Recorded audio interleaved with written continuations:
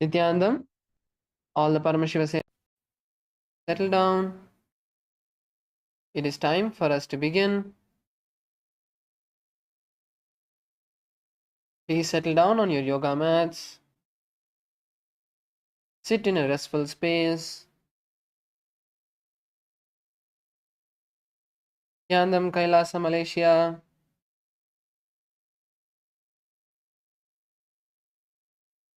Requesting all the participants to please settle down.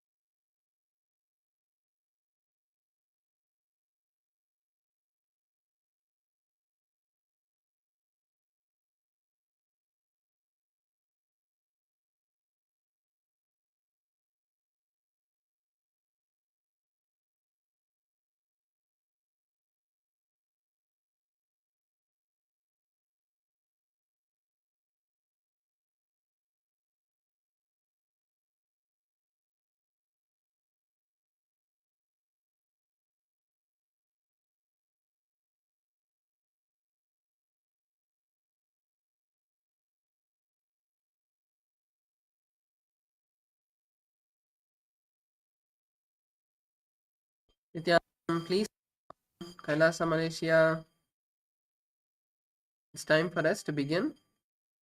So now, let's bring our hands together in front of our heart center. Sit with your head, neck and spine in a straight line. Take a deep breath. Let's chant the Sadguru Vandanam.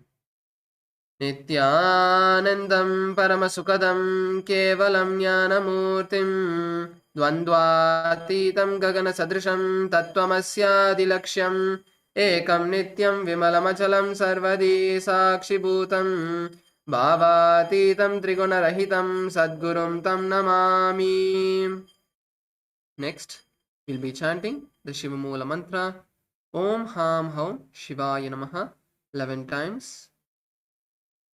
Om Ham Haum Shivaya Namaha. Om Ham Haum Shivaya Namaha. Om Ham Haum Shivaya Namaha. Om Ham Haum Shivaya Namaha. Om Ham Haum Shivaya Namaha. Om Ham Haum Shivaya Namaha. Om Ham Haum Shivaya Namaha. Om Ham Haum Shivaya Namaha. Om Ham Haum Shivaya Namaha. Om Ham Haum Shivaya Namaha. Om Ham Haum Shivaya Namaha.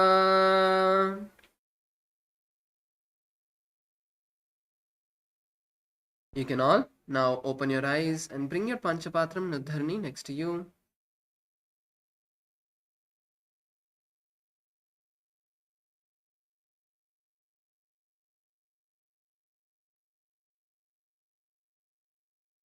So now let's enter into the Tattvachamnam, the ritualistic cleansing.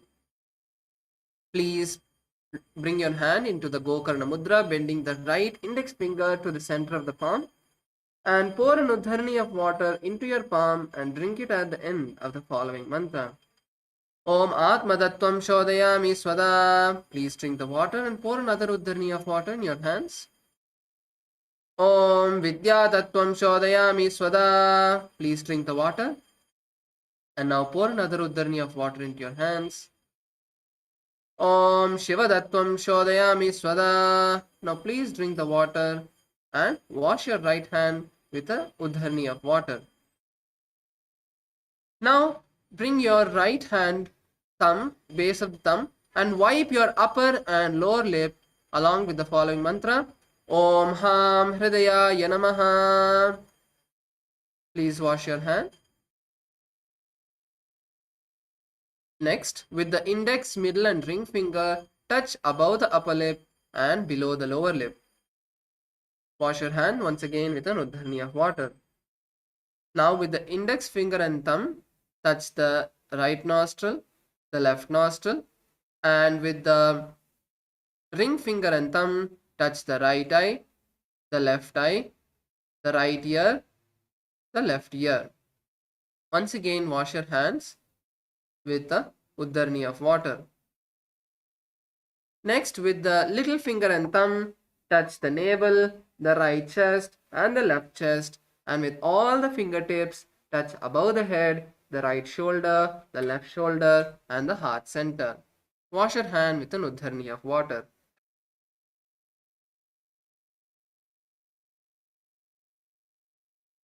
Now, we'll enter into the sankalpa. Kailasa Salem, no issues. If you guys can follow along with the just by listening, that is fine. Or else if you are not able to do that, then that's fine. You can continue with how much just doing the yoga, watching the video, or you can follow along with us. So anyways, coming back, we'll enter into the sankalpa. Place your right hand on your left hand and place both of your hands on your right thigh. Place your right hand on your left hand. Kailasa Malaysia male team. Right hand on the left hand. You're placing your left hand on your right hand.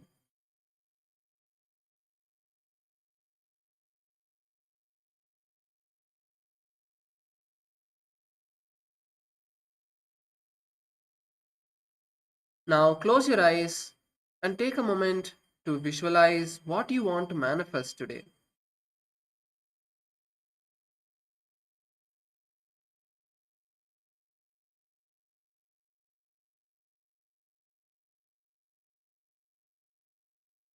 In the aspect of health, in the aspect of wealth, in the aspect of the yoga. What do you want to manifest? What breakthroughs do you want to have? You want to be able to experience a breakthrough in yoga, stretching your body. You want some pain to get healed. You want to manifest some powers. Whatever it may be, take a moment.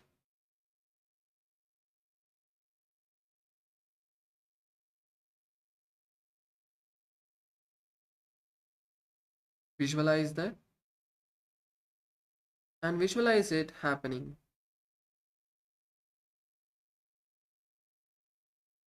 Not just you want it, but visualize it is happening.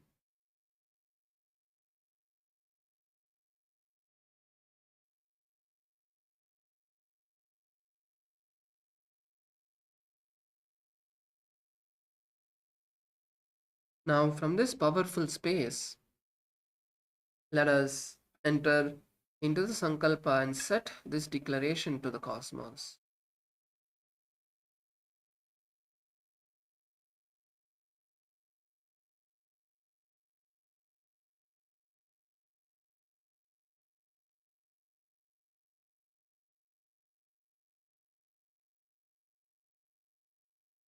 समस्त दुरिदक्षयद्वारा भगवत् श्री नित्यानंद परमशिव प्रीत्यर्थम श्री नित्यानंदेश्वरी परमशिव शक्ति समेत नित्यानंदे प्रीत्यर्थम शुभे शोभने मुहूर्ते आद्य ब्राह्मणः द्वितीय परार्धे श्री श्वेतवराह कल्पे वैवस्वतमन्वन्तरे अष्टाविंशतितमे नित्ययुगे प्रथमे पादे जम्बूद्वीपे भारतवर्षे भरतखण्डे मेरोः दक्षिणे पार्श्वे शकाब्दे अस्मिन् वर्तमाने व्यवहारिके प्रभवाधीनां षष्ट्याः संवत्सराणां मध्ये क्रोधीनाम संवत्सरे उत्तरायणे लक्ष्मी वेंकटेश्वर ऋतौ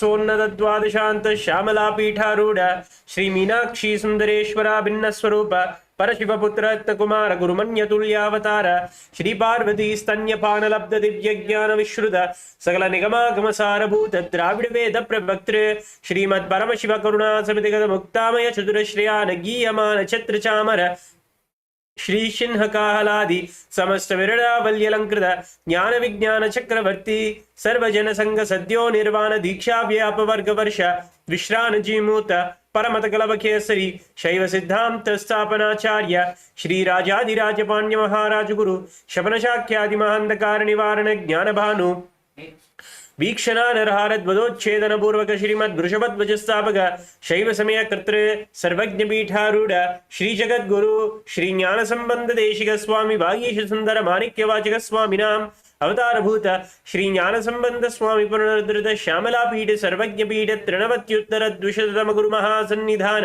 अरुणगिरि योगीश्वर परंपरागत अरुणाचल सर्वज्ञ पीठ गुरु महासन्निधान कैलास परंपरागत कांची कैलास सर्वज्ञ पीठ त्रयस्त्रिंशदुत्तर द्विशततम गुरु महासन्निधान नित्योत्सव नित्य मंगल नित्य कल्याण नित्य रजित कैलास परंपरागत आदि कैलास नित्यानंद पीठ महासंस्थान महासिंहासन पीठ गद्रे साक्षात् श्री परमशिव समुद्भूत कैलास परंपरागत वैवस्वतमनु इक्ष्वाकु हरिश्चंद्र भगीरथ श्रीरामचंद्र शूरसेन इत्याद्यन्वच्छिन्न सार्वभौम चक्रवर्ती परंपरागत चतुष्षष्टि योगिनी मंडित चतुष्षष्टि संप्रदाय प्रवर्तक मनुधर्म शासन सूर्यवंश प्राप्त सर्वज्ञ पीठ सुरांगी साम्राज्य मूर्धाभिषिक्त चूड़ामणे साक्षात् श्री परमशिव समुद्भूत कपिल महागुरु पुनरुद्धृत महानिर्वाणी पीठ अष्टोत्तर सहस्र श्री महामंडलेश्वर साक्षात् श्री परमशिव समुद्भूत श्री महागणपति समारंभ अनवच्छिन्न पीठाधीश्वर गुरु परंपरा प्राप्त अटल पीठ अष्टोत्तर सहस्रतम अष्टोत्तर सहस्र श्री अटल पीठाधीश्वर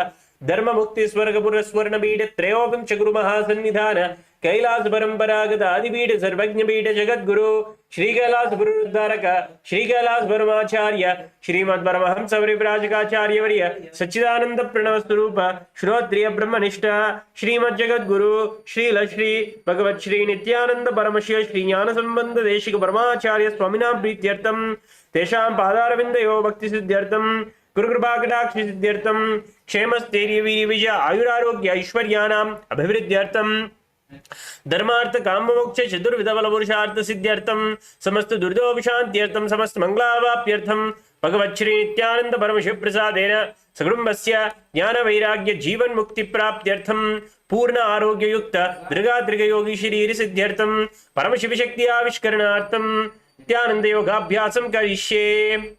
ओम अपौपस्पृश्य। Please wash with an udharni of water. And now you can keep your Panchapatram udharni aside as we are going to enter into today's Nityananda Yoga. Let's all stand up. Keep our Panchapatram udharni aside and let's all stand up.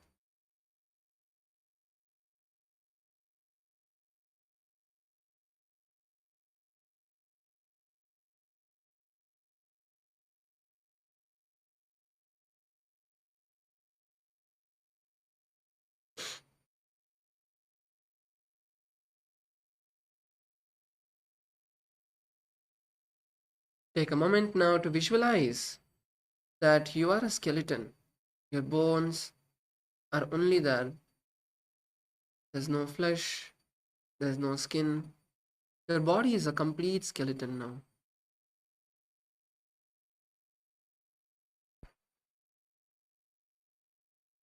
Now, slowly start to move every part of your body, your fingers, your toes, your ankles, your knees, your shoulders. Move every part of your body.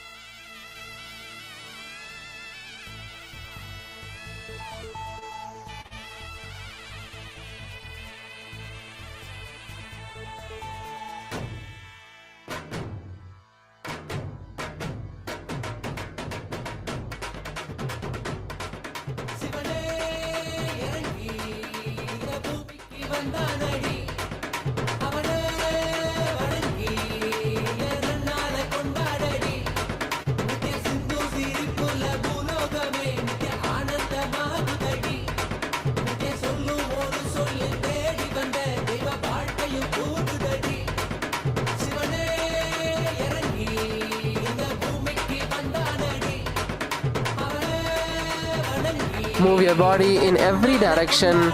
Do not allow your laziness or boredom to control you.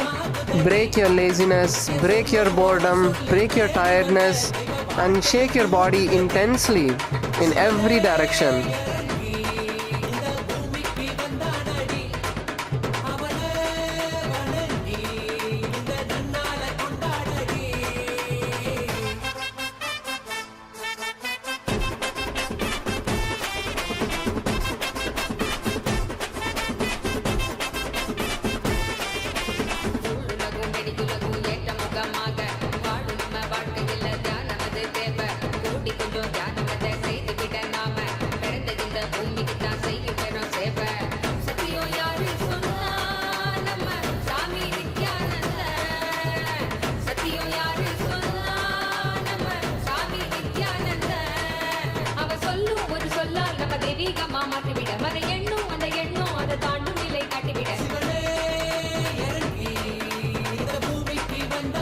Don't have any pattern in the way you're moving your body.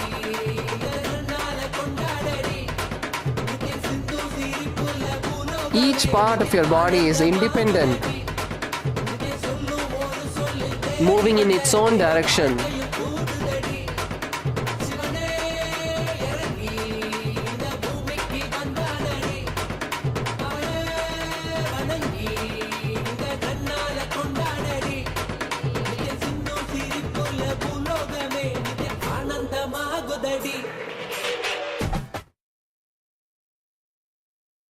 Oh, you can slowly settle down.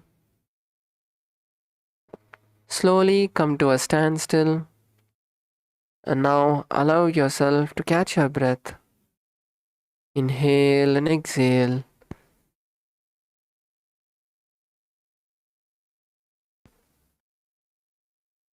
Take a moment to inhale and exhale nice and deeply.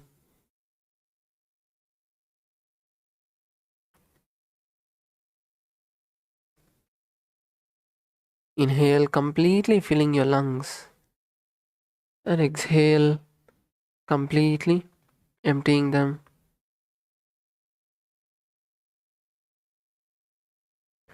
Just stand still for a few moments.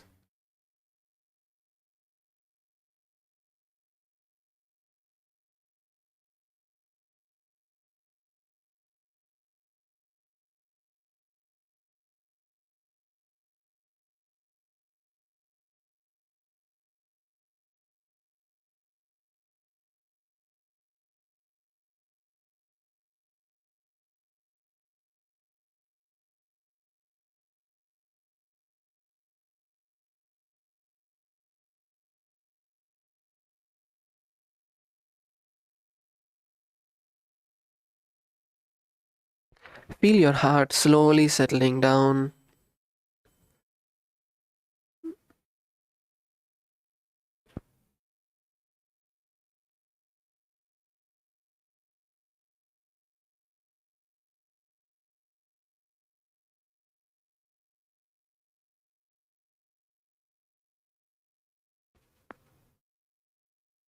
Now, slowly open your eyes and continue to stand.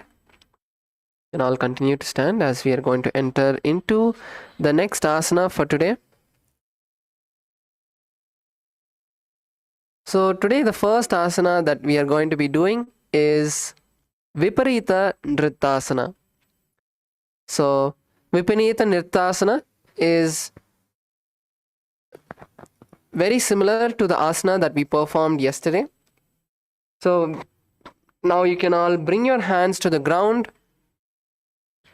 kick your legs up, and as if you are dancing on your hands instead of standing on your legs, you're going to stand on your hands and try to dance.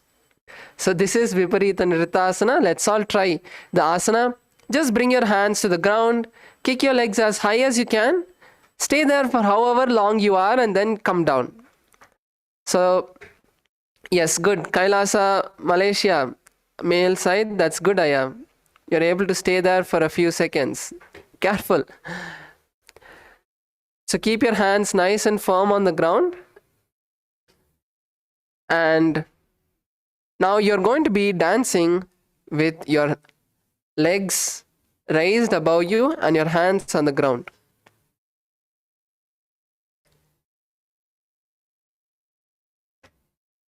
So in this asana, you're going to visualize yourself getting free from all the bondages, everything that's tying you down. You're being freed from everything. Come on, Kailasa Malaysia, female team, kick your legs up.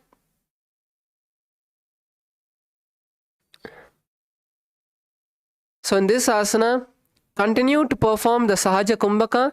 Breathe normally, inhale and exhale through your nose, breathe normally, and chant the japa Om Nityananda Paramashivoham.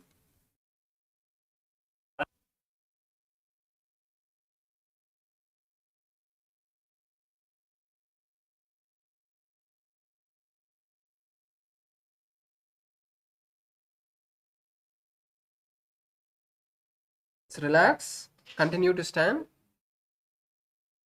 Please stand up.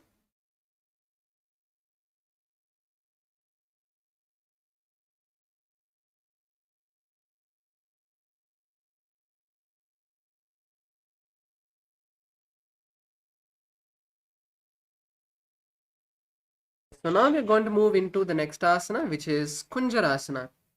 So in Kungjarasana, once again, please lean down and bring your hands to the ground. Keep your feet a bit apart. Keep your feet a bit apart. So this is not inverted asana. We are just going to stand like this and bring one hand to the ears. So you can bring your right hand or left hand to your ears and stand.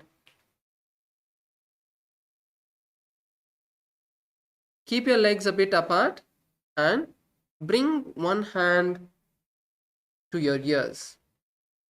This is Kungjarasana.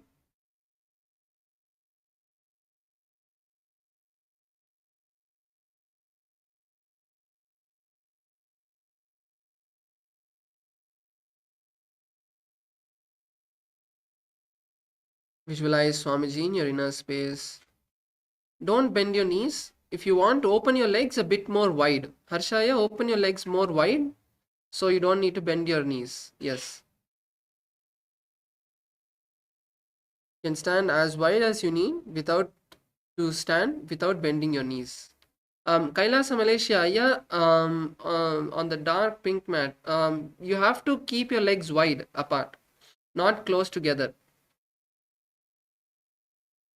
Yes, that's better. So in this asana, continue to perform the Sahaja Kumbhaka. Inhale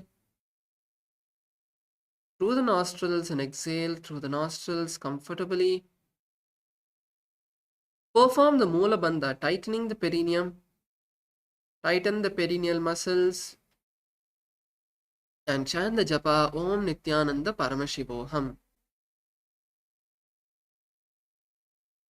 Tavakshe Mahadeva Kungjarasana Uttamam Harena Ekena Padabhyam Purnotishte Shirakaraha. Continue to stay there as we're now going to switch the hands, bringing the left hand to the ground and then bring your right hand up and touch your right ear.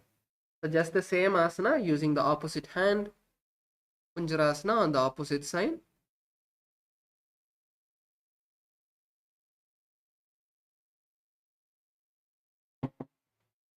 Continue to inhale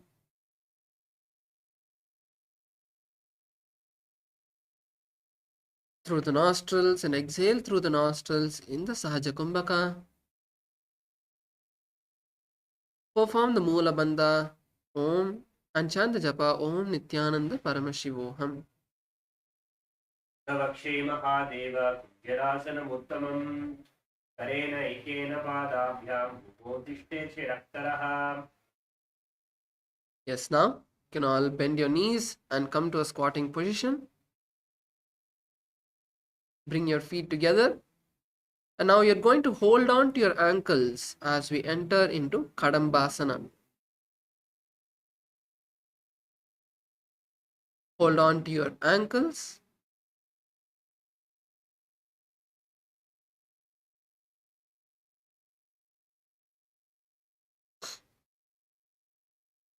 Visualize yourself as a Kadamba tree. So the Kadamba tree is a tree that lives for a long time.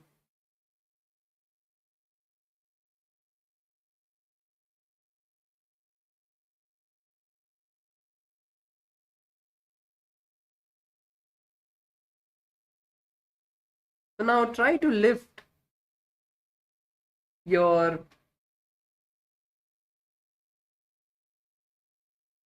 toes off the mat.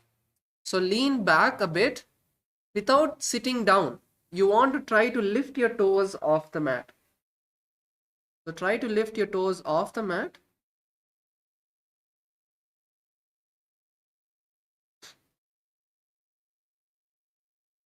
And balance without falling behind.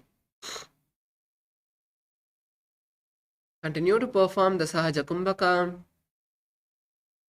Perform the Mula Bandha, tightening your perineal muscles. And chant the japa Om Nityananda Paramashivoham.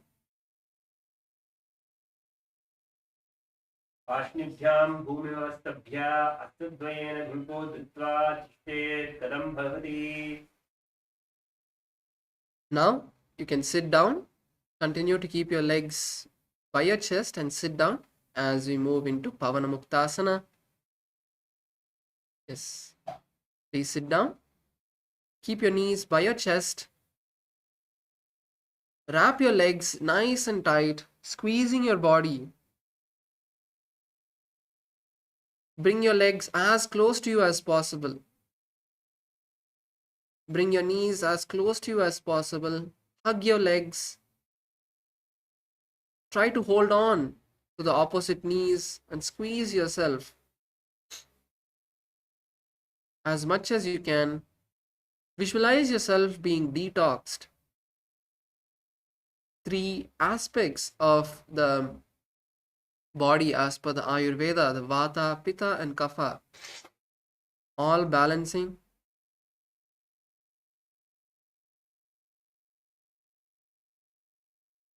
Continue to inhale and exhale through the nostrils in Sahaja Kumbhaka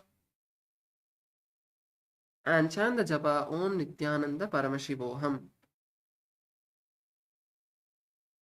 Pavanamtasana Vayostu Padayo Panim Lalatva Pastivan Tambake Januni Vakshati Sadhur Prati Karabandhanehi.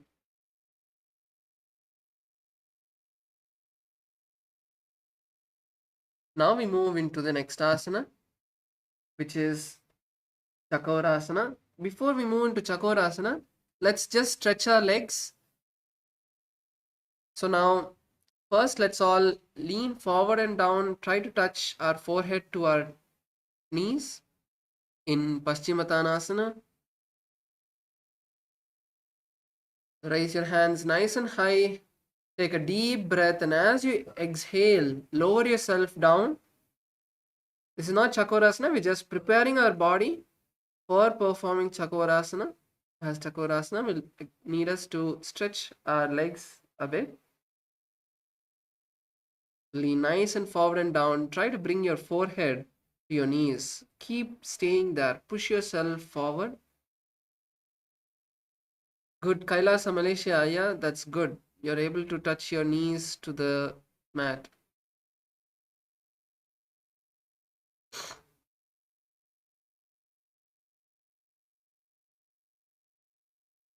Pull yourself forward as much as you can. If you're able to touch your knees with your head, then pull yourself forward and down. Try to move your head further. Instead of the knees, try to bring your forehead to the calves, to the shins.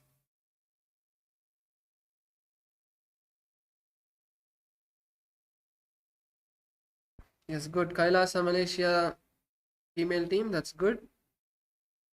Kailasa LA female team, that's good.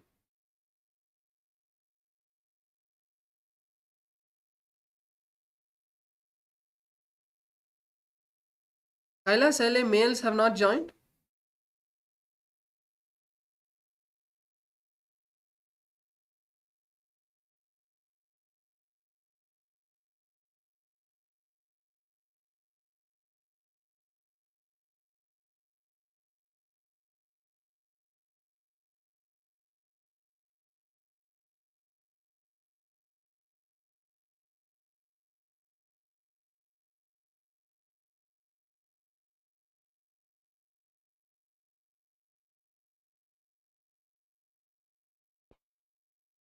Keep staying here, pulling yourself forward and down as much as you can.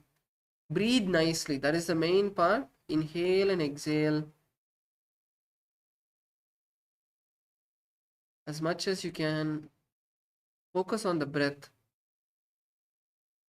Relax the body.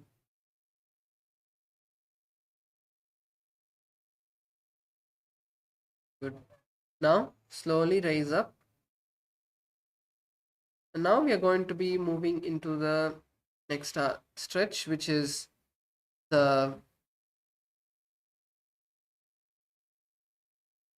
Apanasana. So now bring your legs to your chest. First, let's start with the left leg. Bring your left leg to the chest. Lift it all the way as high as you can. Try to touch your leg to the chest. Pull your leg nice and close to you.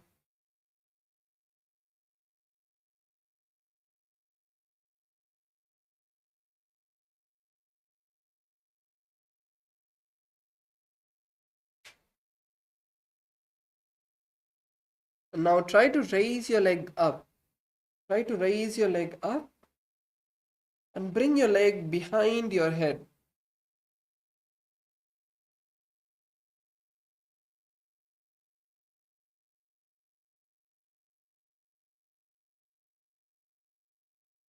Yes, that's great, Aya. That's great. Kailasa, Malaysia. That's great, Aya. You're able to put your leg behind your head. That's great. Go slow. Slowly go. Slowly push your leg and stay there. Let's stay there.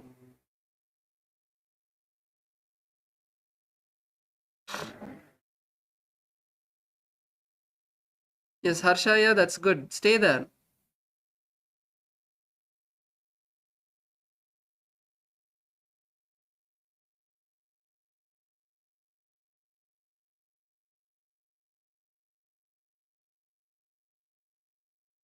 Yes, Ma, Liana Lakshmi, that's great. You're almost there.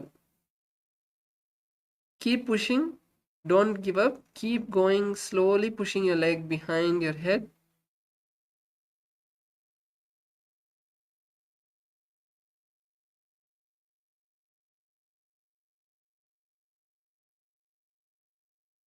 Once you're able to comfortably keep your leg behind your head, you can bring both of your hands to the ground and lift your leg, which is stretched forward, and raise the leg body off the ground. So this is Chakurasana.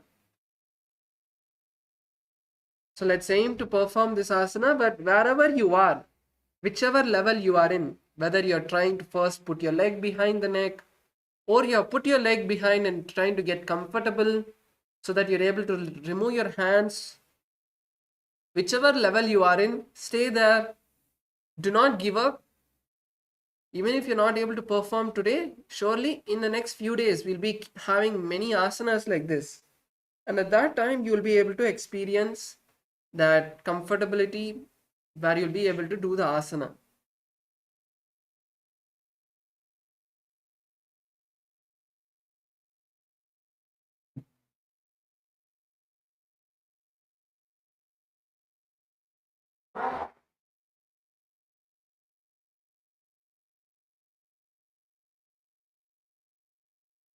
Let's spend a few more minutes here.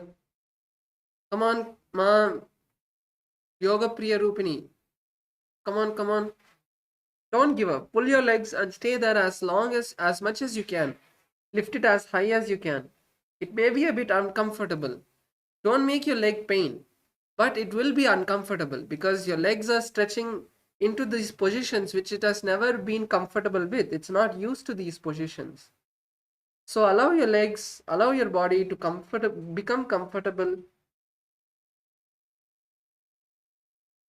So if you want to relax your leg for a moment, bring your leg down, stay there for a few moments, and once again try.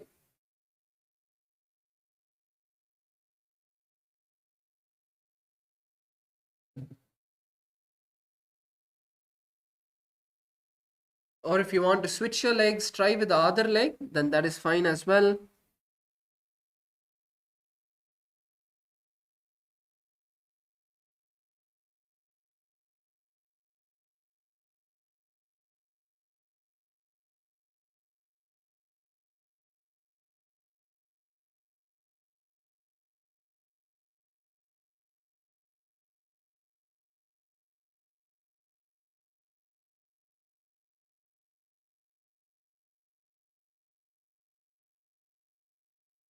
So in this asana, visualize yourself as a powerful source of energy in your inner space.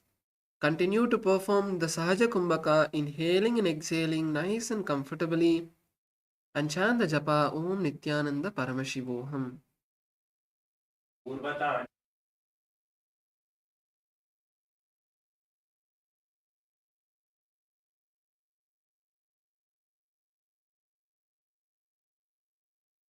Yes, now lower your legs slowly, straighten your legs. Now we're going to be entering into Dhanurasana II. So now hold your left toe with your left hand, left big toe with your left hand. You can even hold the entire foot. And now you're going to pull your leg all the way to your ears. Pull your leg all the way to the ears and try to hold on to the leg which is stretched.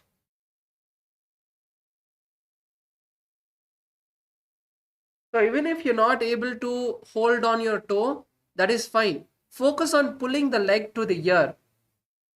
The main focus over here is pulling the legs to the ears. Pull your leg as far behind as possible. Once you're able to bring your leg to the ears, then you can try to touch your toe which is stretched.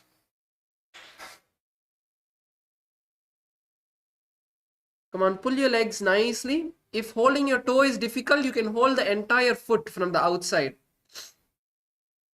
So hold the entire foot and pull it back. If that is more easier, then you can do that.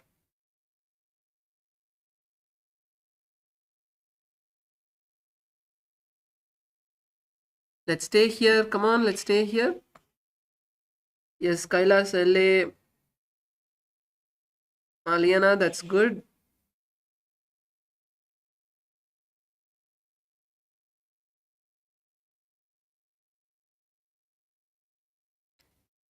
Kailasa Malaysia female team. Ma Yoga Priya Rupini, that's good. Ma ZE, that's good. Come on, Ma Shankari, pull your leg, Ma. Pull your leg more. Ma Paramashantini, that's good.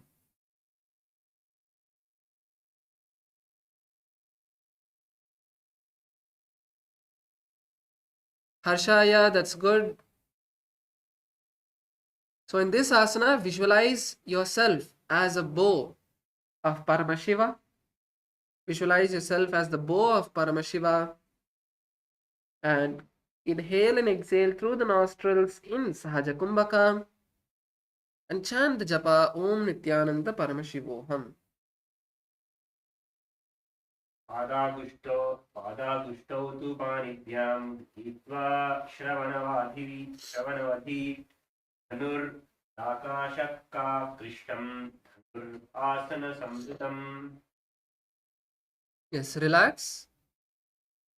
Bring your legs down. Now we are moving into the next asana, which is Ashtavakrasana. So now in Ashtavakrasana, first let's bring our left leg onto our left shoulder. Bring your left leg onto your left shoulder. And then bring your right leg onto the left leg, onto the left foot. Then you're going to stretch your legs to the side. See, in this, make sure your left leg is nice and high. Try to bring it as high onto the shoulder as possible. And then place the left hand onto the ground. And then bring the right leg on top. Then keeping both of your hands nice and firm, you're going to stretch the legs to the left side and lift your body off the ground. So this is Ashtavakrasana.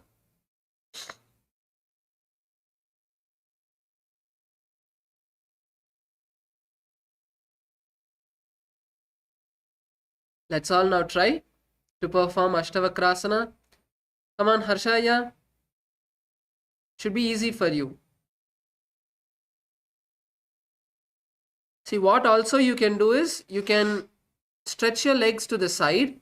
So put your right leg on top of, your left leg on top of the left shoulder, and then put your right leg on top. Without lifting your body, just stretch your legs to the side. So nicely stretch your legs to the side, lean forward, and after you lean forward, try to raise the body off the ground. So that is also something you can try.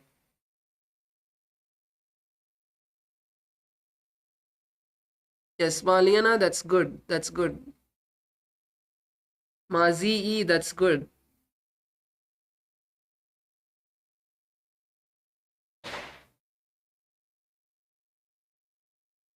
So you need to lean forward. If you're bringing your legs too high, when you raise up, you're going to slip. The legs are going to slip. You need to lean forward so that your left elbow is bent.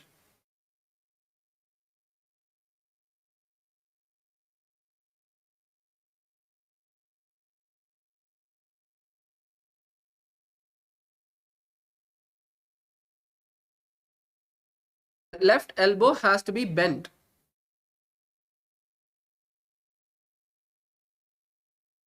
Then lean forward and then you'll be able to lift the body off the ground. Yes, Ma, Govinda Rupini, that's good.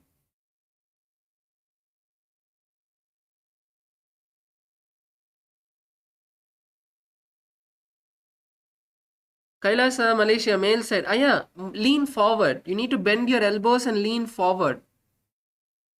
You're sitting without leaning forward. Yeah, bring your hands a bit forward or bring your hands a bit back and lean forward.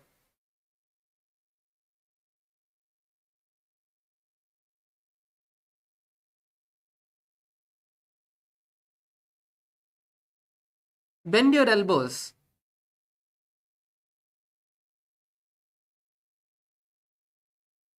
In this asana, visualize yourself as a crane, a flying crane in your inner space, and chant the japa Om Nityananda Paramashivoham.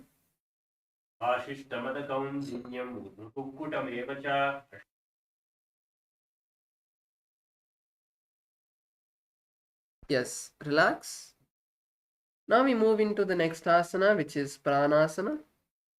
Now please sit with your legs stretched in front of you. Now in Pranasana, bring your right leg onto the left thigh.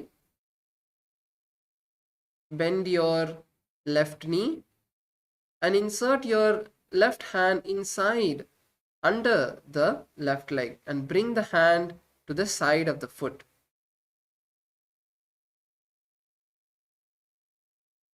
Keep the right hand on the right knee. This is Pranasana.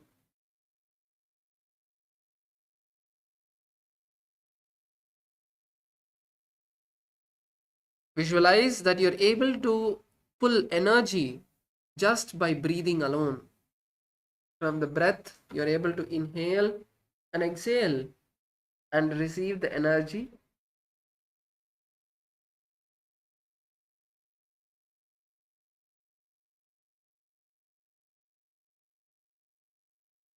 Continue to perform the Moola Bandha, tightening the perineal muscles, and chant the japa Om Nityananda Paramashivoham.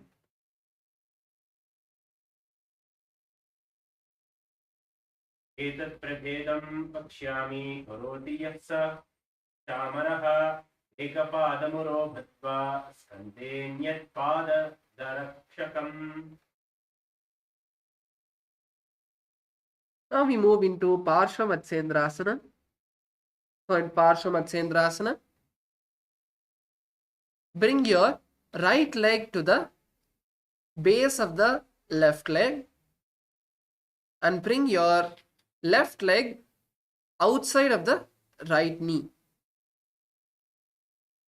Now turn outside of your left leg, insert your hand under the left leg, and using your right hand, wrap your hand from around your back and interlace your hands behind the body.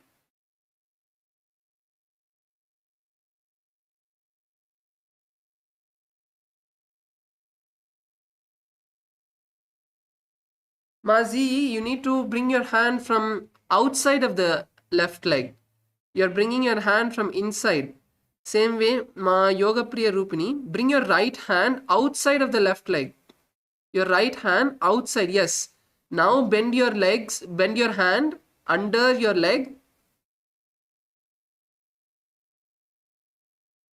No, Mazi, you have to bring your right hand. Sorry if I'm confusing you a bit. You have to bring your right hand outside of the left leg. Yes. Right hand outside of the left leg. Insert your hand underneath the left leg and wrap your hand from around the body and try to hold on. Yes, that's correct. Ma Yoga Priya Rupini, that's good. Ma Govinda Rupini, that's good. Yeah, Ma Paramashantini, that's good. Yes, Kailasa Malaysia, female team, good. Harshaya, that's good. But Kailasa Malaysia, male team, that's good.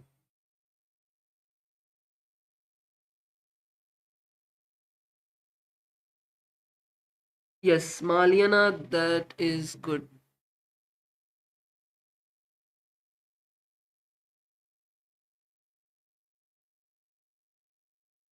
The Ma in the second row on the pink mat, sorry, I forgot your name, but you have to turn outside. You have to turn to the opposite side.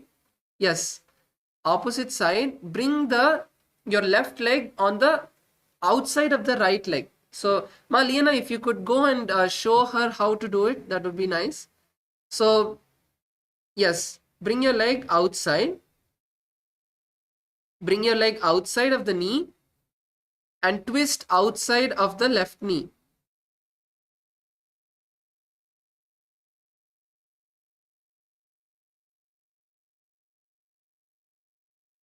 Yes, that's correct, ma. That's correct.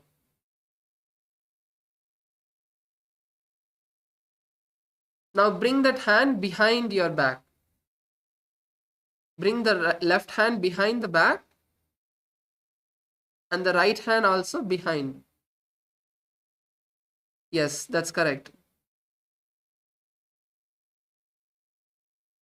Yes, that's correct. So in this asana, visualize Swamiji in your inner space.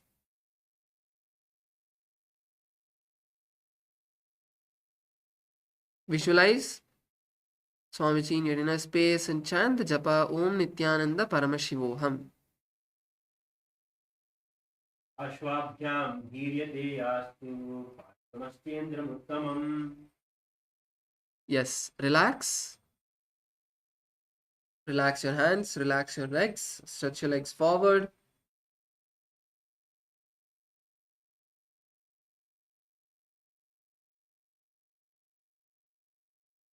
So now we are going to be performing Chakurasana on the opposite side. So last time if you were focusing on the left leg, this time let's do on the right leg. So now raise your right leg, bring your right leg to your chest and slowly raise it up as high as you can. And you can try to raise your leg from above the head behind your neck, or you can try from the side as well. So you can bring your leg from the side around your head, from the side instead of behind the head or on top of the head. So you can see which is comfortable for you, if bringing the leg from above is easier or from the side. So let's take some time to now try bring our legs behind the neck.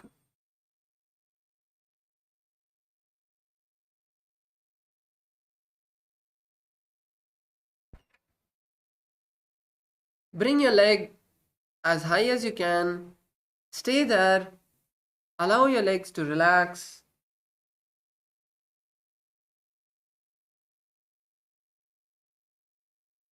Allow the muscles to stretch slowly.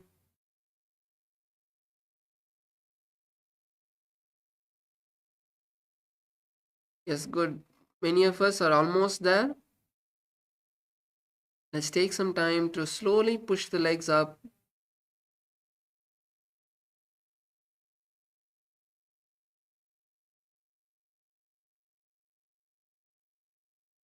Inhale and exhale nice and deeply. Take nice and deep breaths. Focus on the breath. Don't focus on the pain. Just close your eyes and inhale and exhale nice and deeply. Allow yourself to relax. Because only when you are relaxed, when you're not tensed about doing the asana, when you're not tensed about anything, then your muscles will also relax. Your body will also relax. Because you're doing something new. Your body is not used to this. So your body is automatically going to tense itself even more because it's getting into an uncomfortable position. So allow yourself to relax. Keep pushing your legs. Don't give up. Most of us are almost there.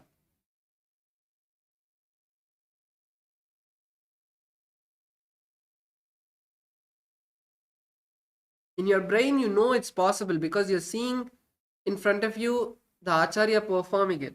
It's just your mind that is having the resistance. It's your body that's having the fear of performing this asana. So allow yourself to relax. Visualize a powerful energy source in your inner space and continue to chant the japa Om Nityananda Paramashivoham. पूर्वतानां चतुष्पादपीठं वज्रासनं तथा चकोरक्रौञ्चसलभा भुजङ्गमपि वृश्चिकम्. Yes, now you can slowly bring your legs down. Relax the leg. Stretch the legs forward. Now we enter into the next asana, which is Dhanurasana on the opposite side. So this time hold on to your right leg. You can hold on to the big toe or the entire foot, whichever is comfortable for you. And pull the leg all the way to the ears, like how you would pull a bowstring. So nicely open the hips up. Open the legs up. If holding the foot toe is hard, hold the entire foot from the outside and pull your leg all the way to the ear. Once you're able to nicely pull your leg, then focus on trying to touch the toes.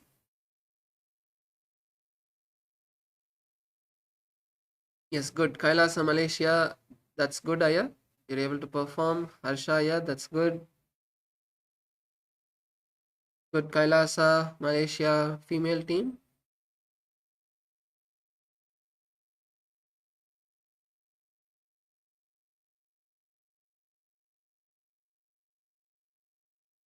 Visualize yourself as a bow in your inner space.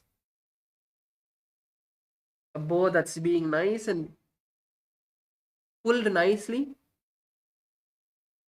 Inhale and exhale comfortably in Sahaja Kumbhaka, the Sahaja Pranayama. and chant the japa Om Nityananda Paramashivoham. पादाङ्गुष्टौ तु पाणिभ्यां गृहीत्वा श्रवणावधि धनुराकर्षकाकृष्टं धनुरासनमीरितम्. Yes. Relax.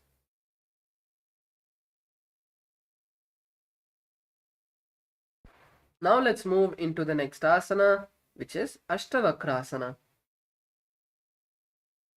So now in Ashtavakrasana, we are going to take the right leg, bring the right leg on top of the right shoulder, then bring the left leg on top of the right leg, and now slowly stretch the legs to the side and lean forward.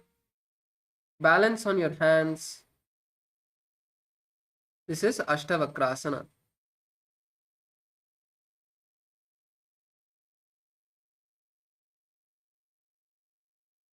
So also if you want, you can first lean forward and down. Bring your hands, one hand in between of the legs and one hand outside, and lean forward. First lean forward before you bring the legs on top. Lean forward, and then you can bring the leg on top. So the the left leg on top, and then stretch your legs.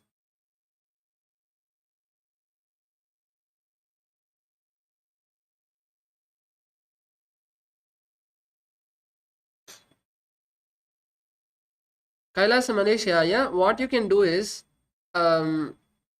see, just once bring your leg down. Kailasa Malaysia male side.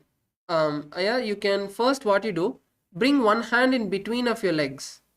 Okay, bring one hand in between of your legs and the other hand outside the left leg.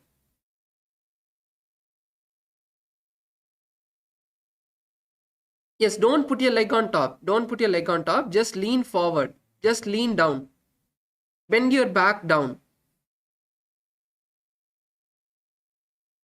Bend yourself down. Yes. No, don't lift your legs up. Don't lift your leg up. Just stay down. Stay down and bend your elbows. Just bend your elbow and bring yourself down. Try to touch the foot which is on your shoulder to the ground. So you need to bend yourself forward. Bend your hips. Yes. Now bring the leg on top. The left leg on top. Now bring the left leg on top. See, your left leg is now behind the right leg, right? Pull the right leg on top. Sorry, the left leg on top. Yes. Now stretch the legs to the side. Stretch the legs to the side. No, don't lift yourself up yet. Just stretch the legs to the side. Yes. Now lift yourself up. Yes, that's much better. See, you need to now focus on bringing yourself down so that your leg goes higher onto the shoulder. Now your leg was on the elbow. You want your leg to go as much onto the shoulder as possible. Then only your hand will take the weight. Otherwise, you'll have to, the whole weight will be on the strength of your body rather than your hand which is taking onto the weight.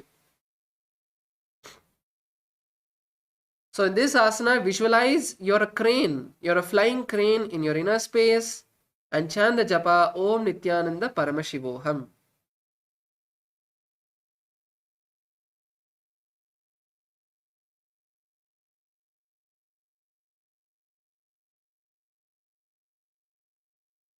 वाशिष्ठमथ कौण्डिन्यम् ऊर्ध्वकुक्कुटमेव च अष्टावक्रमतोतानं मयूरं सेतुबन्धनम्.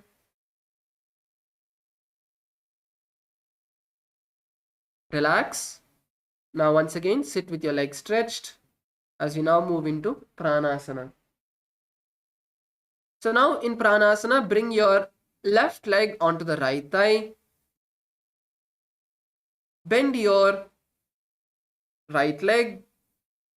Insert the right hand under the right leg and place your left hand on the left knee. This is Pranasana.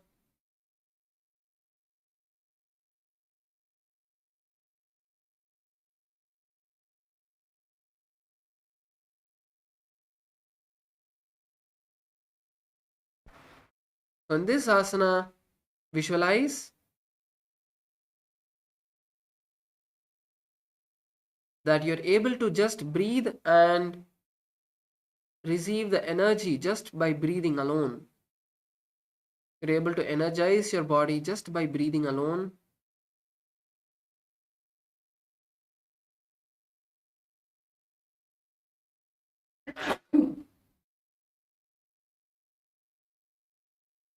And chant the japa Om Nityananda Paramashivoham. एतत् प्राणासनं नाम सर्वसिद्धिप्रदायकं कायमूले समारोप्य ध्यात्वा कुञ्जरः प्रकारयेत्. Yes. Once again, stretch your legs as we are now going to be moving into the Pashimatanasana. So now in Pashimatanasana, this time bend your left leg and bring it to the base of the right leg, and bring your right leg and place it outside of the left knee. Now you're going to turn backward as much as you can. Bring your left hand outside of the right leg, insert the leg underneath the leg, wrap the right hand around the back and hold your hands behind.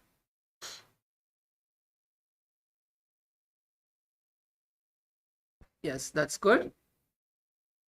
Kailasa Malaysia, male side, yeah, that's good. Try to bring your hand from your thighs instead of from over the calves. So if you bring your hands from behind the thighs, if you bring your hand behind the knee, basically, then bringing your hand under will be easy. If you bring it over the calf, you will not be able to hold your hands behind the back. So turn as much as you can. Twist your body as much as you can. Visualize the great sage Matsyendranath. Is one of the masters of the Hatha Yoga. Inhale and exhale nicely. In Sahaja Kumbhaka. And chant the japa Om Nityananda Paramashivoham. पार्श्वाभ्यां हीयते यास्तु पार्श्वमध्येन्द्रमुत्तमम्. Yes. So now we are going to be moving into the next asana, which is Arda pashimatanasana. So keep your legs stretched in front of you. Bend your left leg to the perineum. Lean forward and down, taking a nice and deep breath.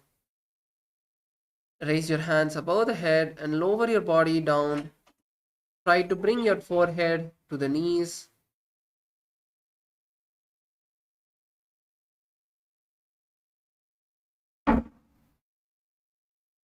Yes, for those of you who are able to perform this asana, if you are able to bring your forehead to the knees, you can also do one more stretch in this asana where you hold your foot with the right hand. So hold your leg with the right hand from the inside. Raise your left hand above the head and hold on to the foot. This is for those who are able to perform. If you're able to perform the Ardha Paschimatanasana fully, you're able to touch your forehead to the knees, then you can do this. So this will also give you a nice stretch.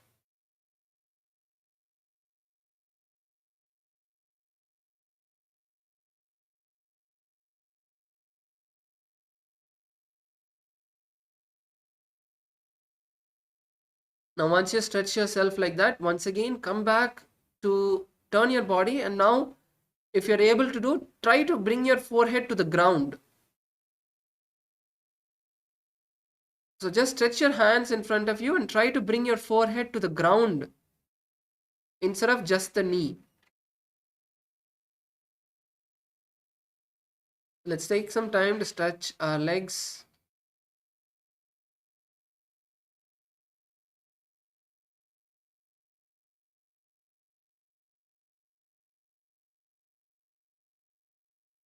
Lower yourself nice and down. Don't bend just your back. Bend yourself all the way from the hips. If you see Maharaj's back, his back is almost straight. It's not bent. That's because he's bending from the hips. That's the same thing all of us should also do. Bend yourself from the hips. Push your hips forward and down.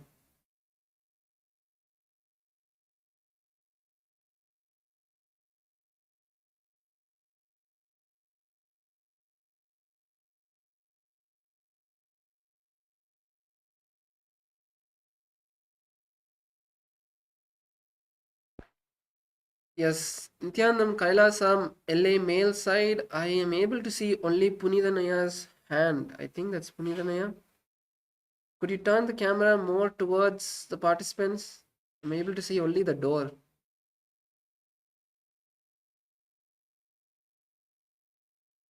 So in this asana, visualize Swamiji in your inner space and perform the Jiva Chala Kumbhaka.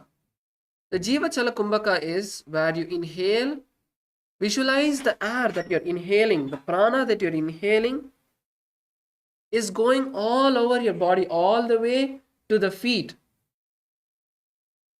Then from the feet, it's coming up through your knees, your hips, your abdomen, your navel, your heart center, going all the way to the third eye and the Sahasrara, all the way to the head, and then exhale.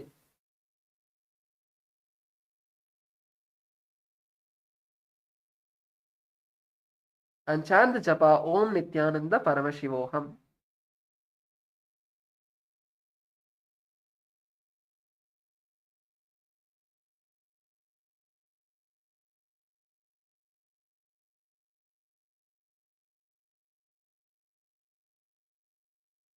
एकपादं प्रसार्येकं तस्य पाश्निना शिवनी सम्पीड्य हस्तद्वयेन प्रसारित पादाङ्गुष्ठं धृत्वा जानुपरि मस्तकं न्यसेत् अर्धपश्चिमस्थानं भवति.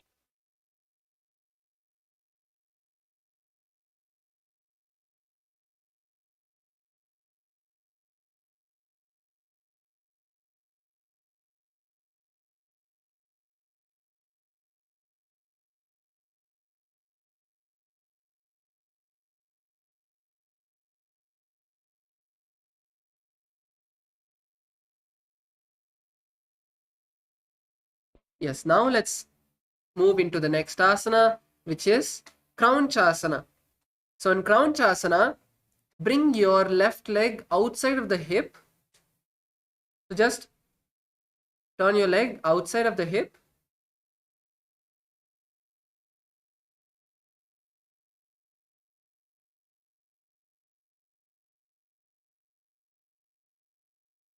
And now hold on to the stretched leg. Bend your leg, hold on to the stretched leg, and now you're going to straighten your leg nice and up and try to bring your forehead to the knee. So hold your leg as much as you can.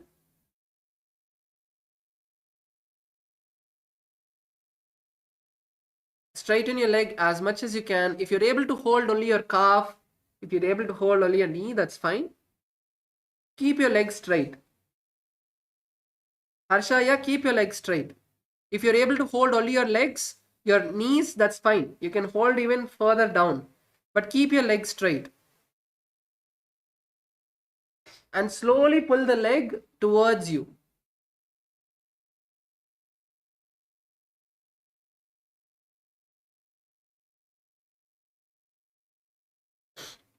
Yes, that's good. Mazi, that's good.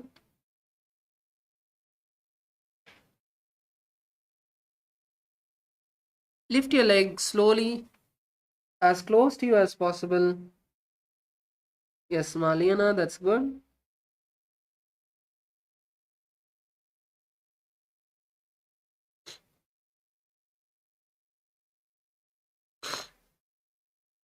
Nityanandam, Punithanaya, are you able to hear me?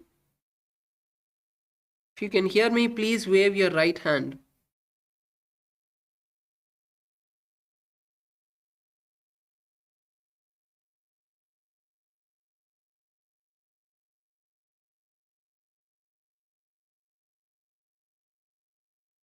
So in this asana, visualize a crane in your inner space and chant the japa Om Nityananda Paramashivoham. Dhanapādam kraunchyancha mangīchim vīrabhadrakam natarājam trikonacha suttangashtaprasārane. Now let's perform Arda pashimatanasana on the opposite side. Now once again, stretch your legs. This time bend the right leg towards the perineum. Raise your hands above the head. Take a nice and deep breath. Lean forward and down, bringing your forehead to the knee of the left leg.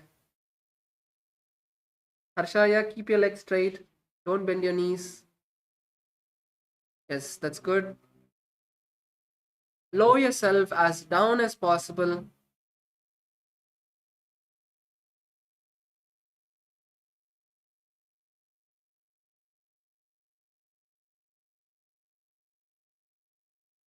Focus on the breath, inhaling and exhaling nicely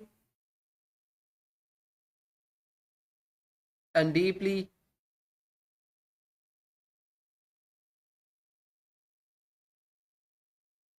Now in this asana, visualize Swamiji in your inner space.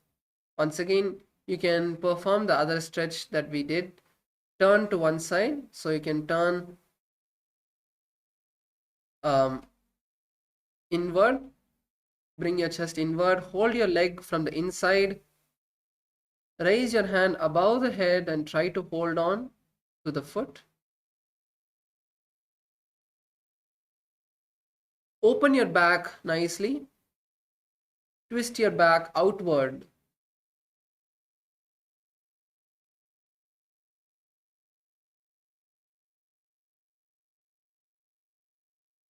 So in this asana, continue to perform the Jiva Chalakumbhaka. Inhale. Visualize the prana traveling from your foot to the Sahasrara, from your foot to the head, and then exhale, taking nice and deep breaths, and chant the japa Om Nityananda Paramashivoham. Ekam padam prasarya, ekam padasya pashina, Ivani sampitya, astasvena, prasarita, padangushtam dhritva, chalu parimastakam yatet, Arda pashimatanam bhavati. Yes, now we move into the next asana, Kraunchasana. Now twist your right leg outside of your hips. Bring your right leg outside of the hip. Hold on to the left leg and straighten the leg up as high as you can and bring your forehead to your knees. Try to bring your forehead to the knees.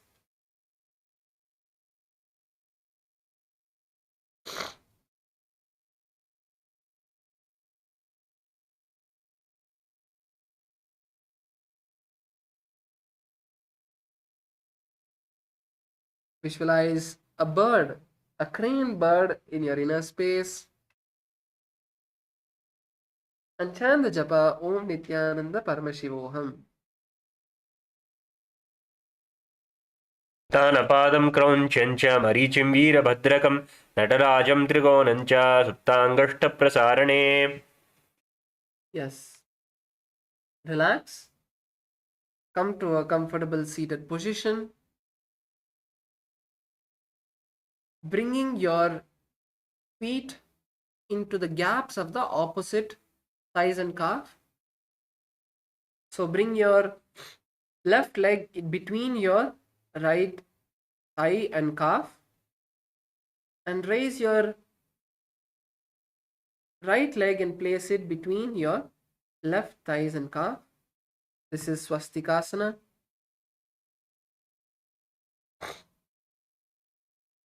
Sit with your hands on your knees and visualize that you are the embodiment of good fortune, of peace, of prosperity. Bring your gaze to the tip of the nose. Keep your head, neck, and spine in a straight line.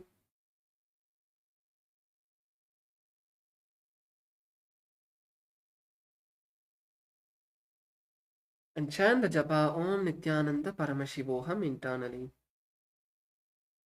जानूर्वोरन्तरे सम्यक् पापादतले उभे युजुकाय समासीन स्वस्तिकं तत् प्रकक्ष्यते. Now we move into Gorakshasana. Continue to be seated in the same position. Bring your hands and place them over your ankles. Lock your chin to the chest in Jalandhara Bandha. So inhale through the nostrils. Lock the chin to the chest in Jalandhara Bandha. And visualize the prana moving from the foot to the head. And then exhale by lifting your chin up.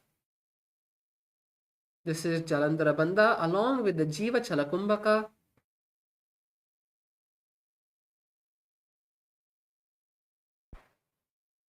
Visualize the great sage Goraknath in your inner space and chant the japa Om Nityananda Paramashivoham. जानूर्वोरन्तरे पाद उत्तानो व्यक्तसंस्थितो गुल्पो चिचाच या हस्ताभ्यां तानाभ्यां प्रयत्नतः. Now bring the left leg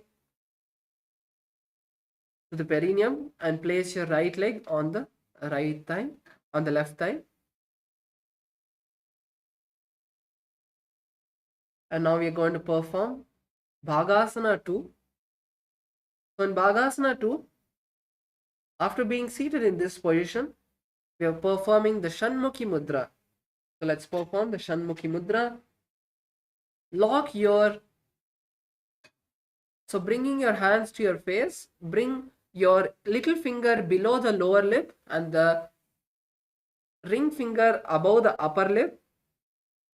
Then keep your middle fingers on the nose, your index finger on the eyes, and the thumb on the ears, closing all of the senses using your hands.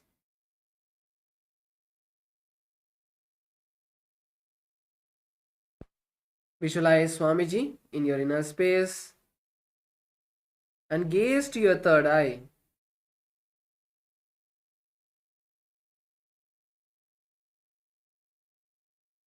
Inhale, taking a deep breath using your nose, and use the middle fingers to close the nostrils. Hold the breath as long as you can and exhale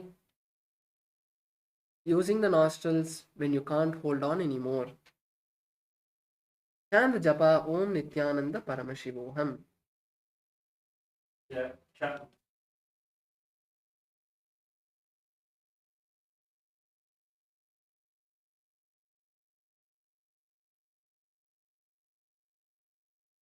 Relax, bring your hands to your sides. Now we move into Yogaasana II. Now in Yogaasana II, continue to be seated in the same position and bring your hands to the ground, keeping the back of the palms on the ground. Keep the back of the palms on the ground. For those of you who can perform Padmasana, bring your legs into Padmasana. If you're not able to perform Padmasana, you can keep just one leg on top of the opposite thigh.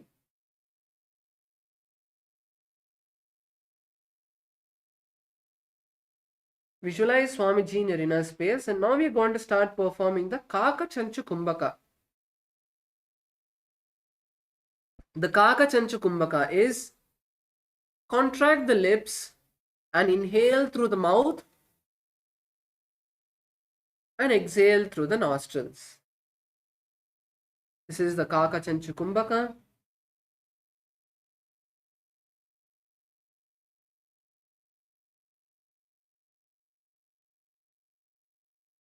Continue to chant the japa Om Nityananda Paramashivoham.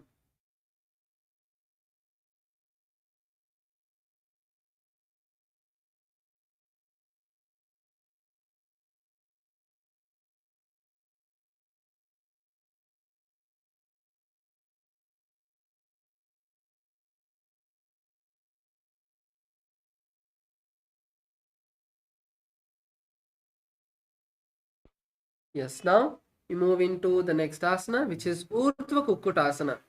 Now roll your palms onto the mat. Bring your hands nice and close to you and slowly lift your legs off the mat.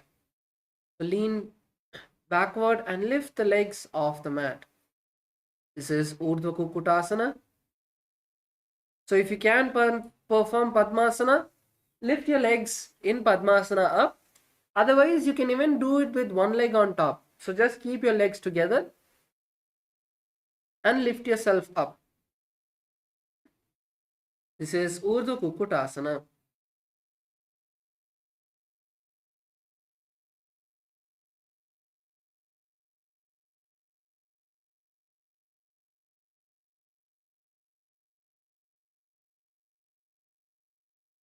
Yes, Harsha, yeah, that's good.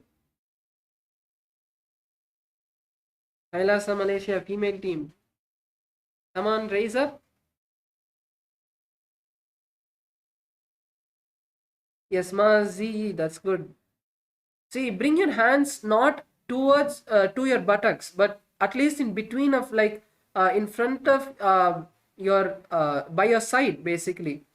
You don't want to keep your hands too back, otherwise raising up will be hard. So bring your hands a bit forward, like in the center of your thighs. So bring your hands a bit forward and then try lifting your legs up.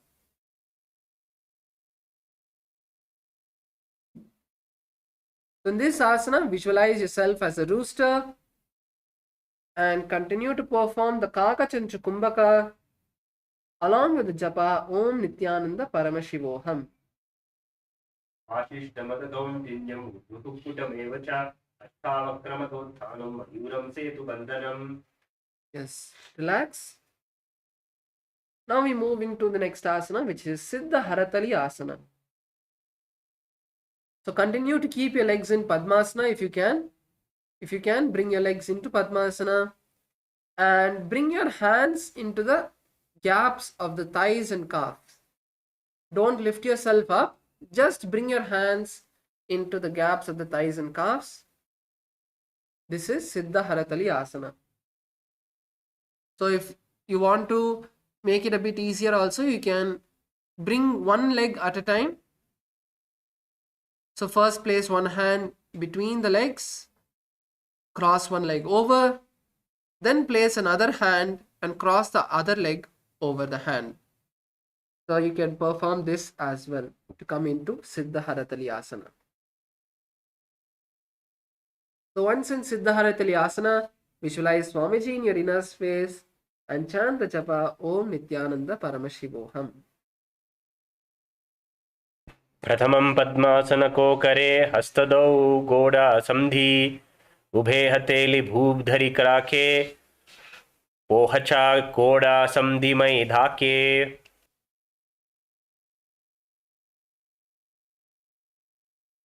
Now, continuing to keep your legs in the same position, lift your legs off the mat in Hamsasana. So if your hands are in between of your legs, lift your legs off the mat in Hamsasana.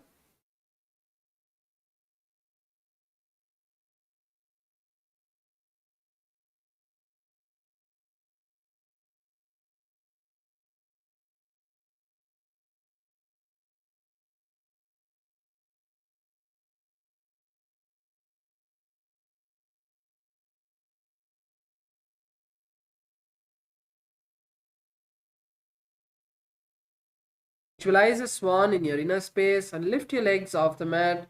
Continue to chant the japa Om Nityananda Paramashivoham. कुक्कुटासनस्थित्वा स्कन्दपर्यन्तम् ऊरु नीत्वा तिष्ठेत् हंसासनं भवति. Yes, now bring your hands into the center of your legs. Keep your legs in Padmasana and insert your hand between of your legs. And now you're going to lean forward. Keep your knees on the ground and just lean forward and bring your hands behind you. So this is Karmukasana.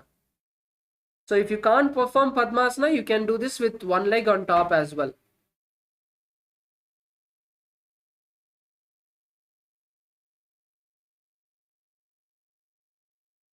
Visualize that you are Paramashiva's bow in your inner space and continue to chant the japa Om Nityananda Paramashivoham. प्रथम पद्म आसन को करे गोदासम दिमाहि करि धेरे तरफा दूसरी कर दो आने कोन्या उपरि समदिले थाने. Now, relax. And now we move into Kurasana II. So, Kurasana II is sit in Padmasana. Insert your hands between of your thighs and legs. So, you can bring your legs nice and high and then hold on to your ears or your head. So instead of performing Padmasana and then raising your legs up, you can bring your legs nice and high first itself. First itself, bring your legs nice and high by keeping your hands up and bringing your legs to your shoulders instead of bringing your hands in and then lifting your legs. So this will be more easier to lift your legs higher.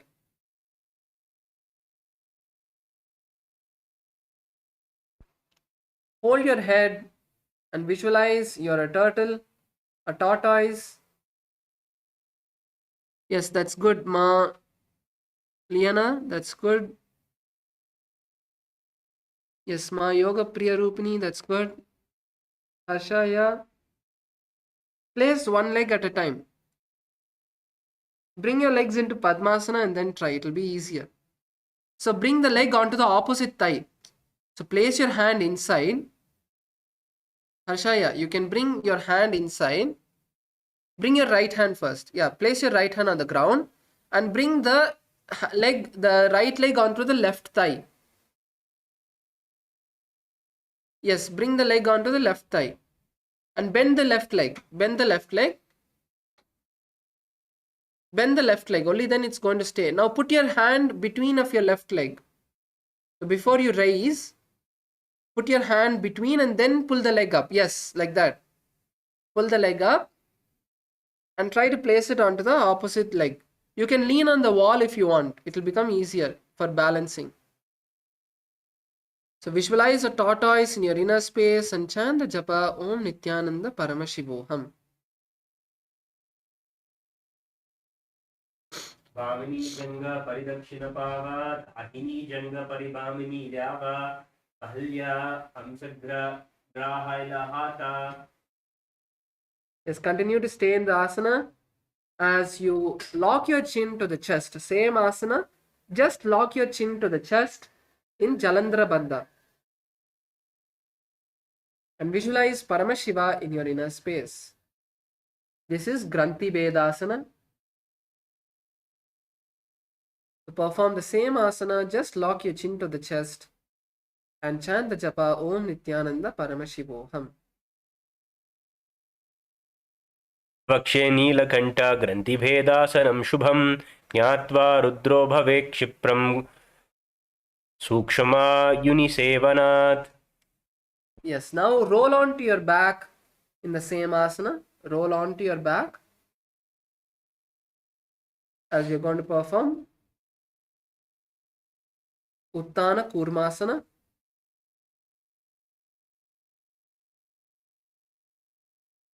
Roll onto your back and perform the same asana. Keep your legs on opposite thighs in Padmasana. Or you can perform just Arda Padmasana, keeping one leg under. But if you keep one leg under, it will be harder for you to touch your head. But if that is only what you can do, it's fine.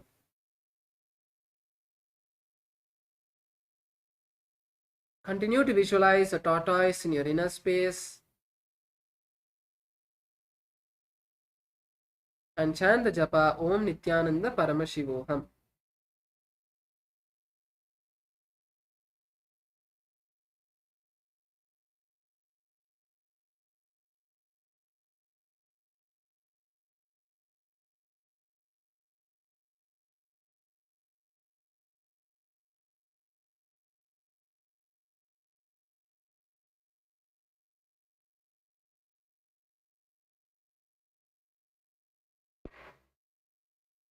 कुक्कुटासनबन्धस्थं कराभ्यां धृतकण्डरं पीठं Kurma वदुत्थानम् एतदुत्थानकूर्मकम्.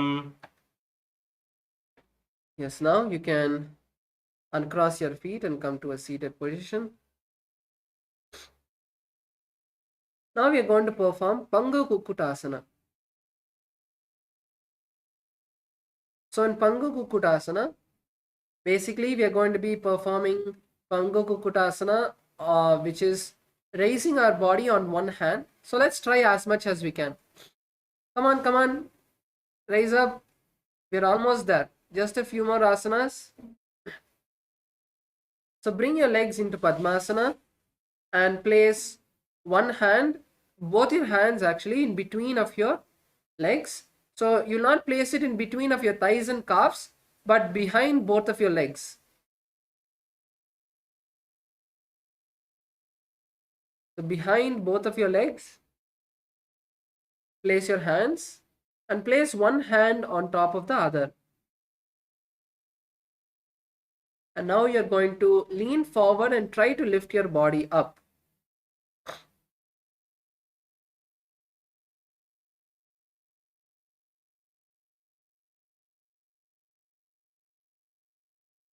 So once you have done on keeping your right hand on the left hand, then you can switch your hands and perform with the left hand on the right hand.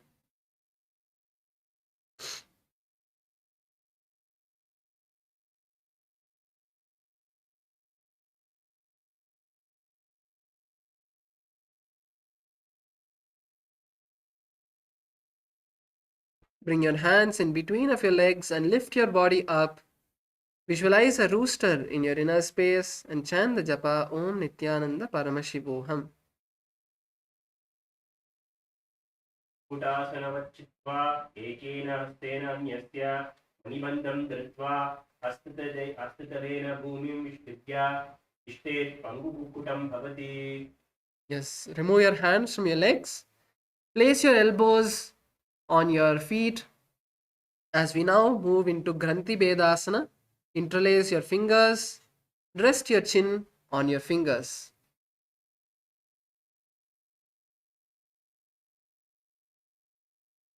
Visualize you have gone beyond all the greed in yourself. So if you have a greed about anything, decide to drop it at Swamiji's feet. Having a desire is fine, but not greed for anything.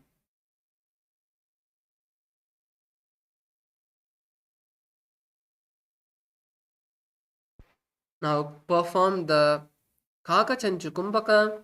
Contract the lips. Inhale through the mouth and exhale through the nose. And chant the japa Om Nityananda Paramashivoham. कुक्कुटासनवच्चित्वा एकेन हस्तेन अन्यस्य मणिबन्धं धृत्वा हस्ततलेन भूमिं विष्टित्य तिष्ठेत् पङ्गुकुक्कुटं भवति. Now we enter into Padmasana III. Continue to be seated in Padmasana. Place your left hand on your right hand.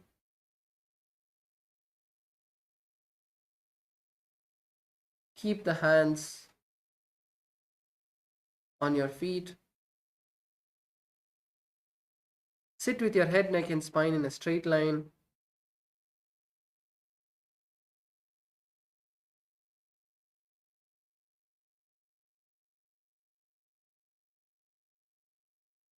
Visualize Swamiji in your inner space. And now you're going to perform the Mahamudra Bandha. So inhale through the mouth, lock the chin to the chest, perform the Mula Bandha, tightening the perineum. And when you can't hold on anymore, exhale and pull the stomach in and up into Uddiyana Bandha, performing all the three bandhas simultaneously.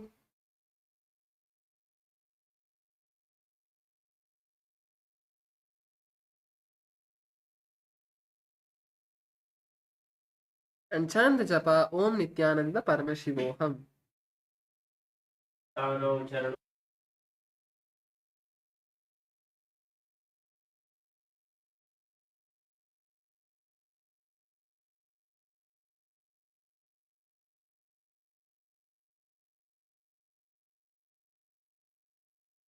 Relax. Continue to keep your legs in Padmasana. Now bring your hands to the knees in Padmasana 4. Bring your hands to the knees. Visualize Paramashiva in your inner space and chant the japa Om Nityananda Paramashivoham. पद्मासनं कुर्यात् प्राणवायु प्रसिद्धयेत् शुभासनं सदा ध्याध्यात् पूर्वीता पुनः पुनः. Now we move into Karmukasana II. So in Karmukasana II, now hold on to your right toe with your right hand, and you're going to pull your leg backward like a bowstring. First, pull your right leg all the way back, nicely stretching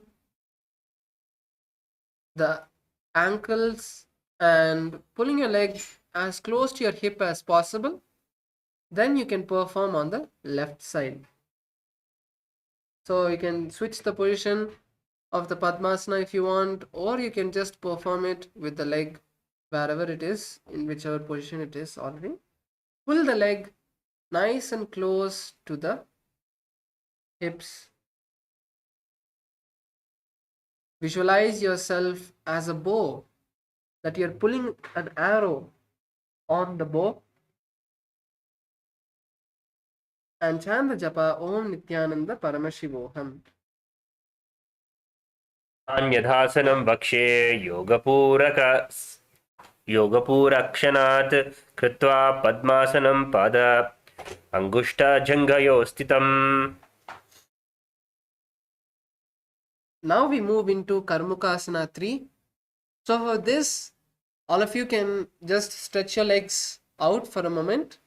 Just relax your legs for a moment.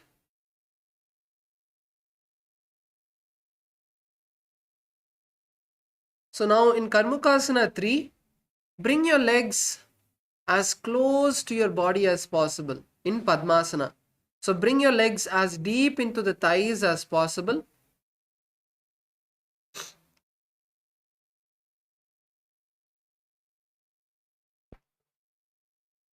Bring your legs as deep into your legs as possible, and then cross your hands behind the back and hold on to the opposite feet.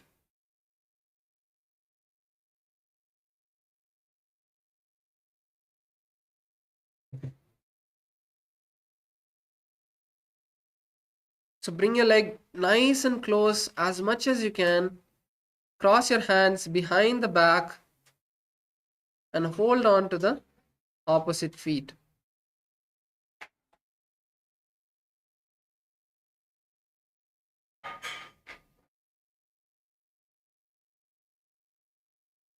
So once again in this asana, visualize your Paramashiva's bow and chant the japa Om Nityananda Paramashivoham. कर्मुकासनमास्कृत्य उदरे पूरयत् सुखं तदा वायुर्वसो याति कलेन सूक्ष्म वायुना. Continue to stay in the same position as you move into Dhanurasana.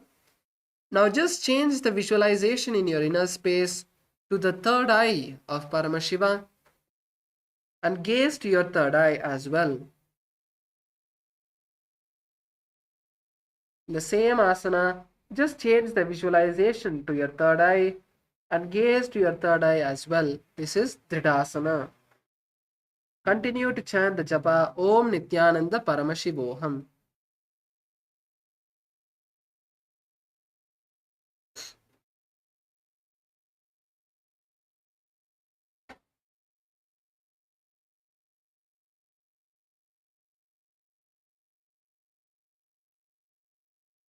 दृढासनमिदं प्रोक्तं सद्यो रोगविनाशनम्. Yes, relax. Keep your legs in Padmasana. Keep your legs in Padmasana. Cross your hands behind the back and lay down on your back. This is Narakasana. Keep your hands crossed behind your back. Lay down on your back. Keep your legs in Padmasana. Visualize a snake in your inner space.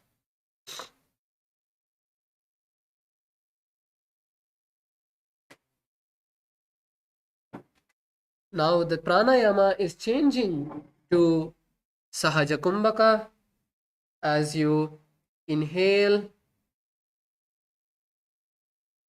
and exhale comfortably through the nostrils and perform the japa Om Nityananda Paramashivoham. Padmasana somthane dau hath paachamne hamne pada angutha pakhade ani sovai kahunya pulya pani. Now uncross your feet, bring your knees to your chest, remove your hands from underneath the back, wrap your legs and squeeze your body into a ball, like visualizing yourself as a ball.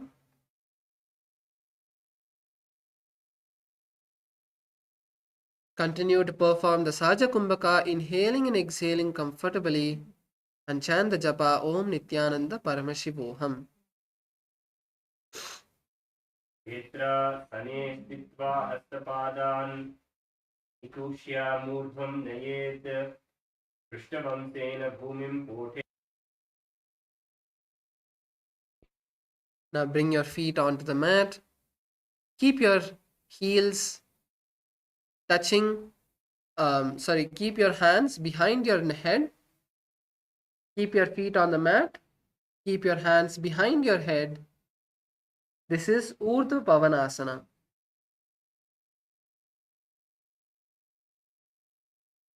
Visualize Swamiji in your inner space. Chant the japa Om Nityananda Paramashivoham. प्रथमेषु दो सैन्याकरावे गोडा उगौरासे उदावे गुंथा माहिला अंकुष्टदोई हरे एकसा नेलरा सोई. Now bring your hands and place them underneath the heels. Bring your hands and place them underneath the heels and lift your hips up off the mat as high as you can, visualizing a alpha ape, a gorilla in your inner space. Lift your hips as high as you can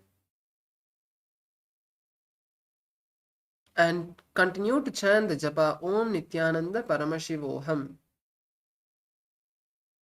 उत्तानसेनं पादतले उत्तानहस्तो स्थापयेत् पृष्ठभागं मुक्त्रमयेत् मर्कटपीठं भवति.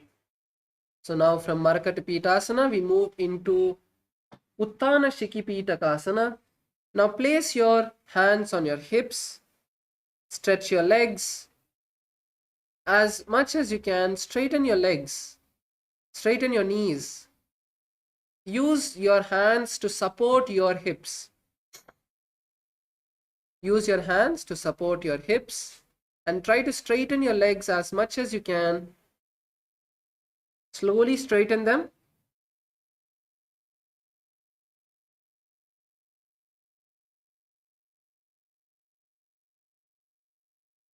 Yes, that's good. Now visualize Swamiji in your inner space and chant the japa Om Nityananda Paramashivoham. जंघा घोरु बलहीनश्चेत् उत्तानशिखिपीठकम् अपरमत्त पूर्व कुर्वीत भुक्ते.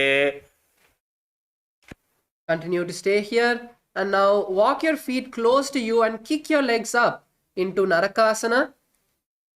Walk your feet back, kick your legs up into Narakasana and stand onto your shoulders. Stand on your shoulders with your legs up. Come on, Kailasa Malaysia. We're almost there. Just 3 more asanas and we'll be completing the Dvitiya Vinyasa Krama and today's yoga. Come on, lift your hips up as high as you can and visualize that you are traveling blissfully through Narakaloka. And chant the japa Om Nityananda Paramashivoham. ग्रीवाकण्ठेन भूमिं विस्तम्भ पादाग्रद्वयम् ऊर्ध्वमूर्तयेत् नरकासनं भवति. Continue to stay here and lower your hands if you can onto the mat behind you. Lower your hands onto the mat and use your hand to support you on the ground instead of on your hips. This is next Narakasana.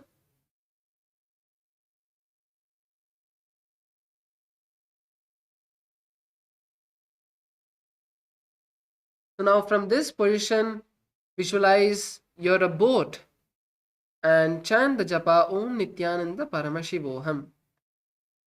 नौकावत् स्थित्वा ऊर्ध्वपादाग्रद्वयं नयेत् त्र्यन्नौकासनं भवति. Continue to stay here and now visualize yourself as a flag of Kailasa. This is the last asana. Stay here and visualize you're the flag of Kailasa in Dwajasana. Keep your legs as high as you can. Keep your legs straight. Don't lean down. Lift your legs up and straighten them. And chant the japa Om Nityananda Paramashivoham. Come on, let's stay here for just few more moments. त्र्यन्नौकवत् ग्रीवा पृष्ठकूर्परैः भूमिम् अवस्तभ्य मस्तकलक्षेन पादाग्रद्वयम् ऊर्ध्वनयेत् ध्वजासनं भवति. Now lower your legs down. Straighten your legs as we enter into Viparitaasana. Completely relax your body.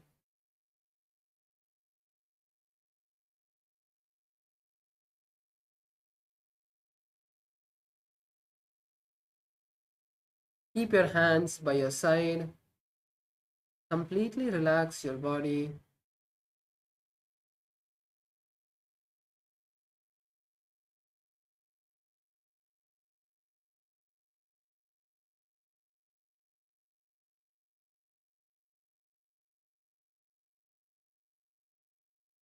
Just visualize Swamiji in your inner space.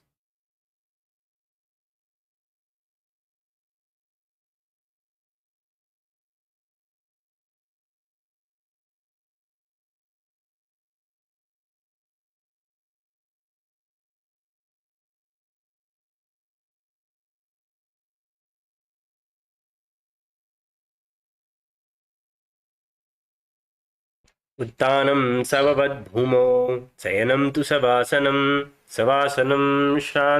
श्रमहरं चित्तविश्रान्तिकारकम्.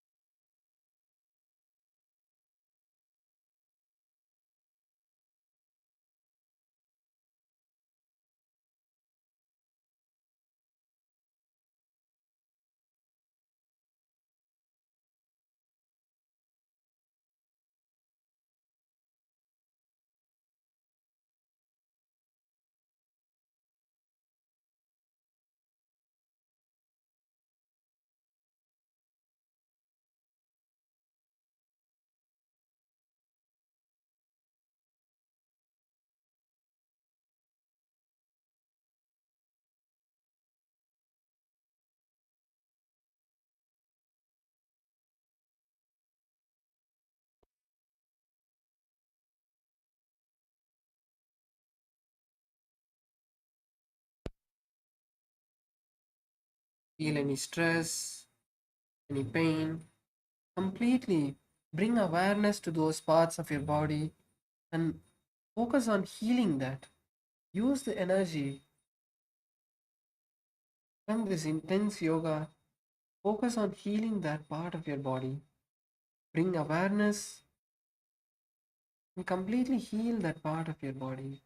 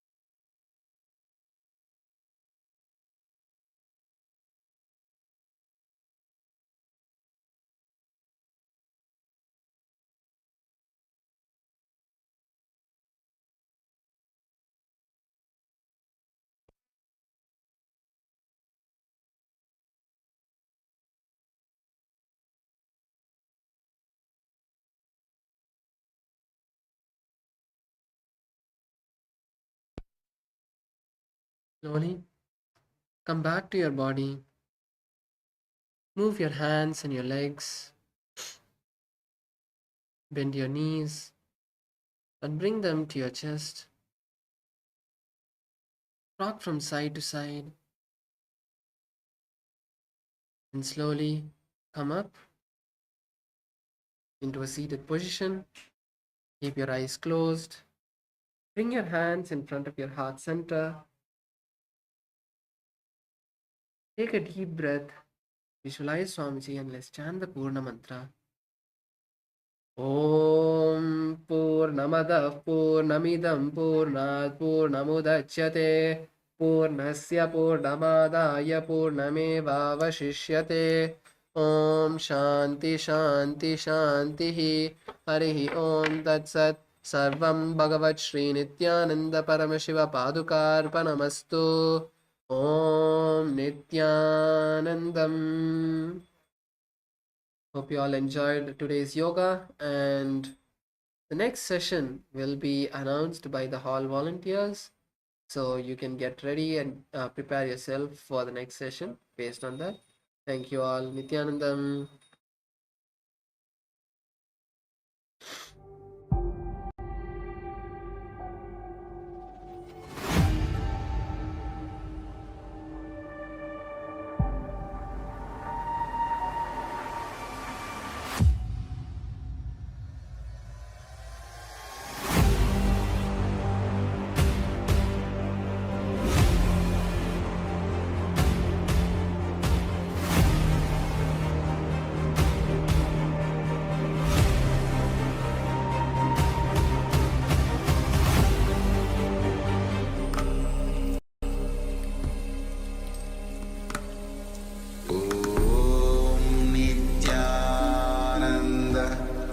Paramashivoham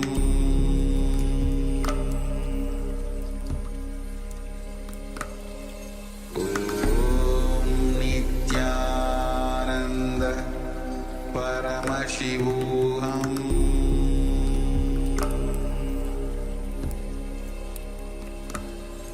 Om Nityananda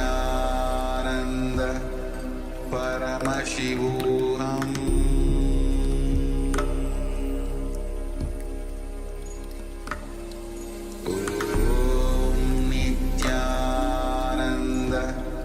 Paramashivoham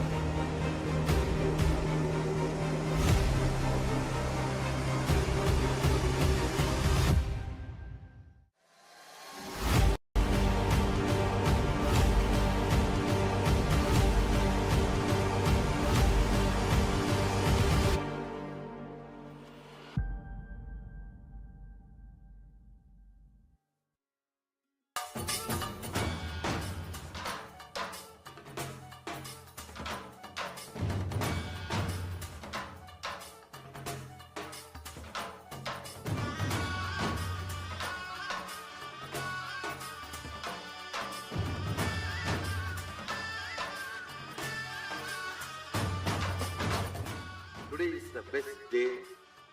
Sadashiva appears for Brahma and Vishnu early morning in the form of light shaft. Means the consciousness which is beyond time and space enters into time and space. Sadashiva declares, Let me become many to celebrate myself. So morning, we celebrate he becoming many. You can see every deity, every god, we go on light the lamp. So each, the Sadashiva himself becomes many. So whole campus we went round. It was such high energy. So again the many becomes one. Not only spiritually, even socially, this celebration forms a very important part of my life. Because this is the only celebration I enjoyed from my birth, at least in this body.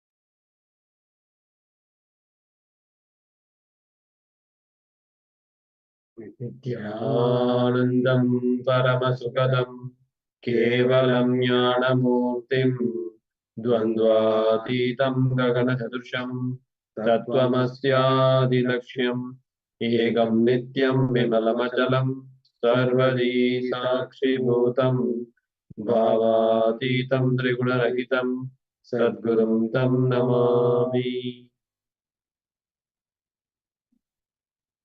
Nityanandam, everyone. We welcome you all for the day 6 program of Paramashivoham Level 2. Today, we are going to, yesterday we saw the wealth, and today it's a relationships. Today we will be working on relationship. The whole session today will be on relationship. And today we'll be having darshan of Kalyana Sundaramurti. The theme will be the word, and my world. So after this powerful yoga session, now we'll enter into the power manifestation session. I request all the participants to get ready so that we can enter into the power manifestation session.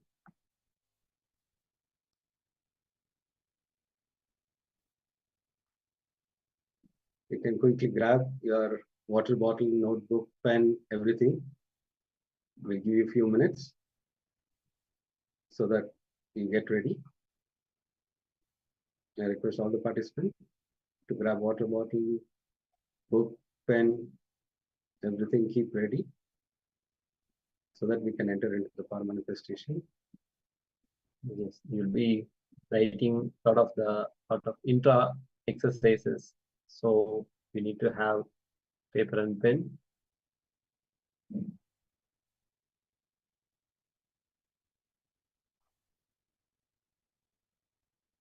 Quickly come down, quickly come and sit down so that we can start the power manifestation. Before entering into the power manifestation, we'll chant the Shastra Pramana, which is scriptural reference to manifest the powers of third eye. Let us enter into the Shastra Pramana.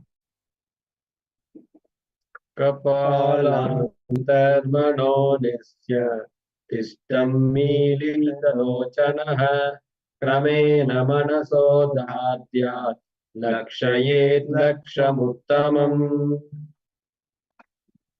The translation goes, by fixing the mind on the inner space within the crown center and sitting still without any movement, having the eyes closed in succession, by that stability of the mind and inner space, through the power of third eye, one directly sees the ultimate goal, Lakshyam. By having the vision beyond the sight that reveals any object or place attaining the space of oneness with the source, Paramashivoham. Now, let's get ready for the power manifestation. I request all the participants to sit straight with your head, neck, and spine in a straight line. Blindfold yourself. If you don't have blindfold, you can use a cloth so that you completely cover your both physical eyes. You will be seeing through only through the third eye. Now, intensely start chanting the Mahavakya, Om Nityananda Paramashivoham. Om Nityananda Paramashivoham. Om Nityananda Paramashivoham. Om Nityananda Paramashivoham. Be in that space of oneness with deep gratitude towards Swamiji. Visualize Swamiji. Draw your mind in that space of oneness. Have that deep gratitude towards Swamiji. Request Swamiji, whatever is being projected, show to the third eye. It is only our ego stops from our experience. The more and more you invite Swamiji, more and more you will be able to manifest surrender. And the deep gratitude is what makes the manifest powerful. The more and more you visualize Swamiji, you will be able to manifest this power. Now let us enter into the power manifestation. We are going to project like this. Keep your eyes closed. Let's enter into the power manifestation. Paramashivoham.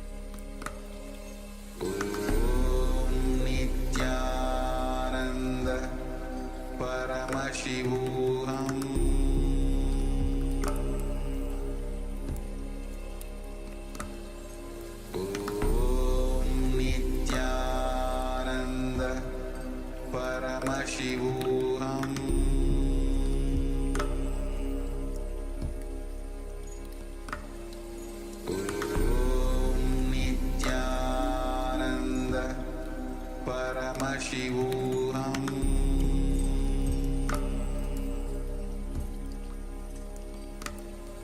Om Nityananda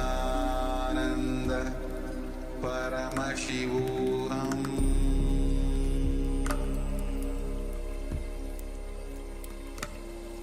Om Nityananda Paramashivoham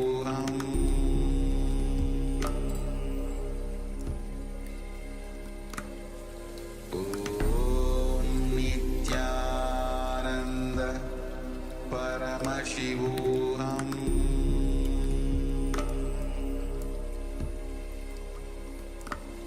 Om Nityananda Paramashivoham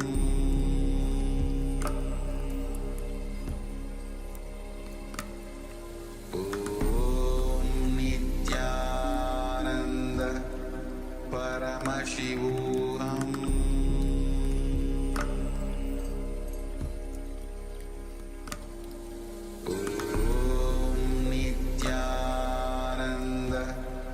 Paramashivoham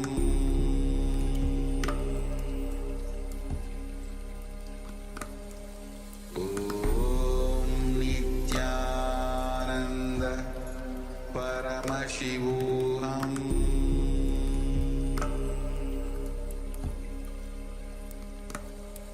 Om Nityananda Paramashivoham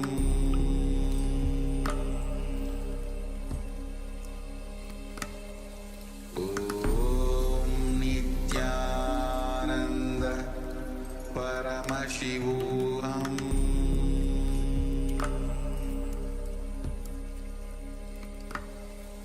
Om Nityananda Paramashivoham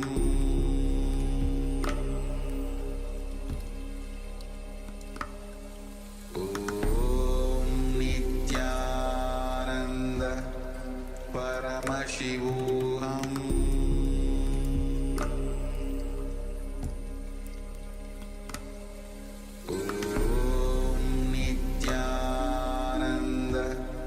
Paramashivoham Om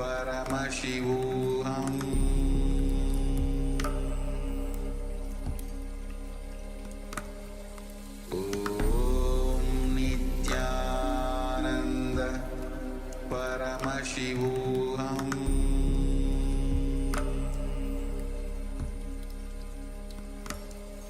Om Nityananda Paramashivoham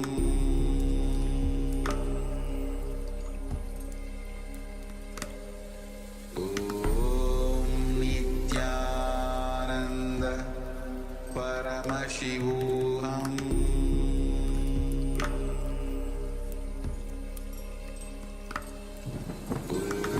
Om Nityananda Paramashivoham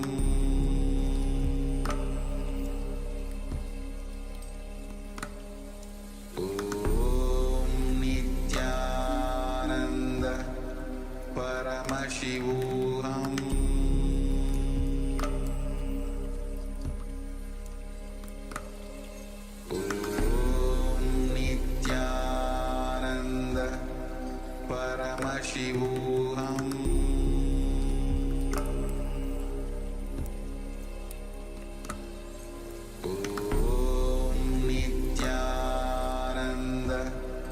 Paramashivoham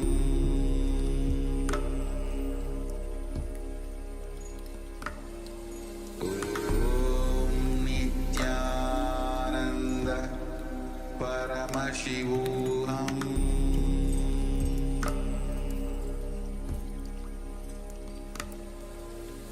Om Nityananda Paramashivoham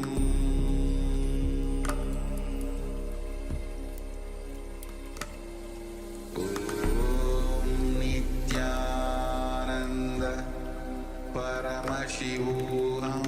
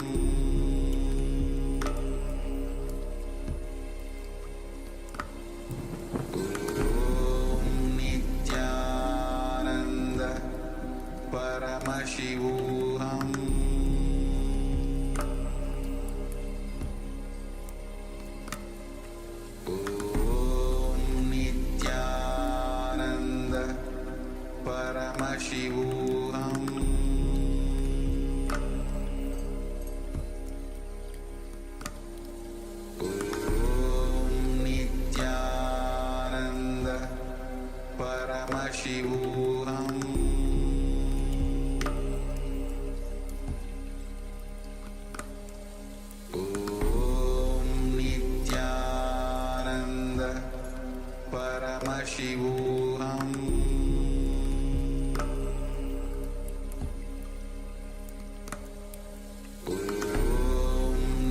Nityananda Paramashivoham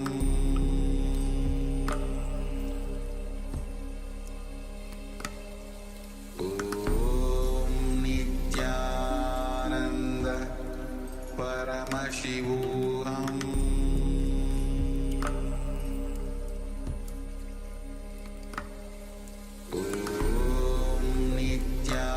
Nityananda Paramashivoham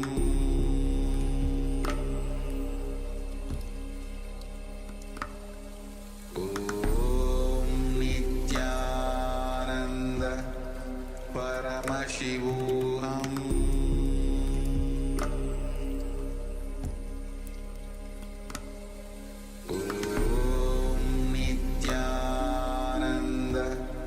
Nityananda Paramashivoham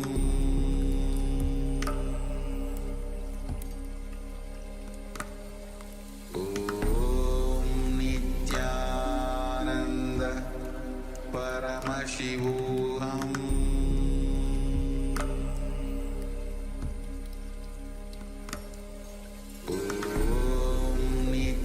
Nityananda Paramashivoham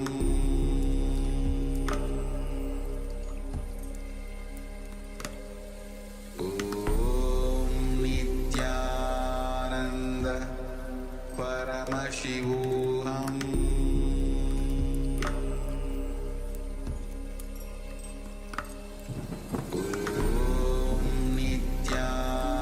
Nityananda Paramashivoham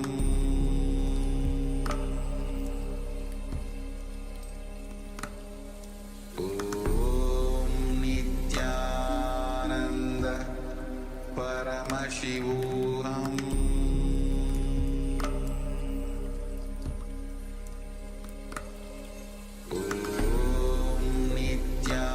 Nityananda Paramashivoham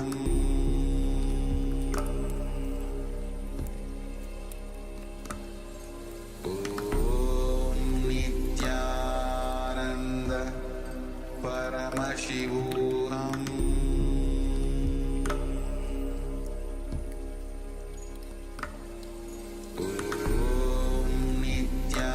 Nityananda Paramashivoham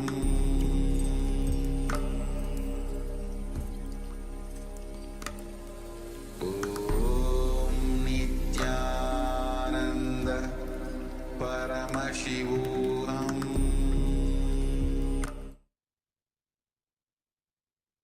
Yes. Now, please open your eyes with deep gratitude towards Swamiji. Whatever Swamiji reveals through the third eye, you can put it in the chat. I request all the participants. Whatever Swamiji reveals through the third eye, you can put it in the chat so that we can help you in the power manifestation.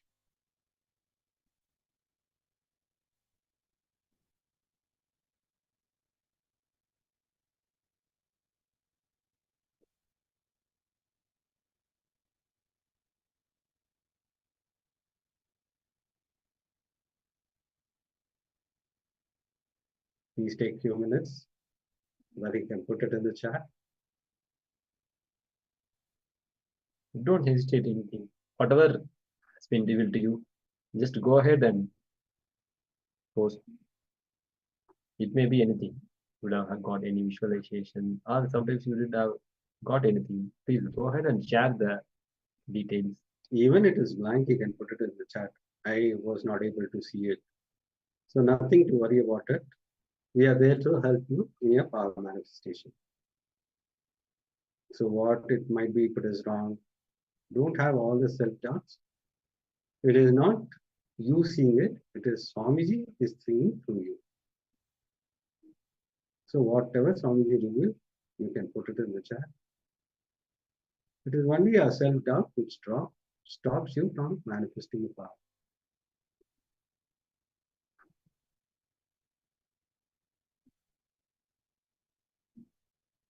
You just need to ferociously declare you are Paramashiva and start manifesting this power. The more and more you become ferocious with yourself, declaring that you are Paramashiva, you'll be able to manifest these powers.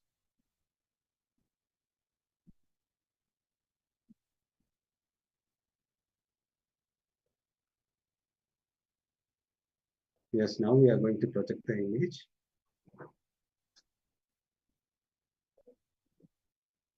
Yes, you can see this colorful chariot, which is from the hometown of Swamiji, that is Tiruvannamalai.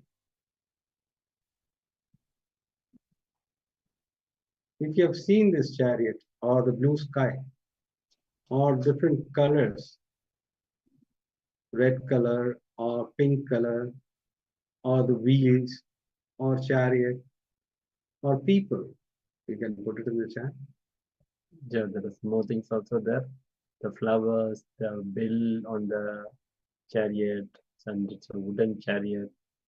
The traditional architectural works are there. So please go ahead and share whatever you saw in your third eye. Nityanandama, quick scene ma, Nityanandam.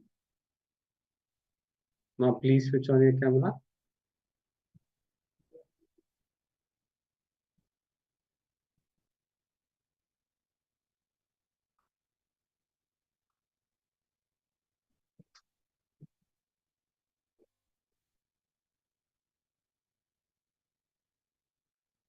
Yes.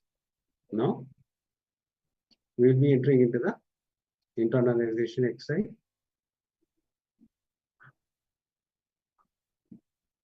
Completing in you with others and completion with others. We'll be working on this.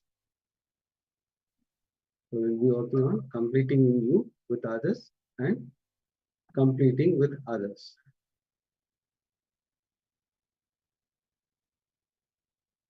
I request all the participants to get the book and pen so that we can start this exercise.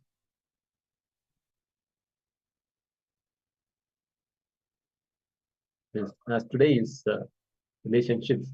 So completion within yourself and completion with others is very important to have good relationships in your life. So how to experience Advaita the practical way? You are Sachidananda, Parabrahma. You are eternal truth, eternal consciousness, eternal bliss. Nityananda Swarupi. The science of completion is the science of eternal bliss. In our life, we may put with something, we may be angry about something. Today, let's be complete with everything. Whatever the emotions, whatever the situation, let us complete with everything.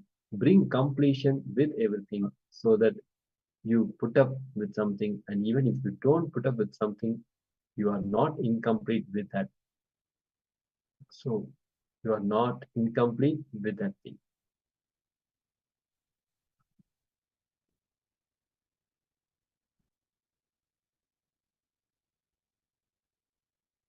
So we'll be sharing the more truths about how to experience Advaita in a very practical way. When you engage, entertain the incompletions, when your thinking is from incompletion, it naturally leads to more and more incompletion. The thinking from incompletion leads to more and more suffocation. Basically, incompletions are trying to make you believe your life is influenced by the factors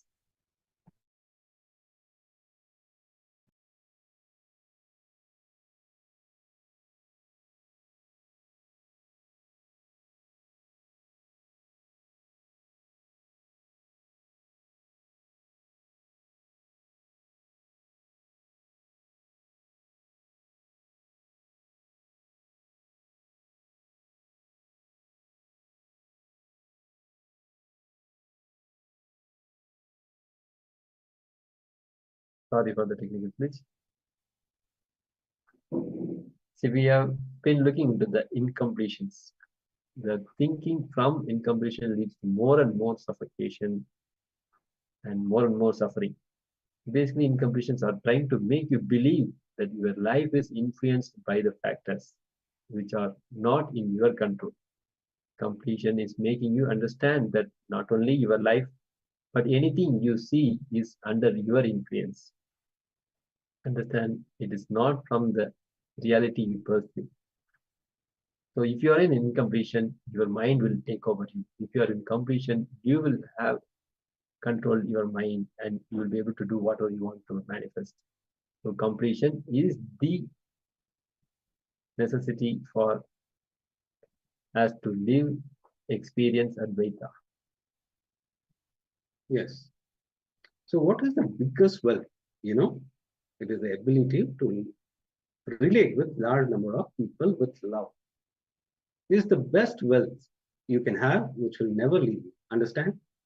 What is the best, biggest wealth? You know, it's the ability to relate with a large number of people with love is the best wealth you can have, which will never leave. The more and more you start enriching the people, the more and more they become the part of your life, which will never leave. Understand? There are only two ways of being wealthy. The organized way of wealthy is ability to relate with multiple people with energy. Another is toxic way of relating is like ruling. Today, let's decide that I have to bring completion with others, with whomever I am living. So most of the time we have incompletion with whom we relate a lot, with whom we love, with whom we work. So today let's decide I have to bring completion with others, with whomever I am living. From that, the completion starts with others. Okay. Yeah, that very decision, if you made that I have to bring completion with others, with the sankalpa, with the prayerful mood to Swamiji, then definitely Swamiji will make things happen. It's a declaration from your side that you have to decide, you have to live in completion with others. Teamly means family and team together. Understand? Teamly means family and team together. Unfortunately, human beings have lost connection even with themselves. The problem is we are always busy with our mobiles or social media thing, but we are not connecting ourselves with ourselves. Forget about having connection with the family. Even with ourselves, we have lost the connection. Yes, even the next generation, if you see, they are also adapting the same lifestyle from the parents. If you see the 2-3 years kid, they are having a mobile, and with that they are losing the relationship with their father, mother, and all around. So that is the worst scenario to live like that. If you see past 10 to 15 years, we have most of the time spending with our brothers, sisters, friends, playing. But now everyone having their own gadgets and they're busy with their gadgets. That's a problem. This strong, deep-rooted, grounded lifestyle is lost.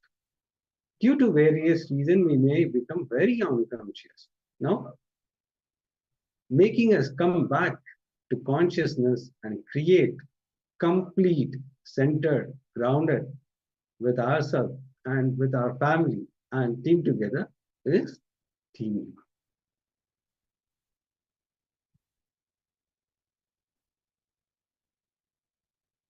Team is the people with whom you share your life.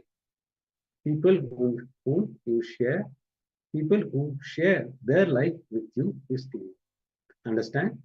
Team is the people with whom you share your life, and people who share their life with you is team. It might be your best friend, it might be your brother, it might be your father, it might be your colleague, whoever is the part of you with whom you share your life, and who share their life with you is team B.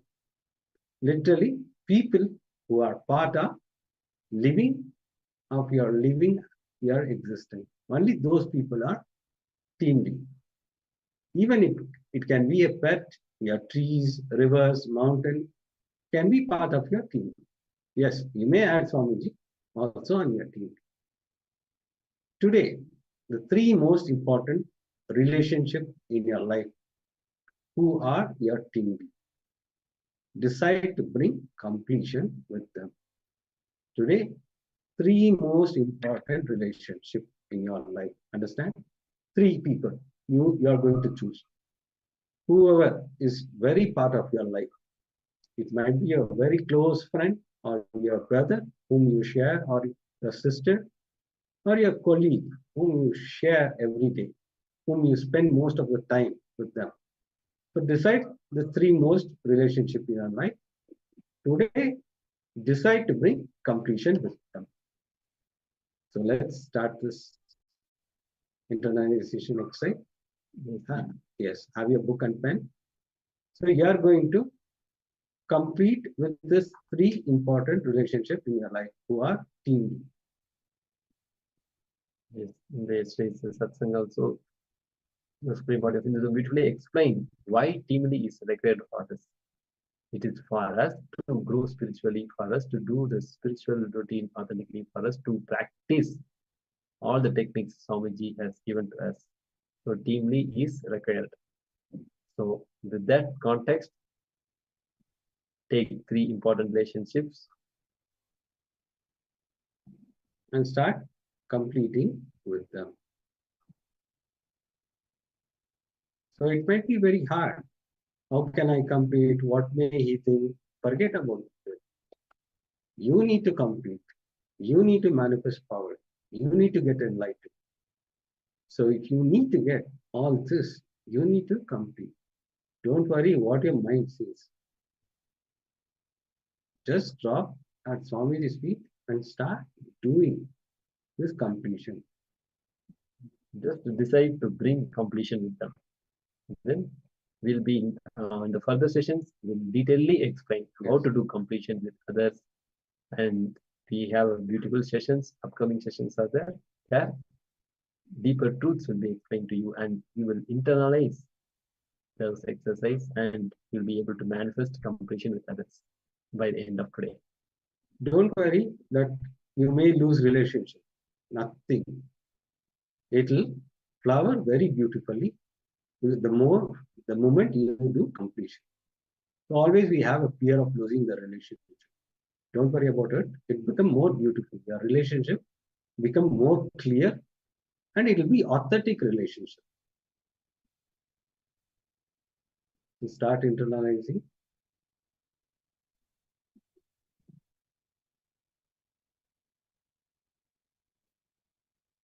So we are going to project the internalization exercise. You can start doing it.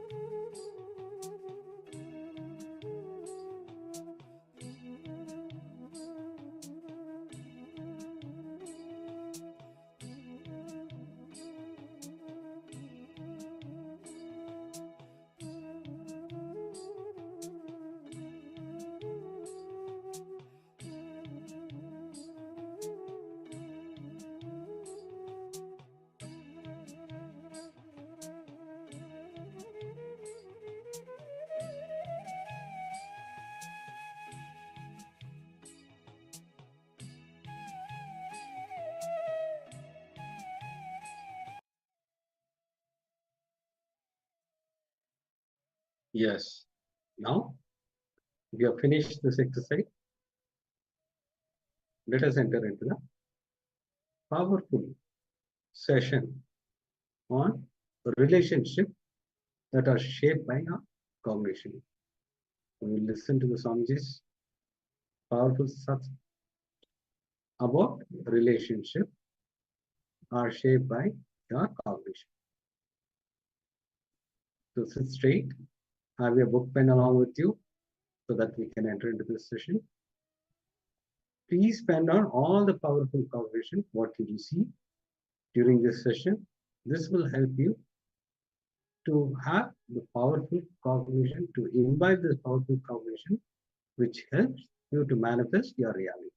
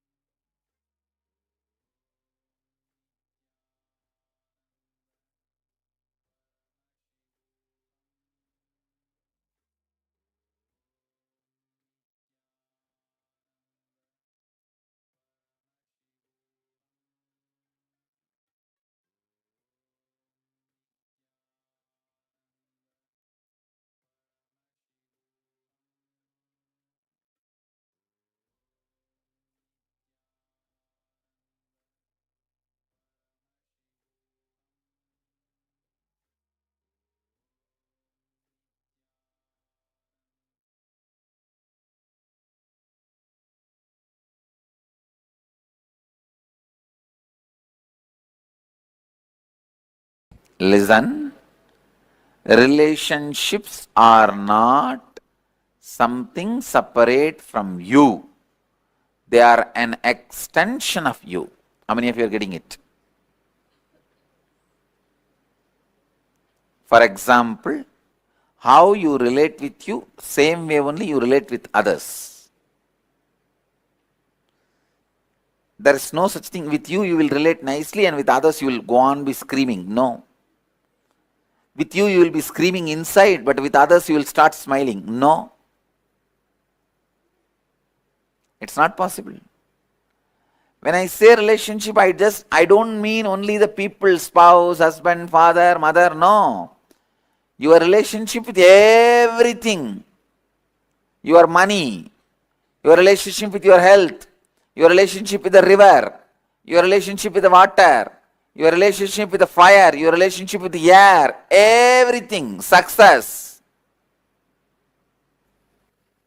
Listen, success comes to you based on the space you carry.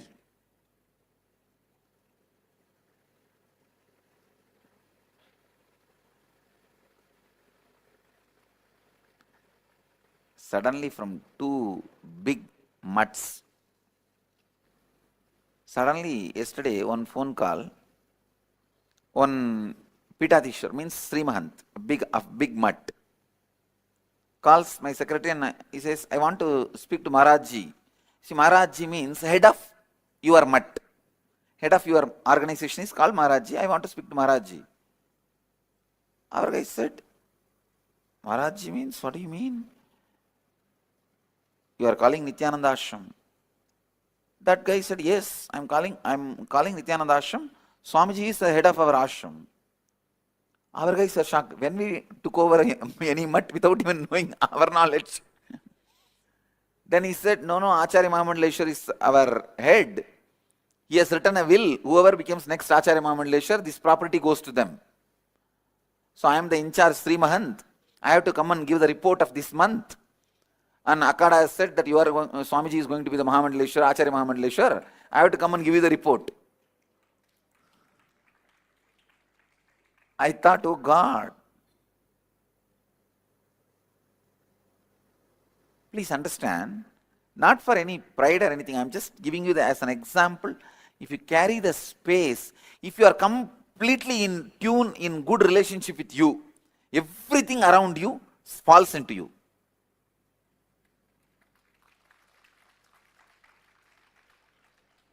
Please listen.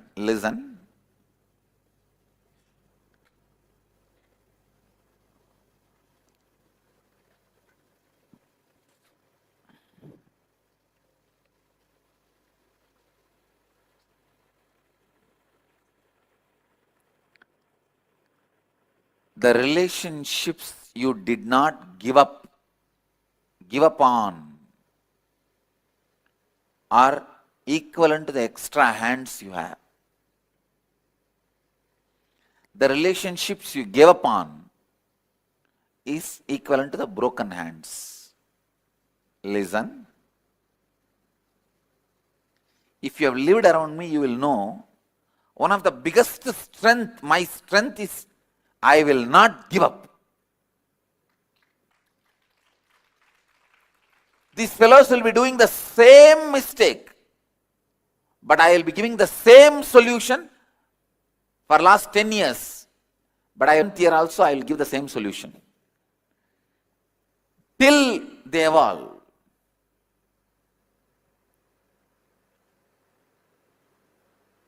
Some of the fellows in the ashram, they don't even have the intelligence to make new mistake.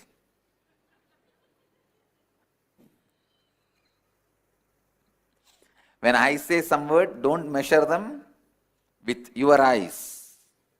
Only learn the lesson I meant. I mean.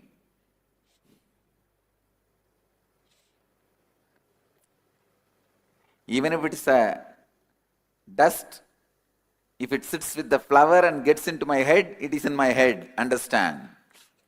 It is worshipped.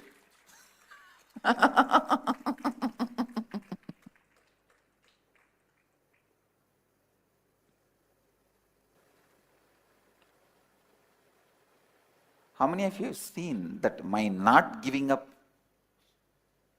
in your life directly? Or you heard from the people?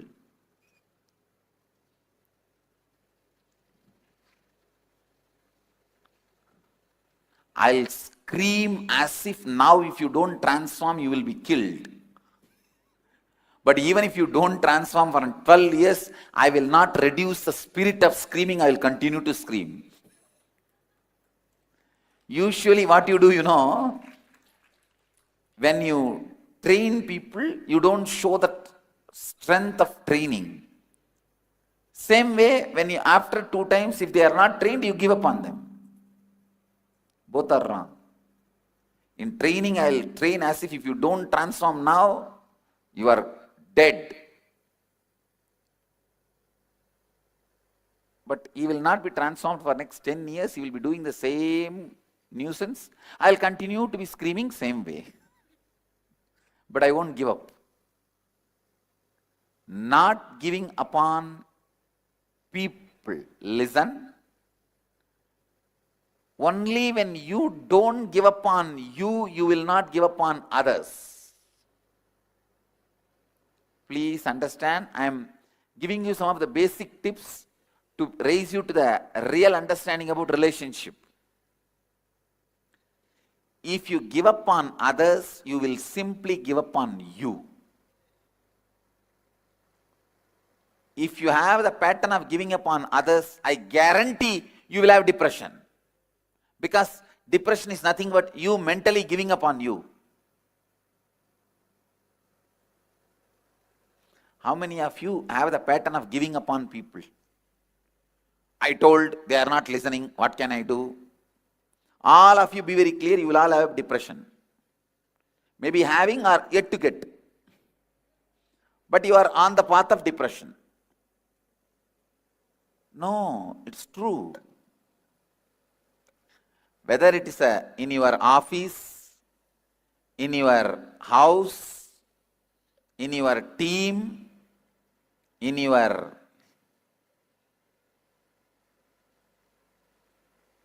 business, anywhere. If you give up on people, you will just give up on you and fall into depression.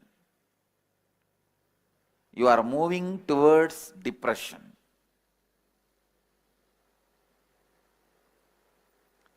Because, listen, please listen, drop everything and listen. I'm still seeing people writing. No, drop the pen, paper, listen. The conflict outside, if you give up, why you give up? Because you don't have the clear ideas to move further. Understand? You don't have the integrity and authenticity to break through that conflict, to break open that conflict. That is why you give up. So you are not able to face the conflict. Am I right? So the same thing only for you inside also. When the conflict comes, you don't have enough integrity, authenticity, words, right understanding to break open it. You will give up on you. So giving upon others and giving upon you is one and the same. You can't say, I will not give up on me, but I will give up on others. No. If you have a depression, you are given up on yourself mentally. If you are not successful, you give up on yourself confidence. The confidence you carry on you, you give up on you.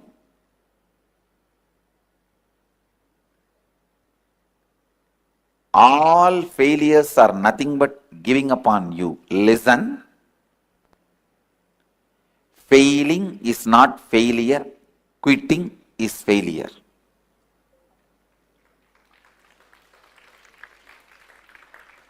Failing is not failure. Quitting is failure. When you give up on you, failure happens to you. Not till then. Not till then.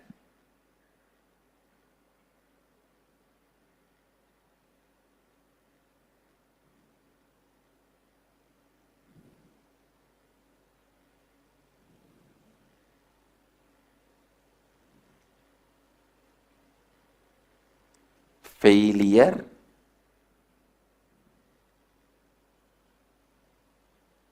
happens to you when you give up. Not till then. Not before. Giving up.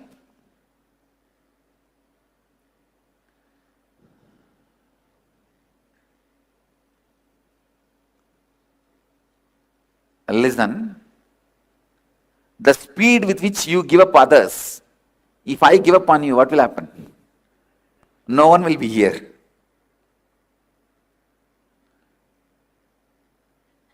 Whenever you don't give up on people and you break big obstacles towards enlightenment. Whatever makes you feel that you should give up is the biggest obstacle. If you break that and don't give up on you and others, you have moved closer to enlightenment. You move to the next step. Just 2-minute small exercise I want you guys to do.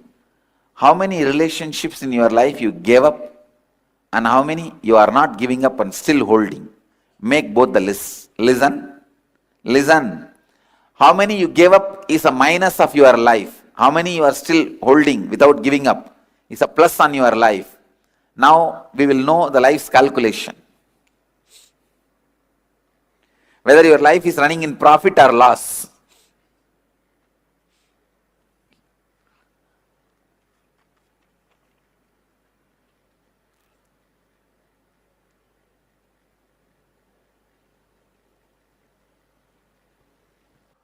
This cough which I am having is started from Kumbh Mela. The eosinophilia went high, but I did not give up on me. No medicine, I did not take any medicine. Just in a month, eosinophilia came down. But then this tonsillitis, I was somehow avoiding the medicine. Finally, anyhow, I started taking the antibiotics, the allopathy medicine, but I did not lie down or rest or stop talking, stop taking my classes. Last inner awakening, few sessions I missed, but continued the whole inner awakening. Now I could see it has reduced a lot. It is all about how you relate to things, not the way they are, but the way you are.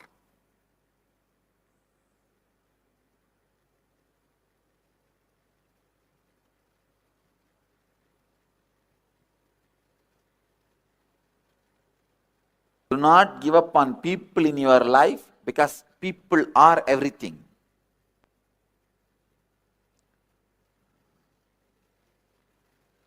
People are everything. Please understand.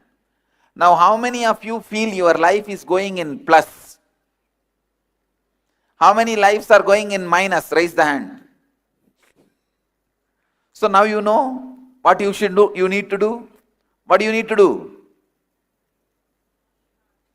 Not give up on people. Not to give up on you and people. I also wanted to introduce another one concept, a very important truth about this relationship. Today, you are going to start an important process called completion with others. The completion with others. How many of you had a question? How to do that? You will have the answer now. Today you will have the answer. But before that, you have to do completion with yourself about some more things.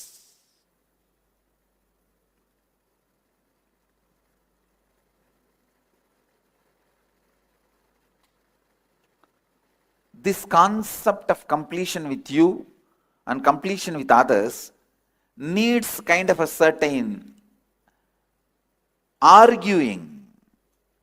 Means, I'll be giving you some idea, you have to think through and come back to me and argue with me, then internalize. Usually, always in all arguments, if I conduct the argument, it's a failure because people don't argue with me. I'm too heavy to argue. My presence is too heavy to argue. The problem is, if you just accept without arguing, you will never practice. You just drop it in the dustbin when you go out. Please listen. Listen to this story. It's a beautiful story. How many of you know the story that Narada, a great rishi, went and gave a knowledge, enlightenment mango to Shiva? How many doesn't know the story? At least for all of you, I will tell the story once more. There's a mango. If you eat, you will get enlightened. So Narada goes with that mango, and it is possible. Please understand. You can ask, how can enlightenment happen by mango?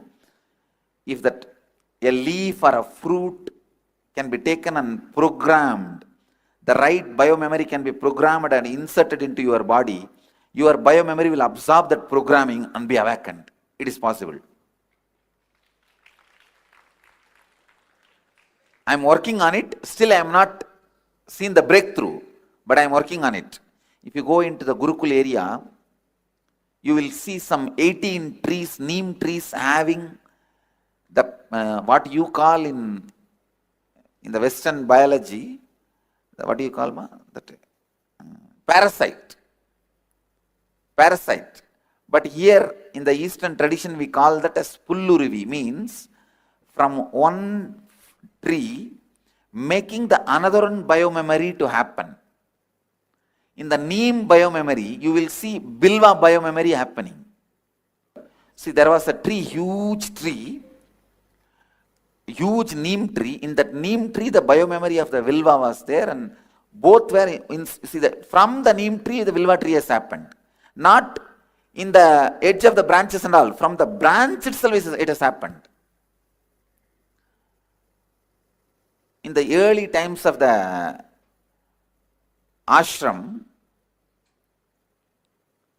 I gave instruction to the gardeners, you should not touch the tree, you should not disturb the tree, and left it. Understand? It is not a disease. Please listen. I told the gardeners that don't touch this tree, leave it.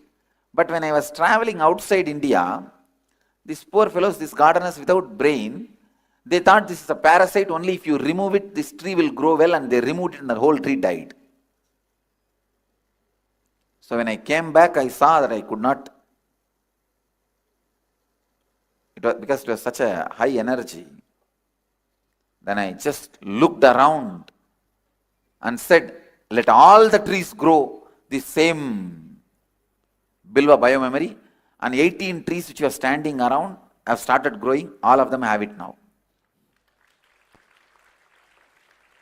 It is the putting the another one biomemory. Biologically they say no, it is a parasite and all these that. All the 18 trees have that. With that leaf only you can do this process in Siddha tradition. You can transmit enlightenment just by a pill. So this enlightenment mango, Narada brings and gives it to Shiva. Shiva laughs and says, what for? I need this mango. He looks at Devi. Devi also, what for? These two kids need to get enlightened. They are growing now only. It's Ganesha and Subramanya. Ganesha and Skanda, two kids of Shiva. Both of them try to fight. I want this, I want this. Then Mahadeva says, all right, whoever goes round the world 3 times will get this mango. Immediately Skanda, he has his own private jet, peacock, and he flies to go round. But this Ganesha has only a mouse And how much a mouse can pull the elephant? And he looked around, nothing can be done. He just went round Mahadeva and Parvati 3 times, came and said, give the mango. Devi asked, how can this be considered as going around the world?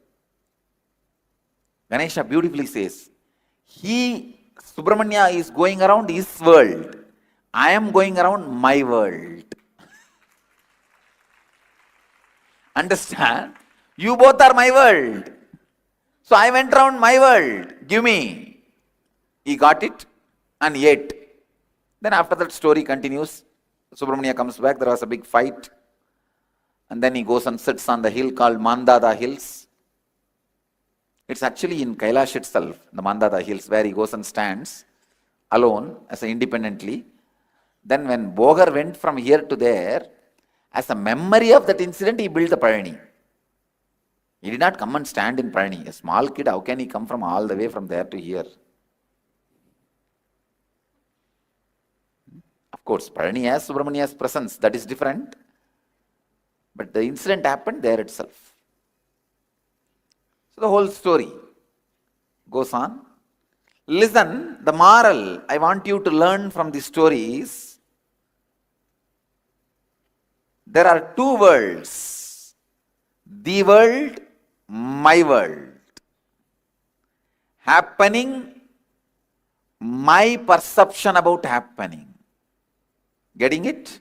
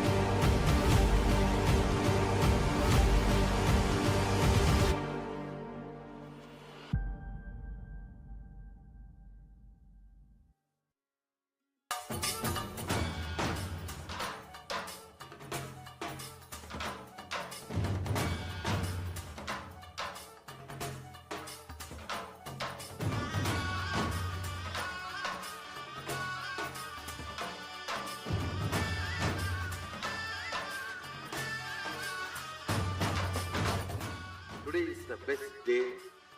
Sadashiva appears for Brahma and Vishnu early morning in the form of light shaft. Means the consciousness which is beyond time and space enters into time and space. Sadashiva declares, let me become many to celebrate myself. So morning we celebrate he becoming many. You can see every deity, every god, we go on light the lamp. So each, the Sadashiva himself becomes many. So whole campus we went round. It was such high energy. So again the many becomes one. Not only spiritually, even socially, this celebration forms a very important part of my life, because this is the only celebration I enjoyed from my birth, at least in this body.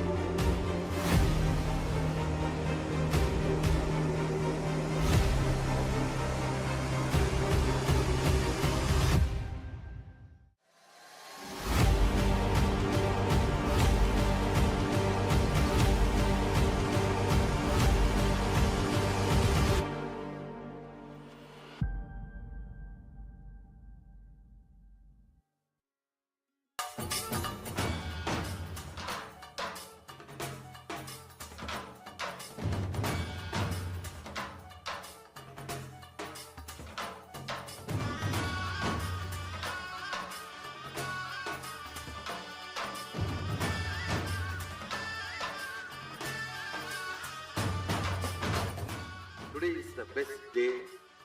Sadashiva appears for Brahma and Vishnu early morning in the form of light shaft.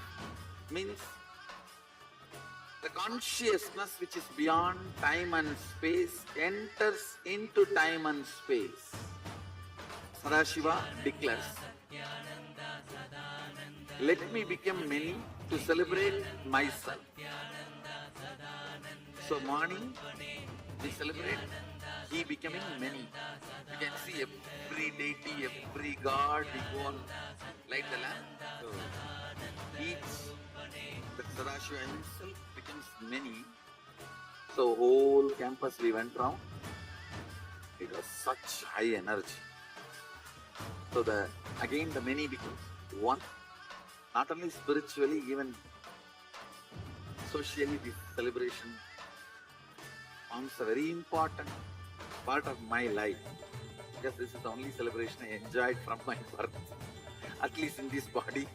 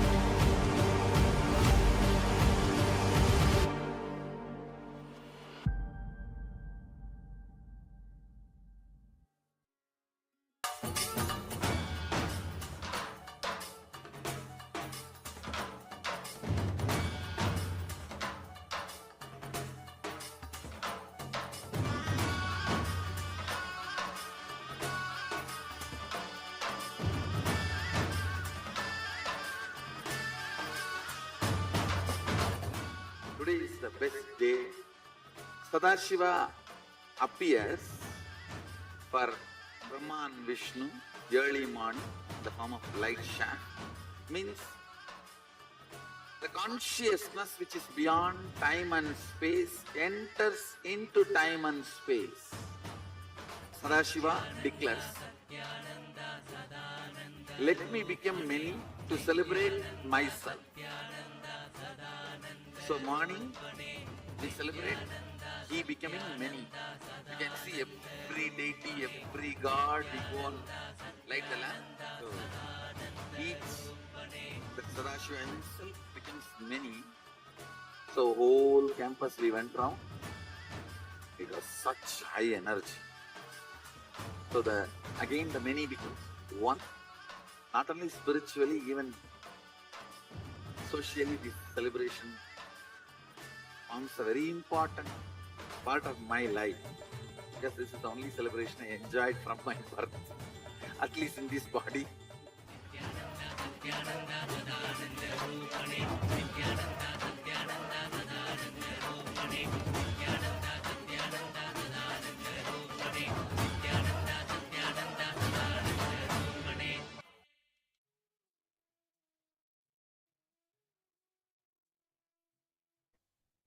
Yes, Nityananda. With this, we enter into this day of Paramashivoham, learning about how we can bring completion in all our relationships, our family, friends, team, and even just the way we relate with the world itself. So we will start after this powerful jnana segment with the first internalization, the first exercise, where we're going to start the completion with ourselves. Before we can open up the completion with others, let us first do completion with ourselves. Yes. So the first step will be, if there is some powerlessness, some incident, incompletion, which is influencing you, then now that. Let's catch the influence of the past on your thinking system. Understand? There is some powerlessness, some incident, incompletion, which is influencing you.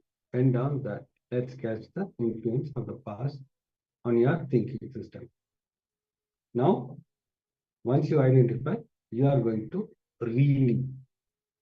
Relieving is relieving, means the past powerlessness, which is influencing your thinking, you are going to relieve those incidents. Whichever in the past which influence you, those things, we are going to relieve those incidents. There is a big difference between remembering and reliving. For example, something happened in your life at the age of 8 or 9, which is still influencing your thinking. One man came to me and said, I never go to beach. This is an example we are giving. One man came to me, said, I'll never go to beach, Swamiji. Even if I drive through the beach roads, I shiver. I have a panic attack. I asked why. No, at the age of 7, I went for a walk with my father. I saw a murder happening in a beach and we ran away from the spot. From that time till I cannot. Now I am 57, I cannot go to the beach. So this is the one of the incident of a devotee. What happened in his childhood, which influenced till now. The moment he had a walk, he went for a walk with his father in a beach. And suddenly he saw a murder happening. From that place, they both ran away, father and the son. So till now he is around 57. Even If he goes towards the beach, he starts shivering. So this is one of the example like that. Identify which are the incompletion which influence at your childhood. You are going to complete with that. Yes, we're going to project the slide on screen. And if you have any questions about the completion process, do let us know so we can help you out. Let's make sure that we first complete with all the powerlessness that we already carry inside, looking for the powerful, the painful moments. And let's get ready for this completion segment.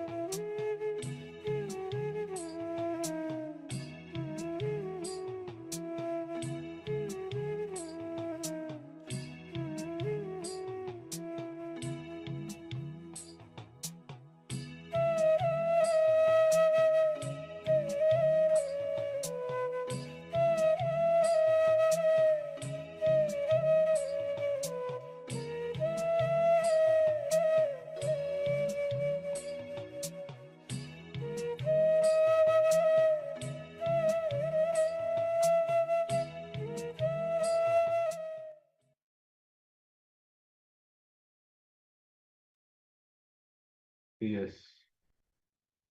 If you have finished, the completion.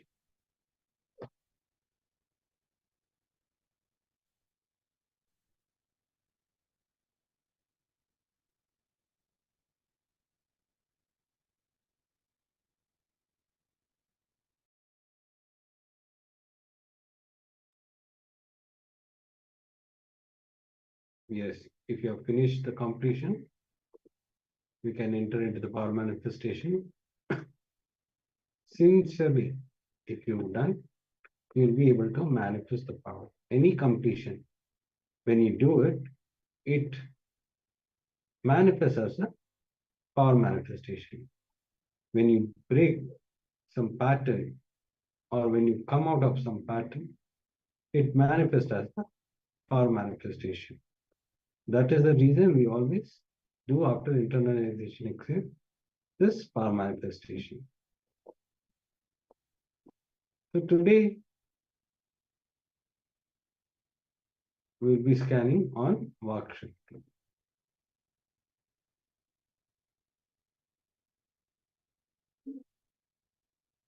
Scanning your own work and see all the diluted promise you have given to yourself.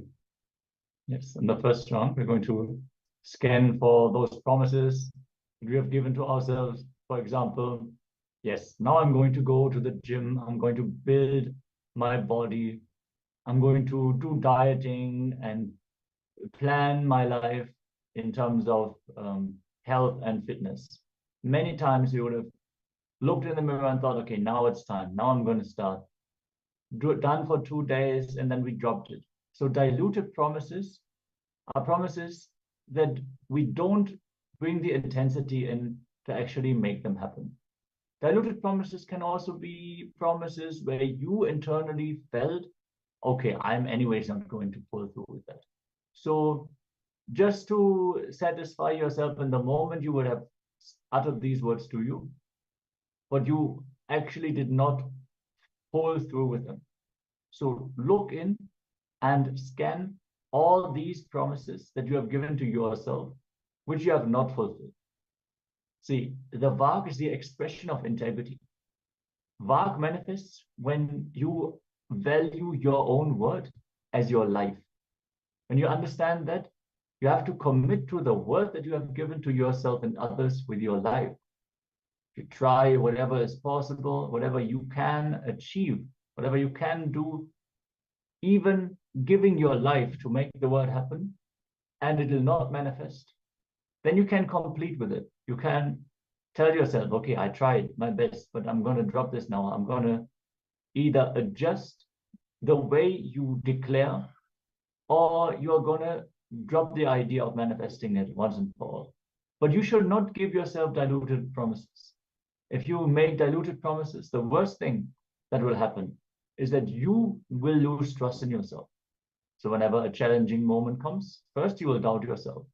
You yourself will make fun of you. Oh, sure, you're going to stop smoking. Sure. So that kind of nagging voice inside, that comes when you have given diluted promises to yourself, which you have not kept. In this round of the power manifestation, we're going to combine the power of body scanning with the power of completion. So we're going to center ourselves on the third eye, connect to Swamiji from the space of oneness. And once we enter into that space of oneness, we can direct the consciousness onto our Vak, which is in the throat cavity. It is the intra-organ, which is managing, which is the intelligence behind our speech, the intelligence behind our declaration. Once the Vak Shakti is purified, simply your declaration will become reality. People will simply understand what you want to convey. They have to listen to the word that you give. When you are in pure integrity, you will see you will be a natural leader because your word carries so much of weight. Because you honor your word so much, others will simply honor your word as well. And you will see, you will not give your word lightly. If you give your word, it is your life that you are committing. And this way, the cosmos, when you give a word, will give all that the cosmos has available to make it a reality. So it is one of the beautiful powers that start expressing when you do the completion. And Vak Shakti scanning is a very fast, very straightforward way, because we're shining the light of Paramashiva's third eye onto our Vak. And any incompletions, you can simply burn them. So requesting everyone to be on camera for this powerful process. And let us start connecting to Swamiji in the space of oneness. Visualize Swamiji in your inner space and start chanting the Mahavakya. Om Nityananda Paramashivoham Nityananda Paramashivoham Nityananda Paramashivoham.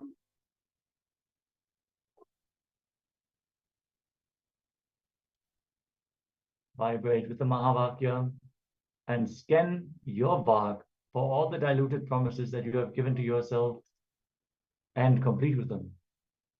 Let us enter into this round of the power manifestation.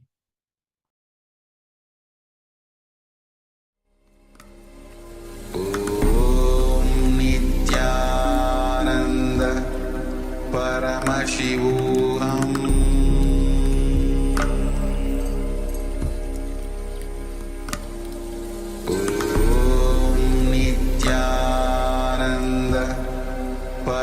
Paramashivoham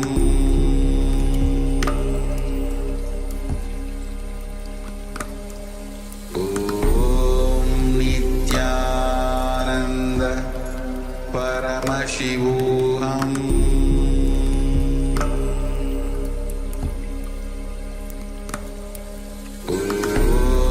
Nityananda Paramashivoham Paramashivoham Om Nityananda Paramashivoham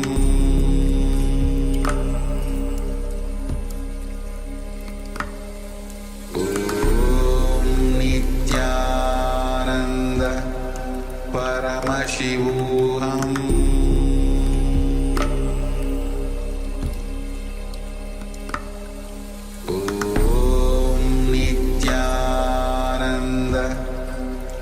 Paramashivoham Om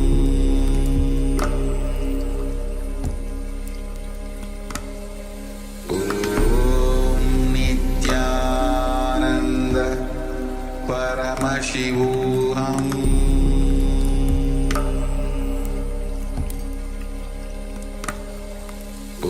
Om Nityananda Paramashivoham Paramashivoham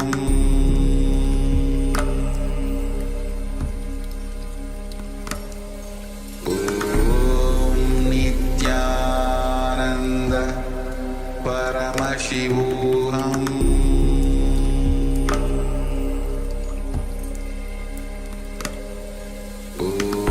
Om Nityananda Paramashivoham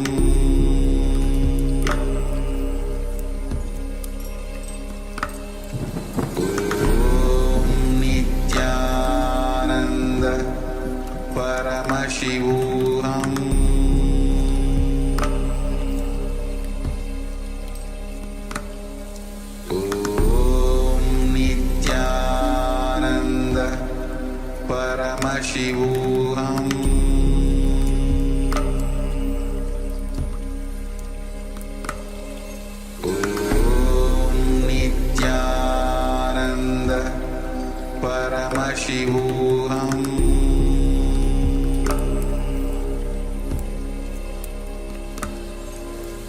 Om Nityananda Paramashivoham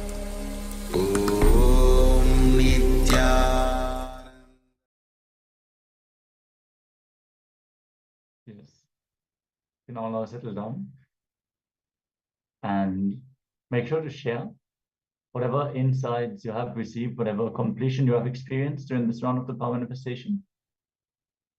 You understand this is not much of a quantifiable power manifestation, so you don't have like a verification step, but you yourself will know whether completion has happened. So if you feel the completion is yet to happen, then just keep sitting, keep scanning your bark, look in.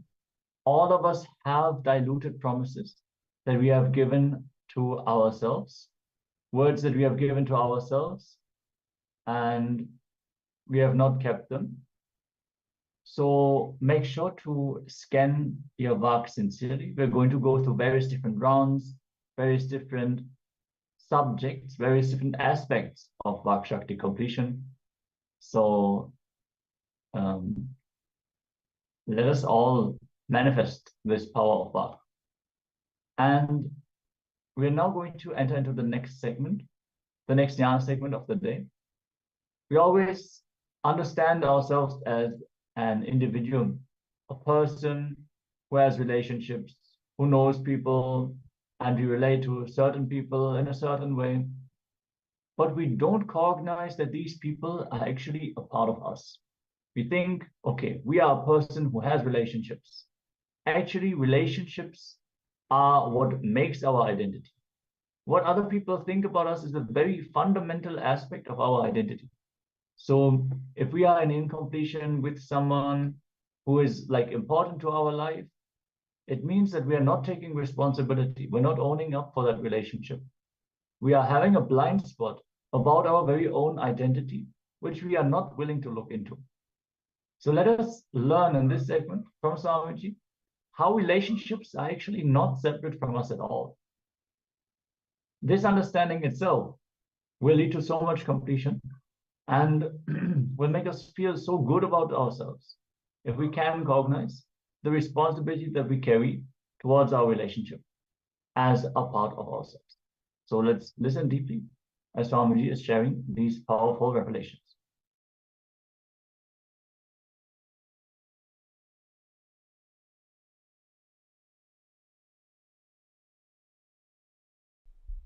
Let's start the program.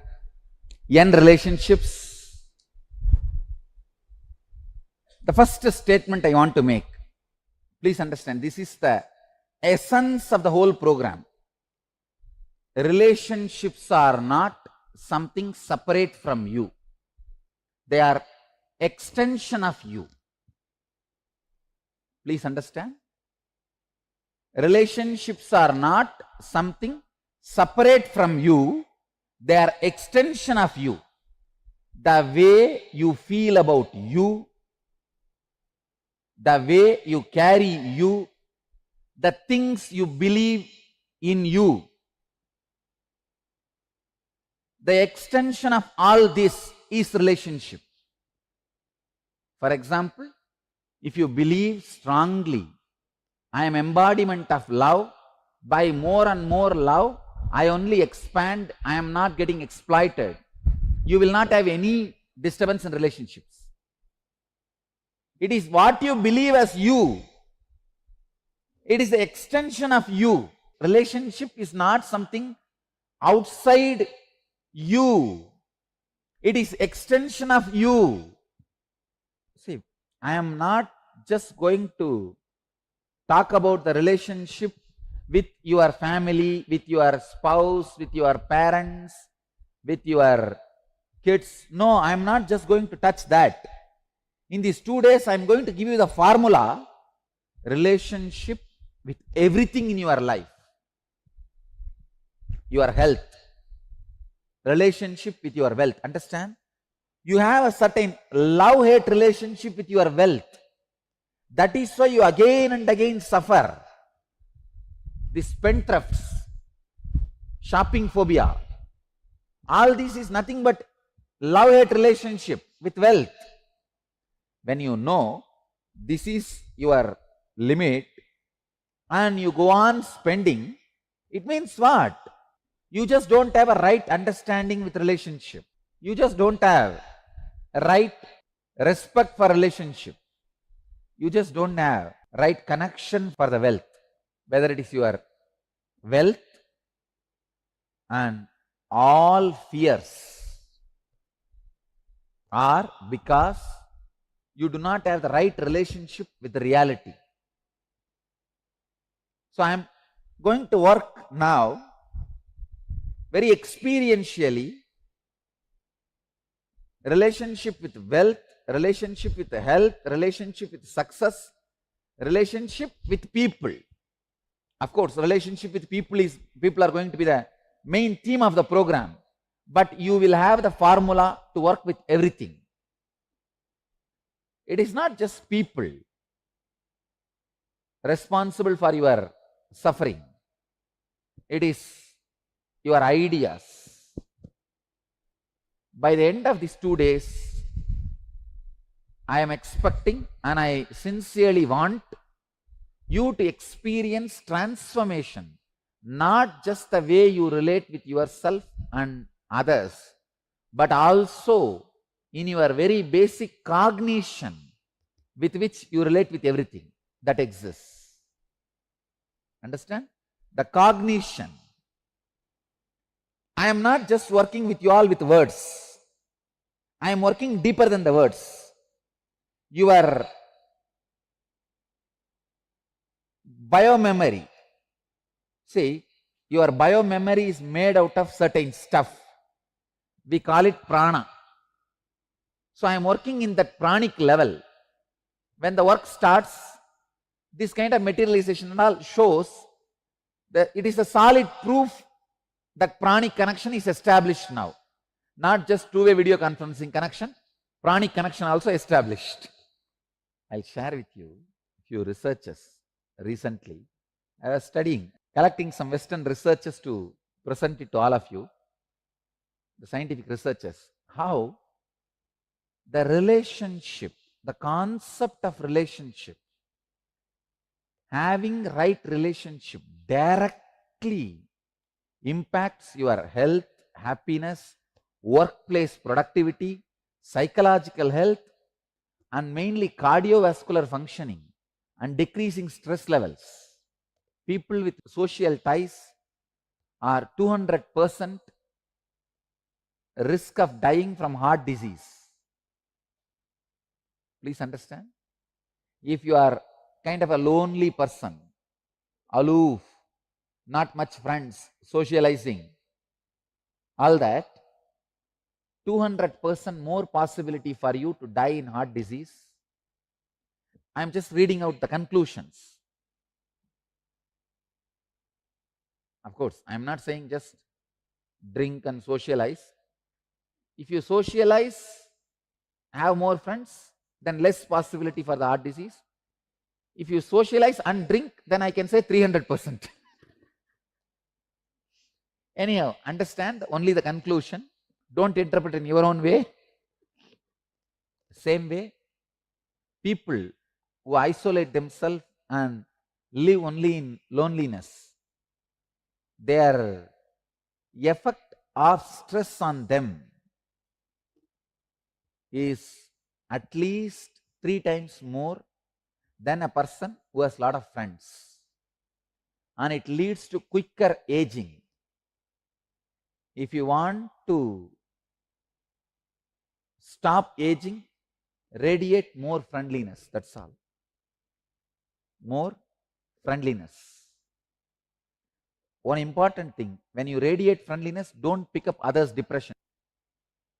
Next research, some 100 couples were collected by a team of researchers.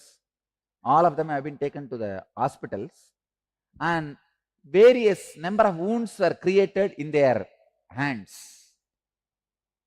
Many number of wounds, but for all of them same number of wounds, same depth were created, and they have been sent back. Same treatment, controlled conditions. You will be surprised. The couples who have a happy relationship, couples who have hostility among them, for them, it took 2 times more days for healing the same wounds with the same treatment under the same controlled conditions. They are saying twice. And for example, if a couples with a good relationship, if it took 10 days wound to heal, for the people with hostility who don't have a good relationship, it took 20 days. Then understand your body, your cells, your biomemory directly respond to the feeling you carry, you experience when you look at the people with whom you are living. I tell you, even if it is little costly, what costly? It is going to cost your ego, that's all, nothing else. At the most, what your spouse is going to expect. If it is your wife, she may expect that you give her little attention. If it's your husband, he may expect you take care of him. That's all. It's not going to cost you much. It is going to cost your ego. That's the main thing. Understand? But even if it costs your ego, maintaining happy relationship is worthy. And there are 6-7 more researches done by MacArthur study of successful aging,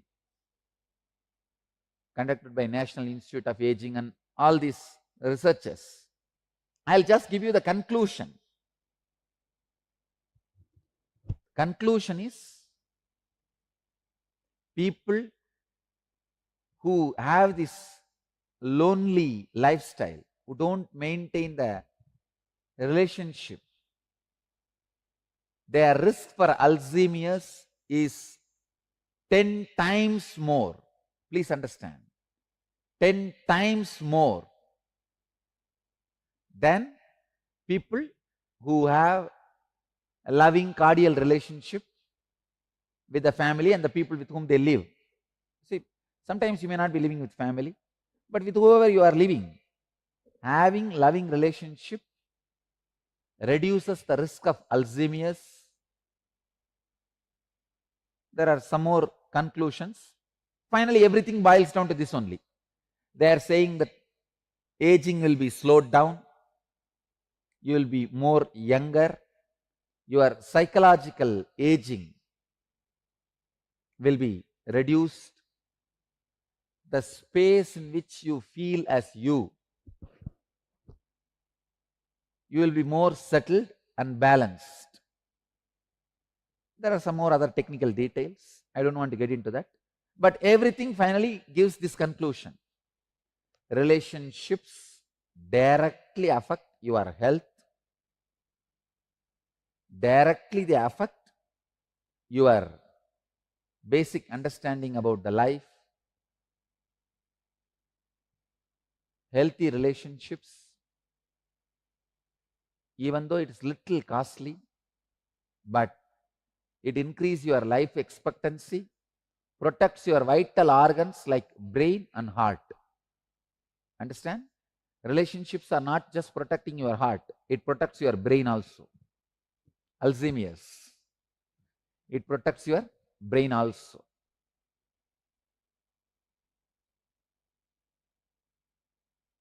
Now I have given you few points why this program relationship. Now I want to tell you why I am taking. As I said in the first statement, relationship is not something outside you, it is extension of you, because it is related to you. Except an enlightened being, nobody can read you as you are. Please understand, an enlightened being knows you much more than you know you. So that's the reason I have taken the responsibility of working on this relationship. It's very tricky subject, you know.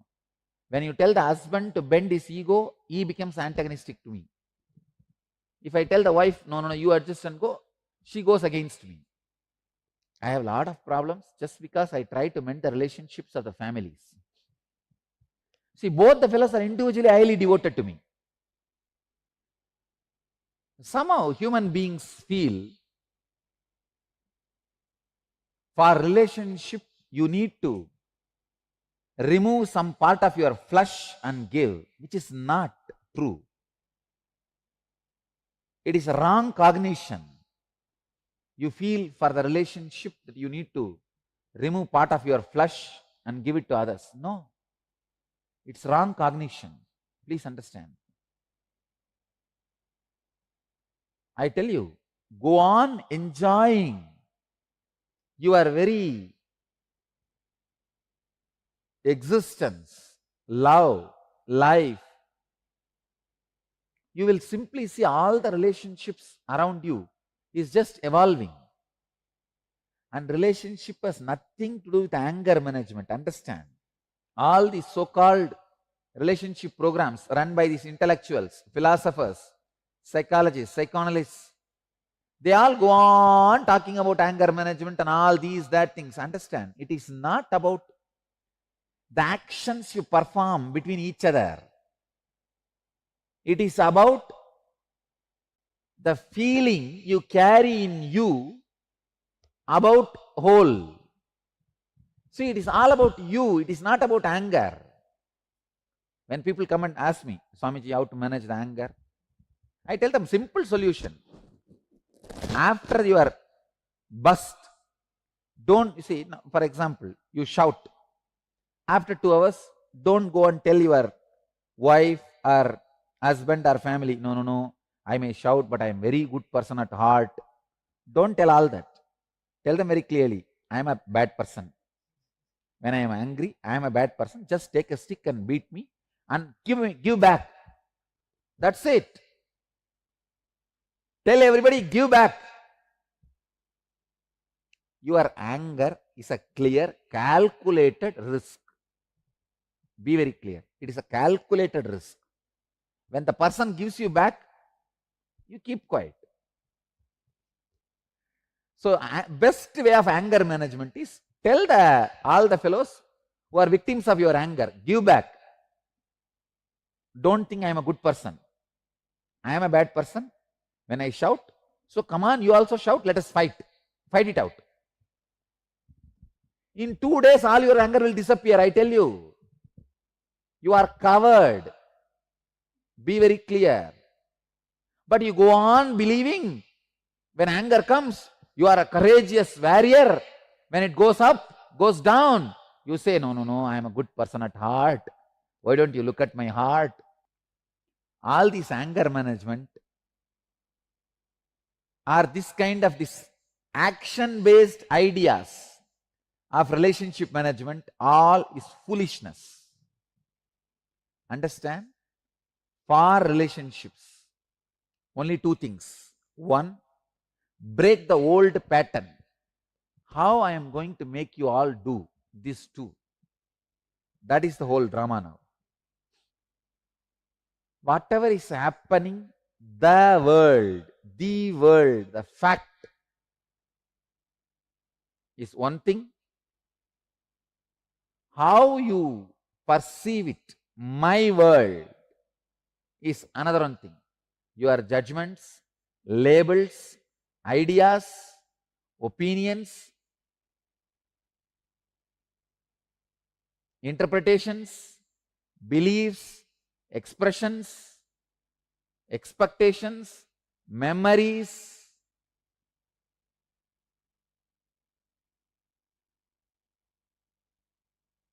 all this put together is my world.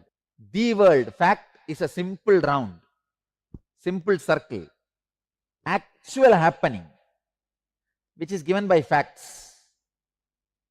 But your interpretation of the happening given by your cognition, your judgments, your labels, your ideas, your opinions, your notions, your interpretations, your beliefs, your experiences, your expectations, your memories, all this put together creates your own pattern.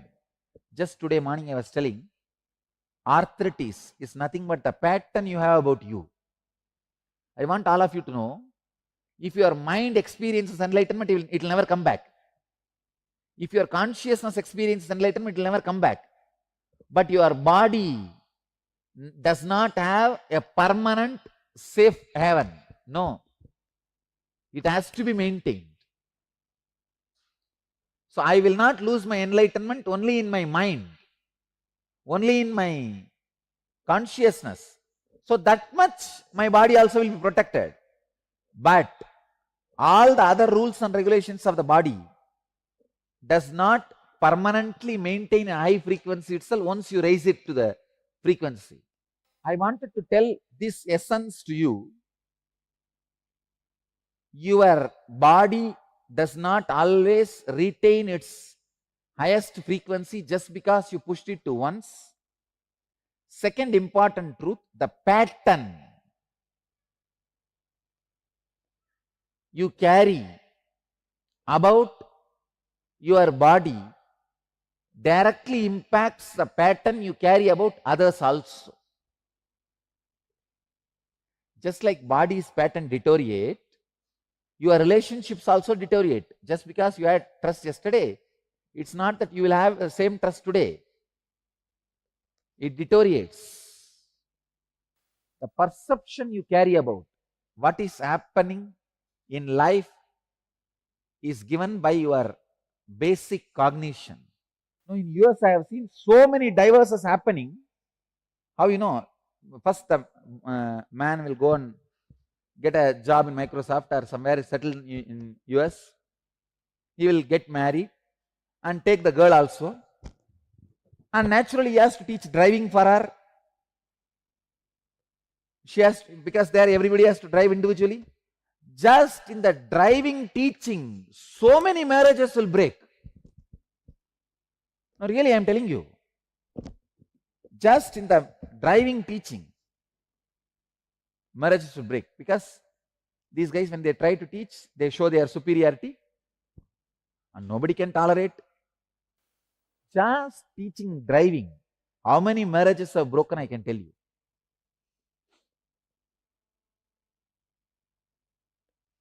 The basic cognition is nothing but the way you receive, process, interpret and respond to any information entering your system through five senses. Your perception, cognition. See, this my world and the world, how you miss, how you add and miss which is not there through your perception. You are almost never in touch with the actual happening in your life, because for you, your perception is the happening. Your perception becomes actual happening.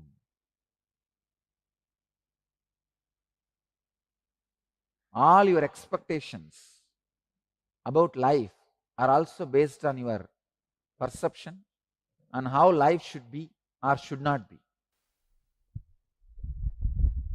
All your expectations about life are also based on your perception of how life should be or should not be. Same way, all your expectations from people in your life is also based on your perception of how they should be or they should not be. This is what I call as fantasy. Not only that, based on your fantasies, you are constantly chisel people in your life.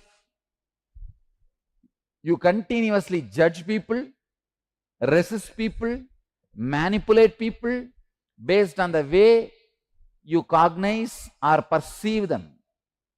Your cognition is responsible for the way you relate with life and with people in your life. Your cognition makes or breaks your relationships. Bringing awareness to your cognition transform your whole experience of you and all that exists in your life.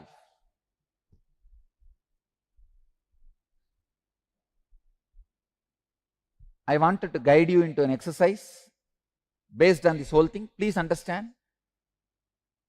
Please do the exercise sincerely. See, now I can take this class in two ways. One, with a lot of enthusiasm, excitement. Hey, all you guys have come from all over the world. You are gathered in all over the world. You are all sitting. You know, both ways I can run, but only with the excitement. When I stand and do, the results will be there on you. Same way, you also can do both ways. Wow, I heard so much about him.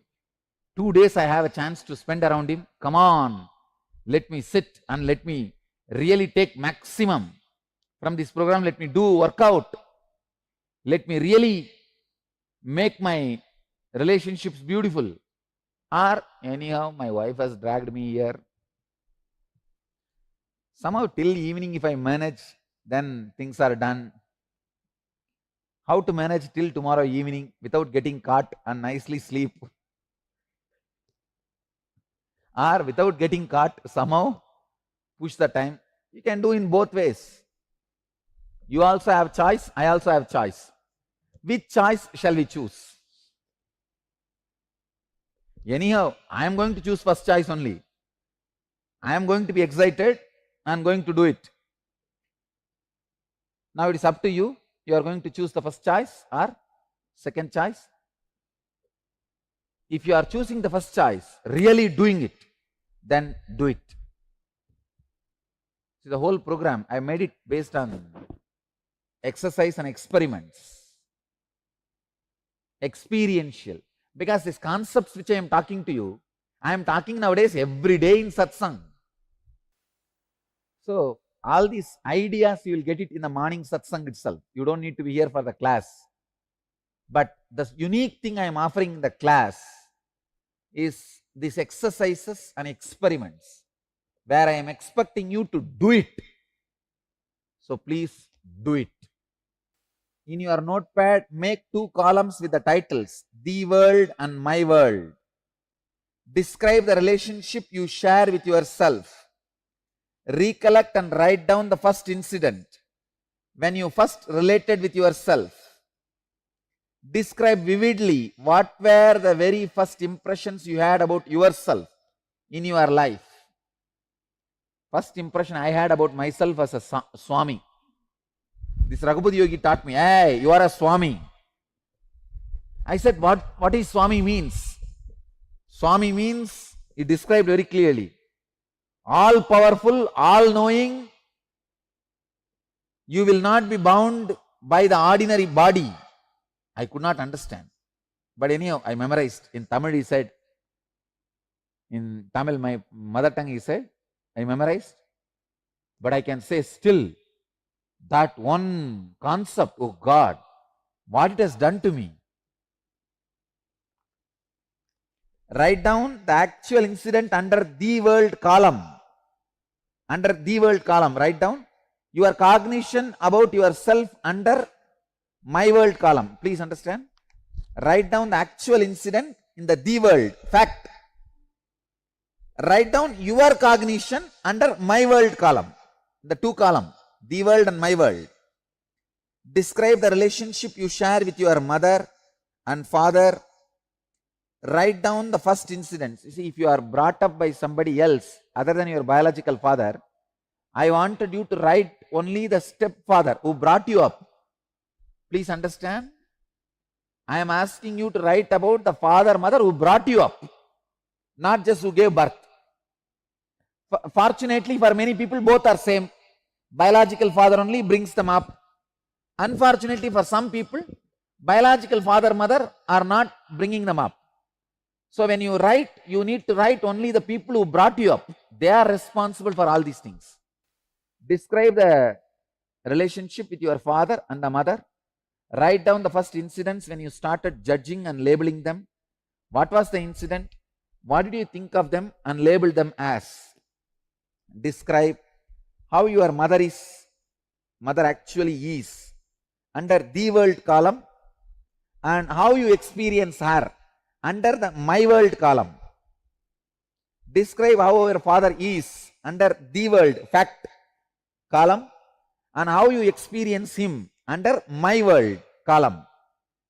Describe under both these columns similarly about the other intimate relationships in your life, your spouse, your brothers, your sisters, your very close friends and relatives. All of you understand? Just take your notebook, make 2 columns, my world,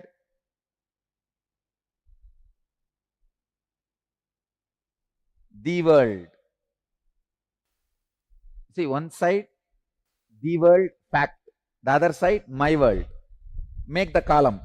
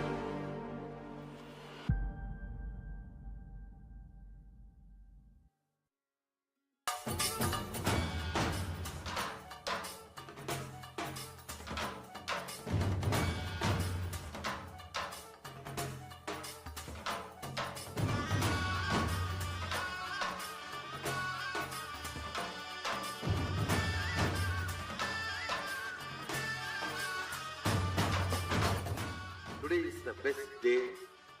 Sadashiva appears for Brahma and Vishnu early morning in the form of light shaft. Means the consciousness which is beyond time and space enters into time and space. Sadashiva declares, let me become many to celebrate myself. So morning we celebrate he becoming many. You can see every deity, every god, we go and light the lamp.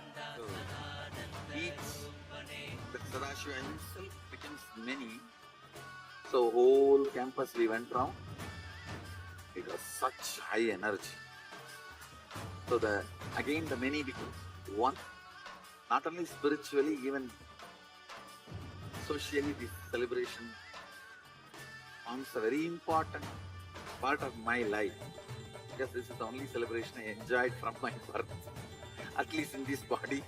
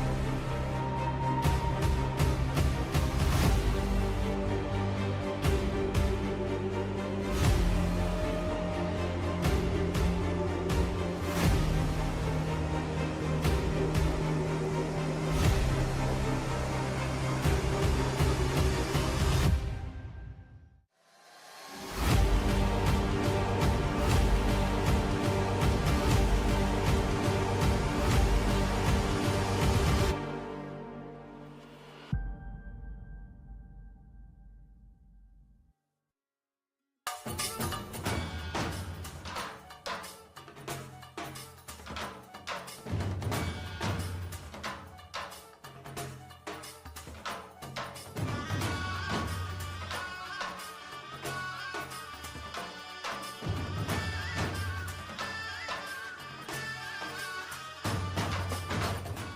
is the best day.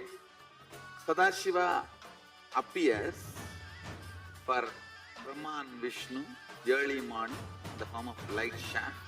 Means the consciousness which is beyond time and space enters into time and space. Sadashiva declares, let me become many to celebrate myself. So morning we celebrate he becoming many. You can see every deity, every god, we go on light the lamp.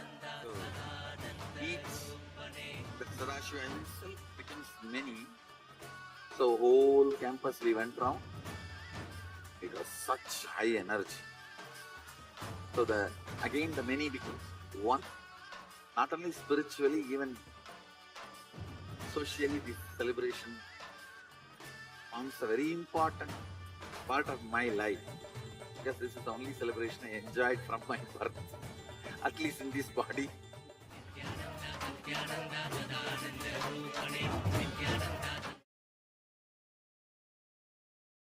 Yes. We learned how our relationships are a direct extension of ourselves, how the things that we believe, the things that we cognize about ourselves and others directly relate into how those relationships play out. So now we are going to enter into the completion with others. First thing you need to do is decide, I have to bring completion with others. With whomever I am living, this decision starts the completion with others. Your cognition is the way you receive.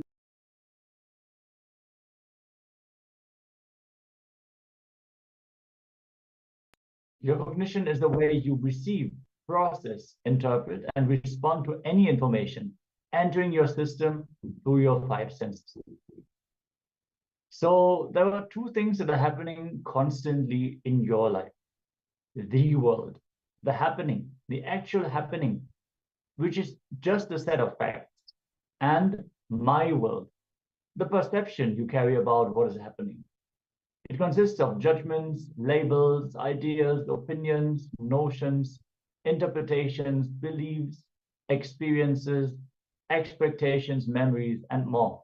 So all your ideas, all that which is not factually happening, but you put your own narrative onto what is happening.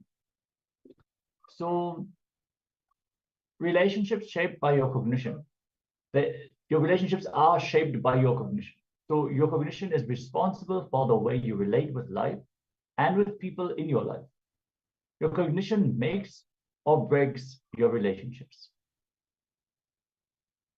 So there is a story about the perception.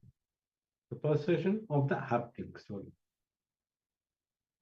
An old man went to a nearby village and was coming back to his home from a distance. He saw that his house was on fire. That's all. He started rolling, boiling on the ground and crying. One of his sons came to him and said, Father, why are you crying? The old man said, Oh, my house is on fire. My house is on fire. The son reminded him, Don't you remember, Father? Just yesterday we sold that house. Immediately the old man got up and completely was become all right. He's okay. All his suffering, his pain, everything got disappeared. Everything became all right for him. But in few minutes, the second son came and told him, Father, we sold the house, that is true, but the money has still not come to us. Now, we have not yet received the money. Immediately, again, the old man started rolling on the ground, crying, Oh, my house is on fire. My house is on fire. My house is on fire.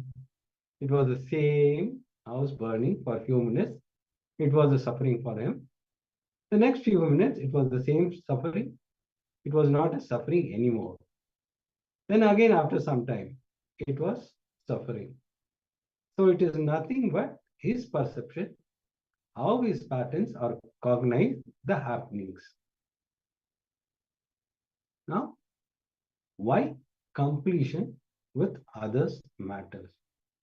In Bhagavad Gita, 4th chapter, in Jnana Karma Sannyasa Yoga, 11th verse, Bhagavan is very beautifully describing. Whatever form in which you approach me, I appear to be to you in that form. You always see the world the way you are, not the way the world is. Yata mam praptyante tan tata eva bhajami ham. Mam vartma anuvatante manushaya partha sarvasaha. First, you have to take responsibility for everything happening around you. You have to cognize that you are the source of happening for everything around you. So understand, first you have to take responsibility for everything happening around you. You have to cognize that you are the source of everything happening around you. Completion with others is not saying, I am sorry. It is not apologizing. It is not about being wrong or right. Feeling sorry comes from powerlessness.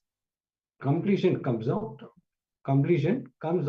responsibility, not of powerlessness. Anything you consciously build stays with you and makes you more and more powerful. True love and fulfilling relationship is your birthright. Fulfilling relationship means relationships that remind you again and again of and give you the experience of oneness is true relationship. So now to the purpose of completion. The purpose of completion is not just healing your relationships. Your whole energy and consciousness will be different. Please know that what happened was not wrong. What is happening is right. Completion is right. Path is not wrong. We have that understanding. Oh, I took the wrong decision in the past. If we carry this belief, we will not step out of it. Completion is the power to change even your past. It is not that what has happened in the past is wrong, but completion is right. You are not blaming or complaining. You are only completing and dropping it from your inner space. So let's start by making a list of all the relationships that were a part of your life at some point. Start with the innermost, intimate relationships like your mother, your father, siblings, friends, spouse, children, guru, God, etc. You can even include your pets, plants, those who are dead now, if they were a significant part of your life. So it is about completing with all those relationships that had a significant impact on your life. Swamiji shared that you can even complete with a mountain. Like Swamiji had such a deep, intimate relationship with Arunachala. All of us, we have some relationships, even to inanimate object. And then something happens to that object and we get deeply incomplete with all the people involved. So it is not a joke. It is something that is actually happening. So let us look into all the intimate relationships that we have cherished and all the, let's just make a list for now. We're going to enter into a deeper completion process afterwards. So requesting all of you to have your pen and paper ready and start by simply listing down all the intimate relationships that you have cherished in your life. So if you have any questions or doubts about this step of the process, let us know. And let us get ready to enter into this exercise.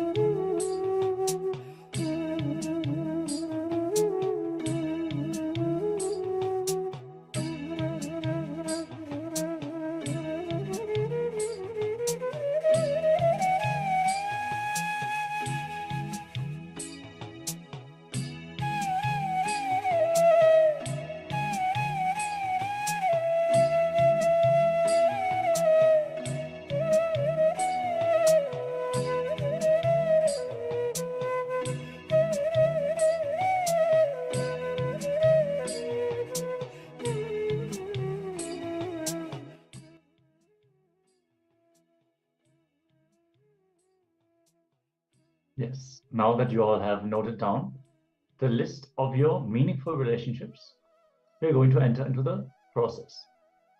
So in your notebook, make 3 columns with the following titles: My Incompletions, The World, and My World. So for each of your family members, for all the incompletions that you have created, that you are experiencing, note down what was the world, what was the happening, factual happening as it happened, and my world, what is my interpretation, my experience of the actual happening. So let us take a few moments. It's going to be a little bit of an extensive exercise. So if you have any questions or doubts, let us know. And let's get ready to enter into this step of the process.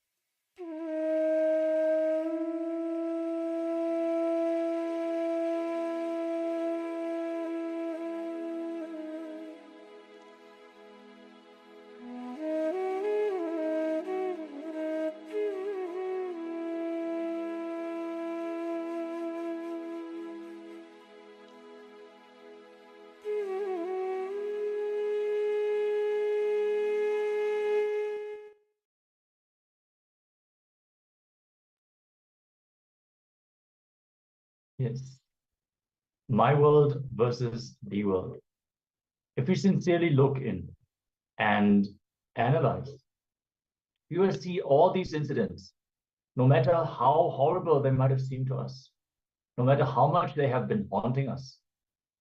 The fact that we have been suffering because of them is because of the my world, the ideas that we created about the incident, the intentions of people, the subtext of the entire situation. That is what we experience based on our beliefs, our ideas, our decisions, cognitions that we have arrived at. If we look back at the incident as it happened, without any interpretation, yes, there might have been pain in that incident, but that doesn't mean that we have to suffer even now. It doesn't mean that we have to stay away from a beach just because we had a bad experience at that beach. It is not that every beach is dangerous just because we witnessed a murder on a beach once. We don't need to close future possibilities just because of an experience we had in the past, which does not apply now anymore. So if we look at the incident as it happened, it opens up the doors for completion to happen. I hope all of you wrote elaborately about the my world and the world of your most significant relationships. And yeah, we're going to have more completion with our relationships throughout the day.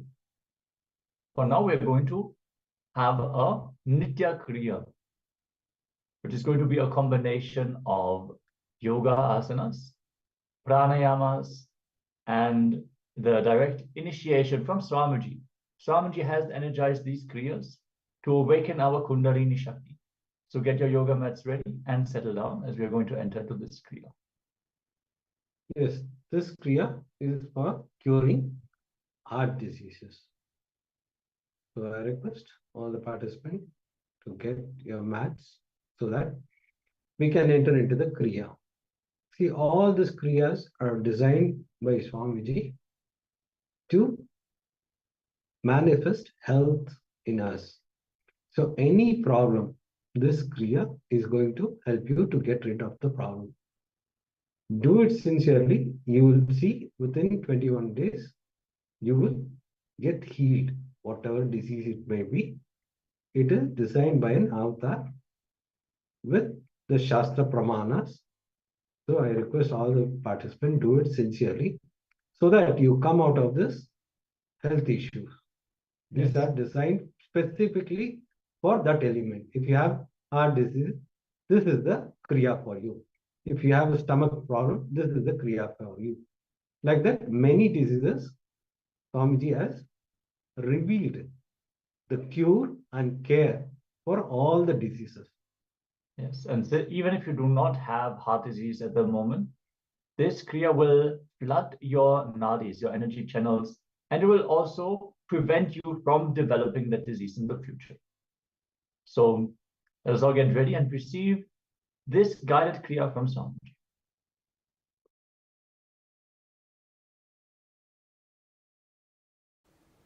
Let's enter into kriya today.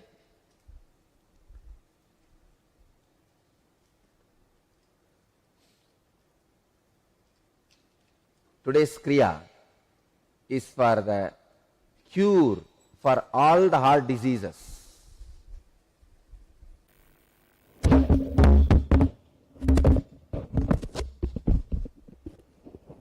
Let me describe step by step. Actually, I am doing so much work on the body. I am evolving a new way. The Western fitness and the Eastern kriyas. For example, in the app coaster, when you work, do the Udyana Bandha and Jalandhara Bandha. Your abs also will be worked out. You will have a six-pack and awaken 6 chakras. Now, please, this is a cure for all the heart diseases. As I said, even if you don't have heart disease, do this kriya, it will awaken your Anahata chakra. See, Through this Kriya, intense Kundalini is awakened in you. If you have heart disease, that energy will be used to cure the heart disease. If you don't have one, that whole energy will be cured, will be used to awaken your inner heart, the spiritual heart, the Anahata Chakra, heart center. Come on. First step, Vishrakasana. Do paganki yetijo jota panom vanom puniho gotha chanko atarakari ragai adivaha aisi vididage. Translation of this verse: sit on toes and place the buttocks on heels. Means you have to sit on it. I don't know how many of you guys will be able to sit.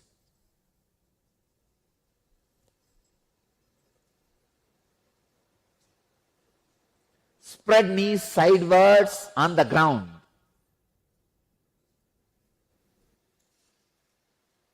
Make a hollow of palms and place it on the mouth. Please understand like this.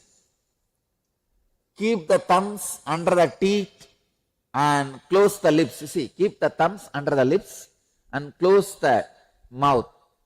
Please understand. Keep the thumbs under the teeth and close the lips. Fix the gaze steadily at the tip of the nose. Inhale through the right nostril, exhale through the mouth. Please understand. Let me show you.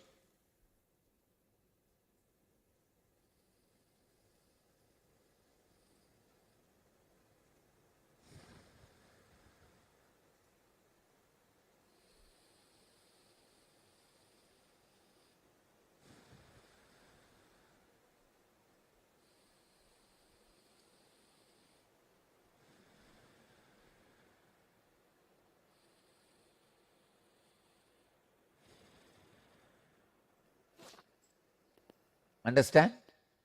Put your thumbs under the teeth and close the lips. Fix the gaze steadily at the tip of the nose. Inhale through the right and exhale through the mouth.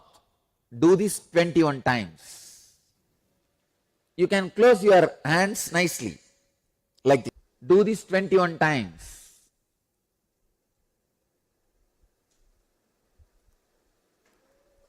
Inhale as much as you can.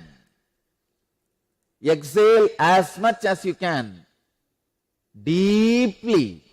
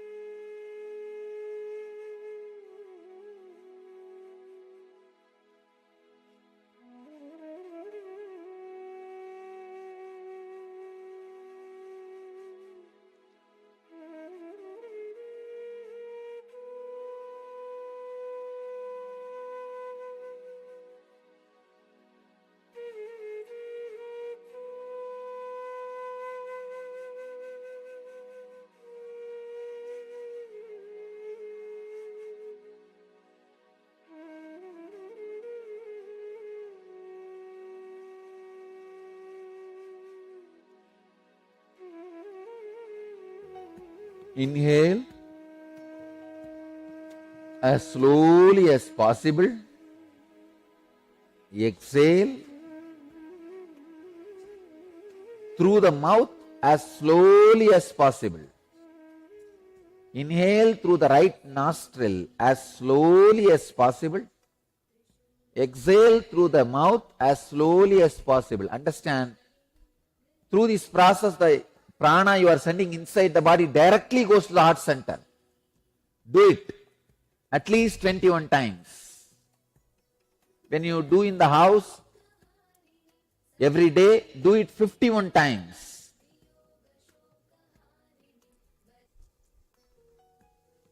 If you have heart disease, find time for this kriya. Otherwise, you will not find time even to live.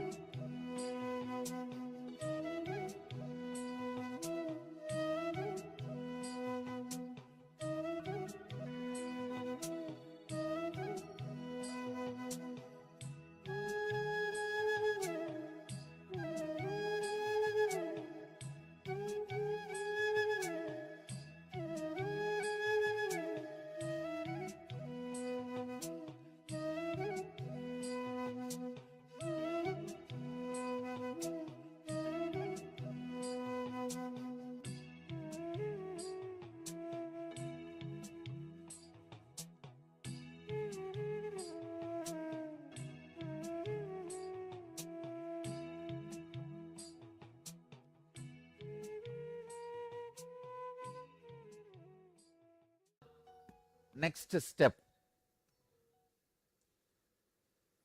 Ajapa japa. Sit in the same posture. Let me read the instruction. Mooladhare yatansaka tatahi kriti pankache tata nasabuta dvandve tripir hamsa samagamaha. Understand? Sit in the same posture. Visualize the right nostril breathing is going inside as hum. Left it is going down as sam. See, inhale with hum through right nostril. Exhale with sam through left nostril. Visualize it is coming, touching your heart and going out. Please start this ajapa japa. Inhaling through right with the hum sound, exhaling through left with some sound 21 times.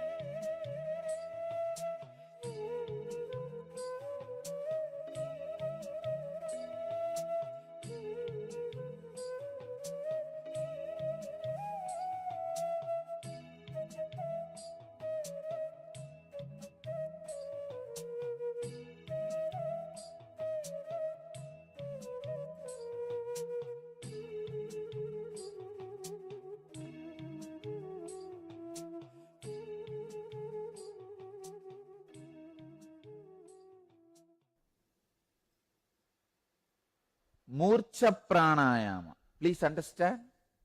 Sit in the same position, same posture. At the end of the inhalation, gradually become fixed on Jalandhara Bandha, then exhale slowly. This is called the fainting or swooning pranayama, as it makes the mind inactive and thus confers bliss. Let me read the sutra. Pura kante kadattaram batva jalantaram shanaihi rechayen murchanas keyam manomurcha sugapradaha. Sit in the same posture. Place the palms and hands on the knees. Close the eyes. Inhale slowly and deeply through both nostrils.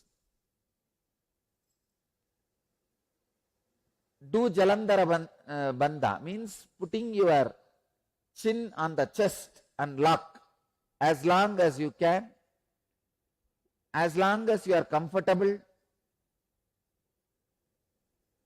When you are feeling little not comfortable or uncomfortable, discomfortable, please release through both the nostrils.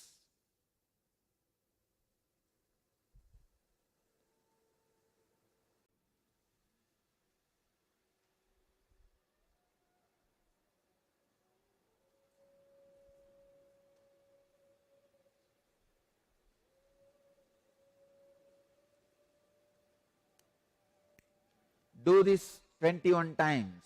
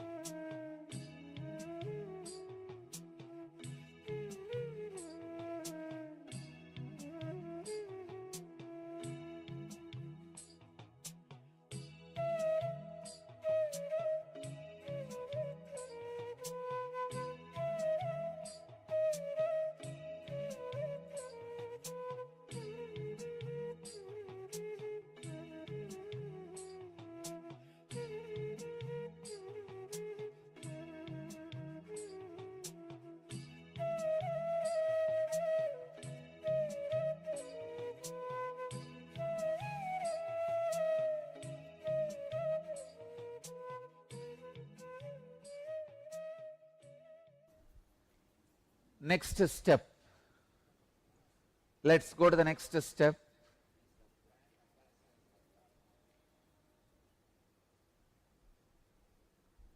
Sahita pranayama. Please understand this. Sahito vivitata proktaha sagarbascha nirgarbaha sagarbo bejamucharya nigarbo bejavaritajaha bihavarjitaha. Sahita kumbhaha is of two sorts, Sagarba and Nigarba. The Sagarba is performed with Bija mantra, Nigarba without Bija mantra. Understand? Inhale and hold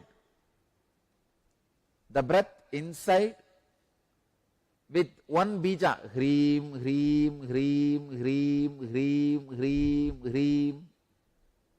As many times as possible. Hold with this, repeating this Bija in the mind.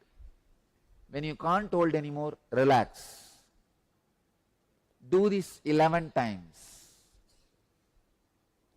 See, I am awakening all your subtle energy centers so that any heart diseases you carry completely gets healed. Please start doing.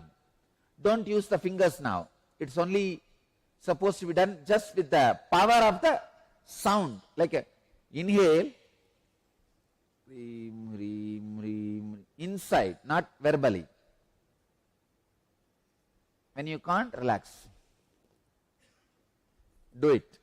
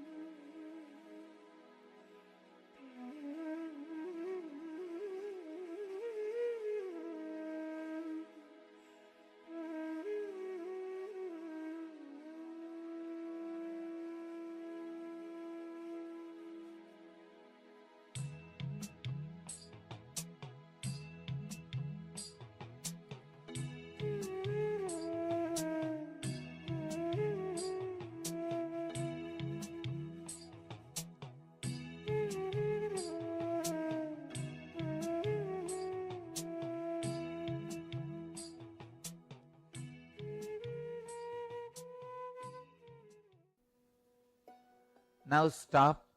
Next step, without that sound hreem, Kumbhaga.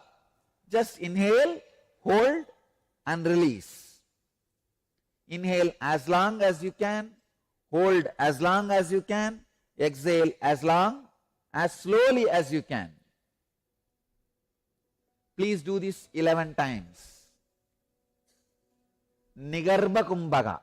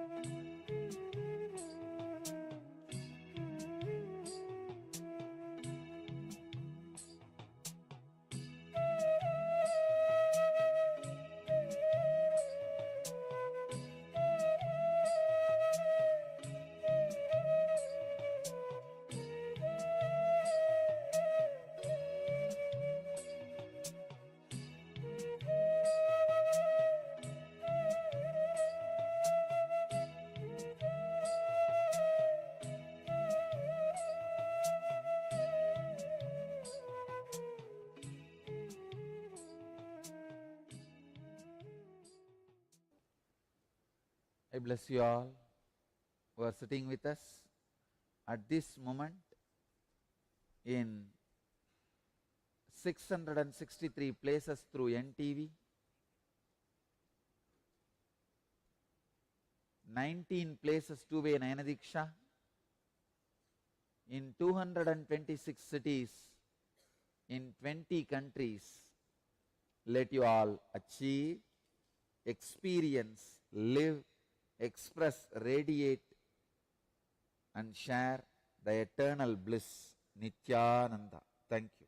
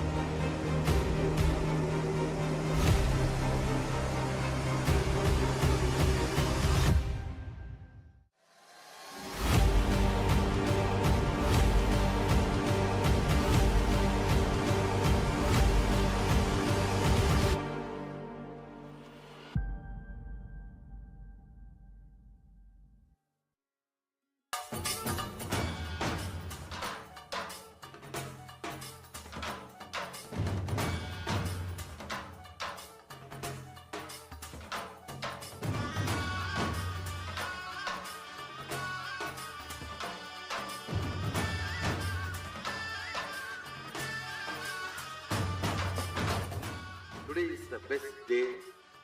Sadashiva appears for Brahman Vishnu, early morning, the form of light shaft, means the consciousness which is beyond time and space enters into time and space.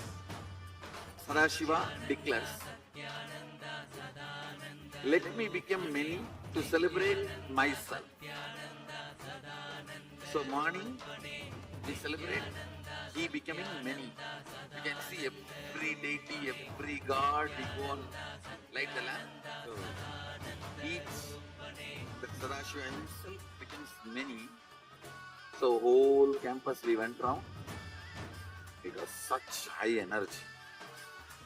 So again the many becomes one. Not only spiritually, even socially, this celebration forms a very important part of my life. Because this is the only celebration I enjoyed from my birth, at least in this body.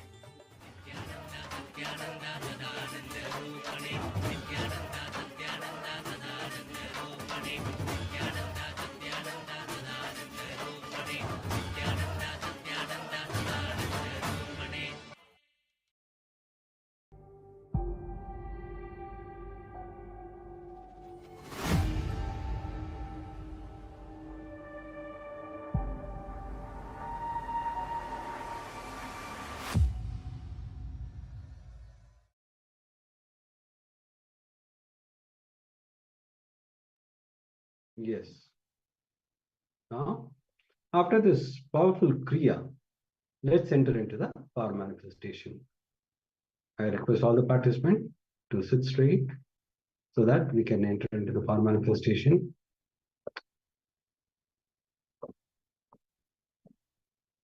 In this round, you will be scanning your own walk and see all the diluted promises you have given to others. For an example, your friend would have called you for a weekend. You promised that you will come, but you didn't show up. You know that will not happen, but you said to your friend that you are going to come, even you know that you had some other works. So like that, it might be an accident or it might be any other issues where you promised that you will come and you didn't show up. So all this promises you will scan and you will complete with others. So please pen down all the work you had given or diluted promise you have given to others, but you didn't keep it up. So you are going to complete with this in this round. So once you complete, you will see there is a pure energy inside you, which helps you to manifest powers. Anytime, anything, when you complete, it manifests as the powers. If it is not manifesting as the power, that means you are still holding on to yourself, not opening up. So I request all the participants, completely do it with all the sincerity, and Swamiji will manifest powers through you. You will have a breakthrough. The result of completing is you having a breakthrough. If that's not happening, it means you are still holding on to yourself. Just drop that idea. Visualize Swamiji in your inner being. Be in that oneness space and do it sincerely.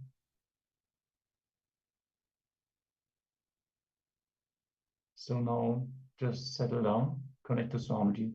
Visualize Swamiji in your inner space and surrender to that space of oneness where you and him exist in oneness as one. Swamiji is sitting where you are sitting and he's manifesting the power. Chant the Mahavakya. Om Nityananda Paramashivoham. Om Nityananda Paramashivoham. Om Nityananda Paramashivoham. Turn your gaze inwards and just rest your awareness on the throat region where the Vak is reflecting on this body.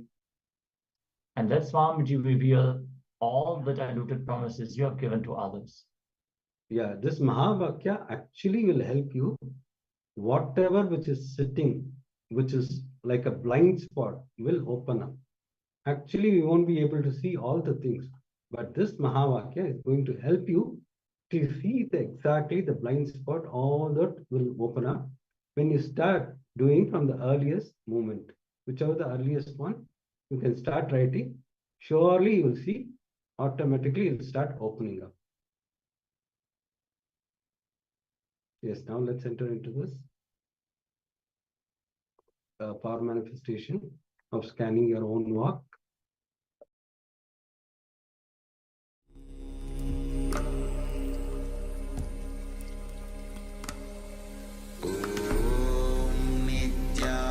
Nityananda Paramashivoham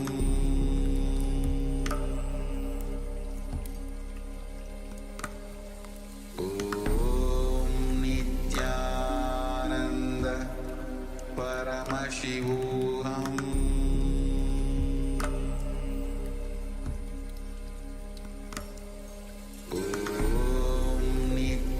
Nityananda Paramashivoham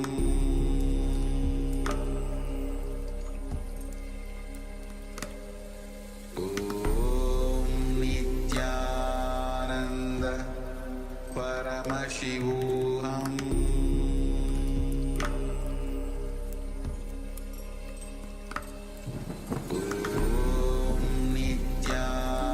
Nityananda Paramashivoham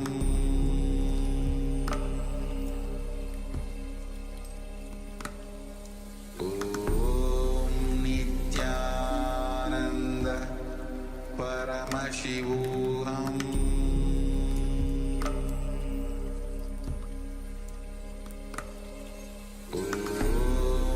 Nityananda Paramashivoham Nityananda Paramashivoham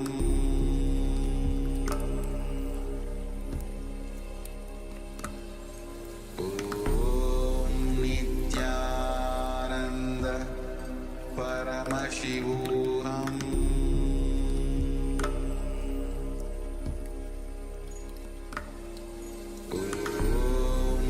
Nityananda Paramashivoham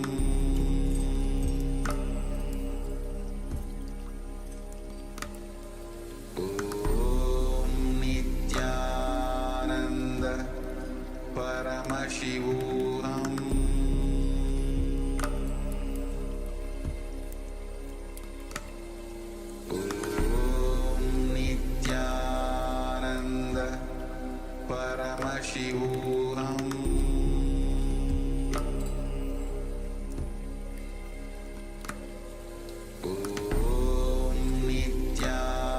Nityananda Paramashivoham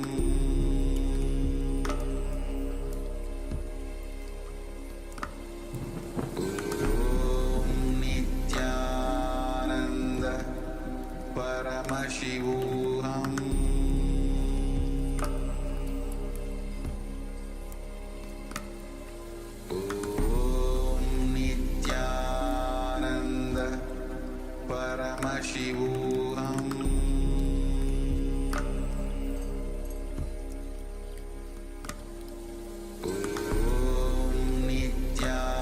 Nityananda Paramashivoham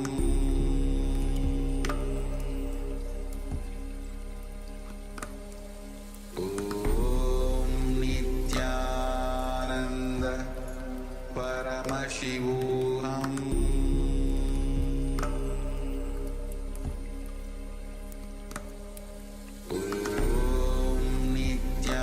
Nityananda Paramashivoham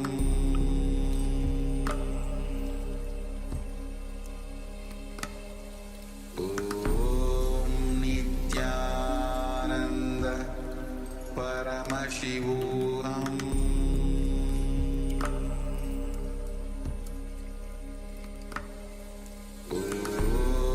Nityananda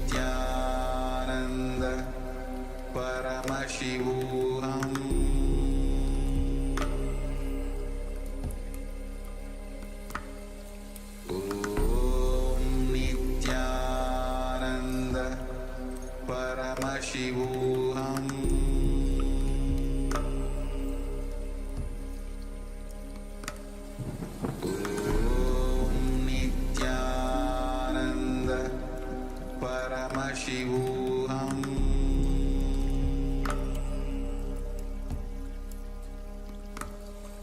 Om Nityananda Paramashivoham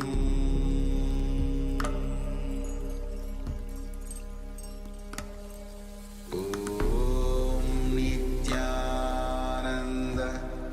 Paramashivoham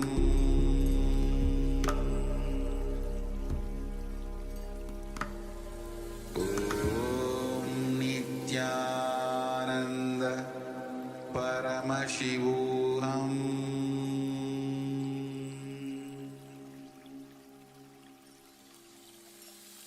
I bless you all. Let you all open all your three eyes.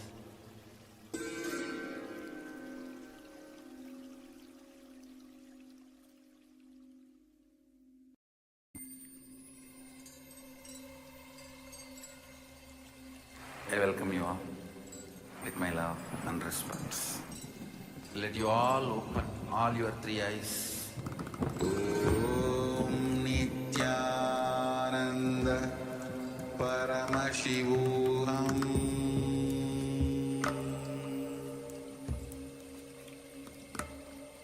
Om Nityananda Paramashivoham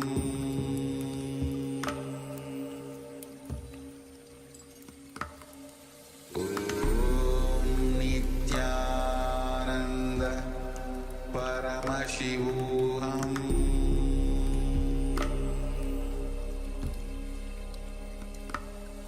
Om Nityananda Paramashivoham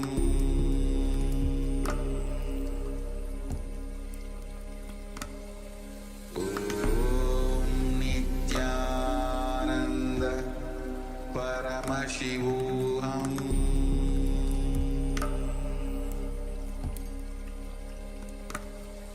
Om Nityananda Paramashivoham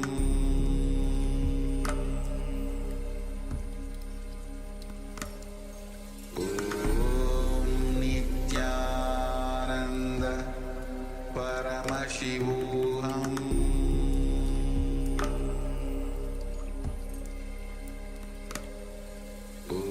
Om Nityananda Paramashivoham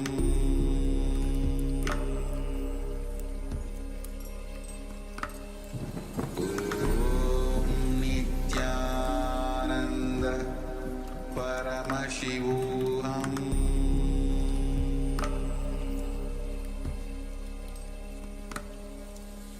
Om Nityananda Paramashivoham Om Nityananda Paramashivoham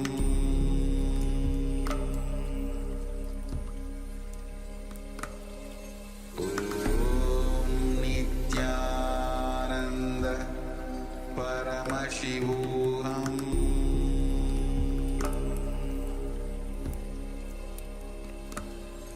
Om Nityananda Paramashivoham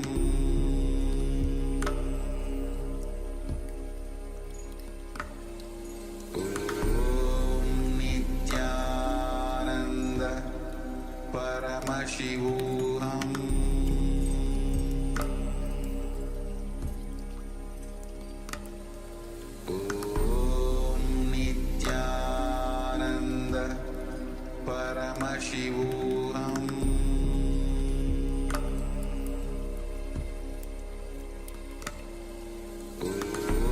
Om Nityananda Paramashivoham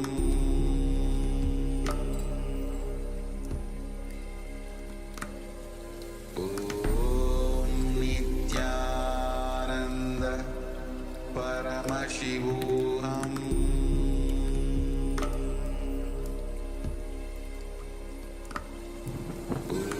Om Nityananda Paramashivoham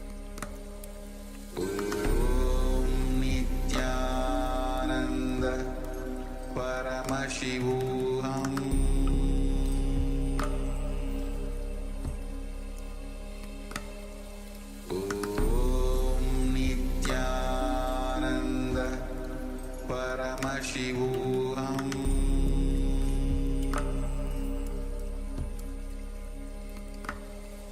Om Nityananda Paramashivoham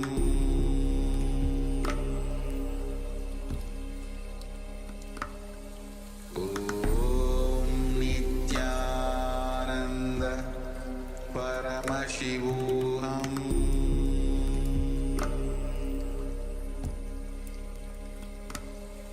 Om Nityananda Paramashivoham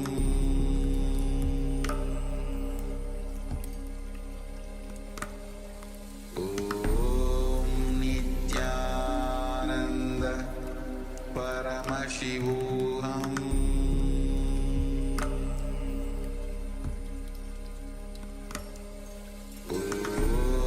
Om Nityananda Paramashivoham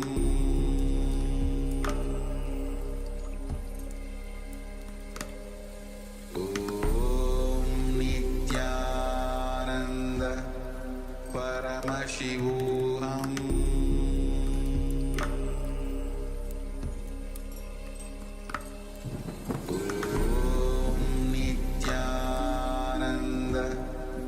Nityananda Paramashivoham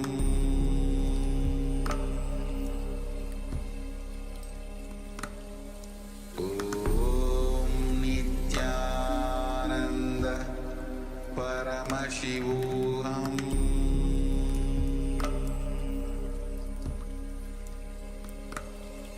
Om Nityananda Paramashivoham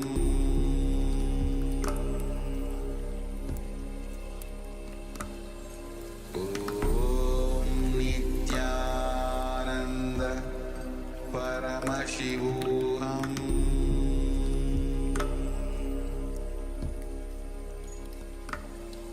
Om Nityananda Paramashivoham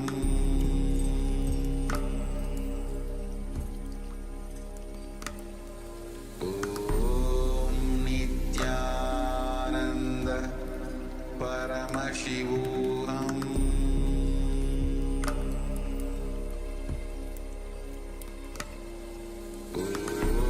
Om Nityananda Paramashivoham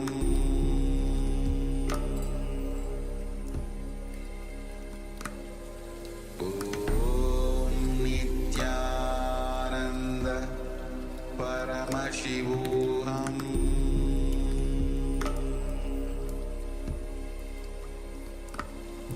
Om Nityananda Paramashivoham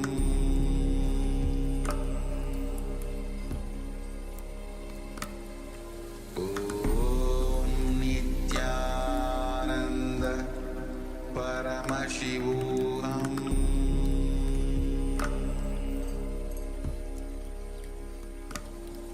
Om Nityananda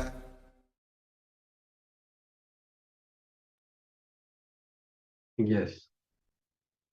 If you have finished, let us enter into the next session.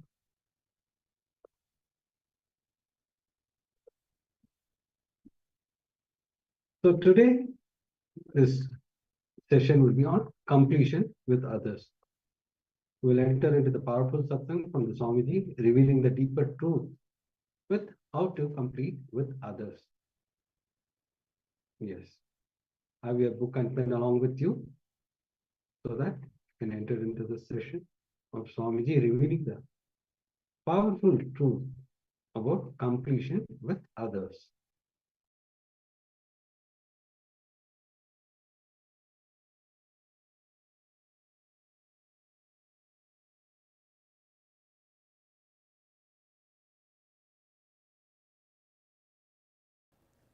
Please understand,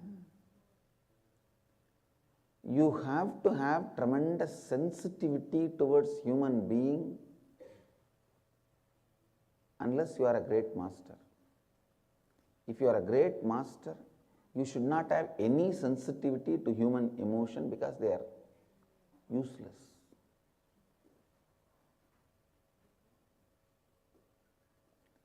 But if you are an ordinary human being working in the plane of ordinary human being, you should understand people are bunch of patterns. People are bunch of patterns. Their money, their land, their properties, their wealth, all that is of a great help. Please listen, all that is of a great help in their life. Listen, I am giving a very important example. For a person, his money, his land, his car, his relationships, all that is of a great help for him. Because he thinks all of them are great help for him, he starts thinking slowly all of them are part of him and develops many patterns related to them and lives as a bunch of patterns. Please understand, when you make 10 crore or 100 crore, you plan, your Vamsha, all of you will live with that money, but by the time you make that money, you start thinking that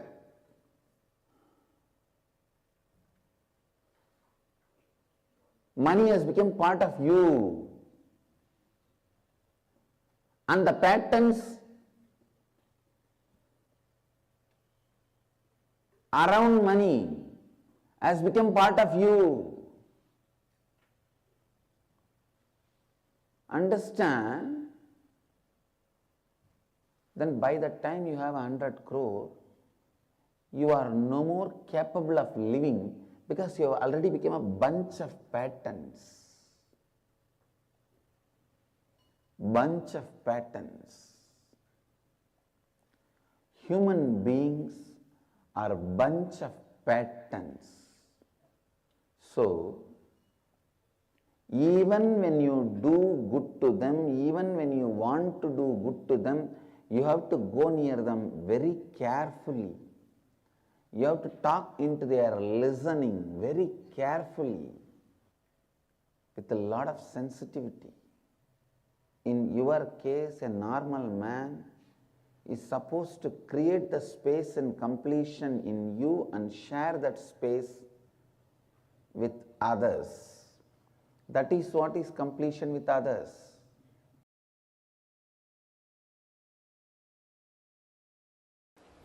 There is a very beautiful story in the Indian mythology.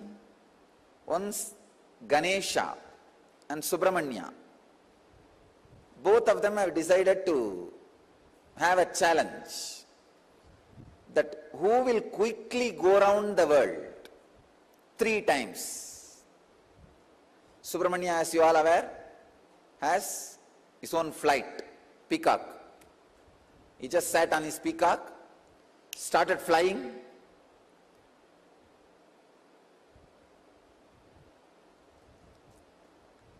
crossing the continents, crossing the oceans, hills, once, twice, thrice. He completed and came back. He saw this Ganesha, heavy guy. His vehicle is a rat.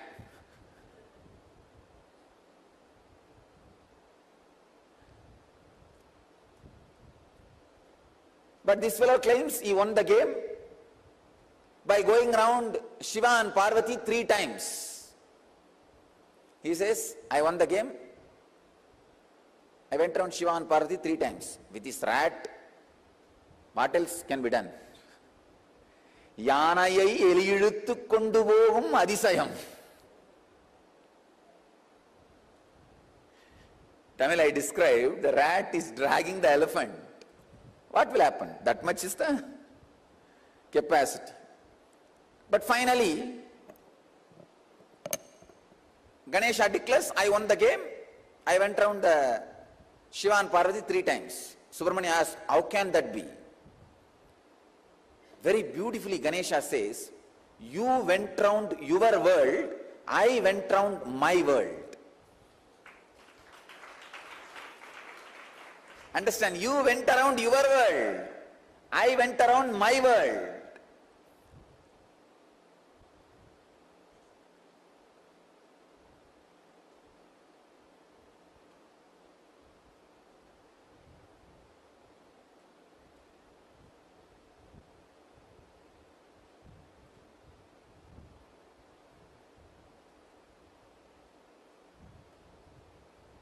You went around your world, I went around my world.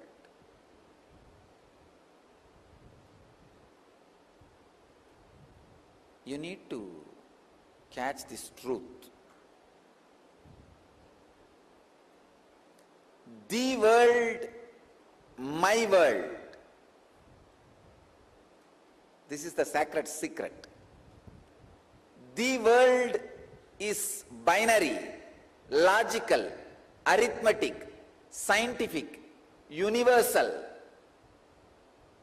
My world is emotional, based on faith, beliefs, experiences of individual perceptions, realization of individual identity's expression in its fullest form. My world is totally different from the world.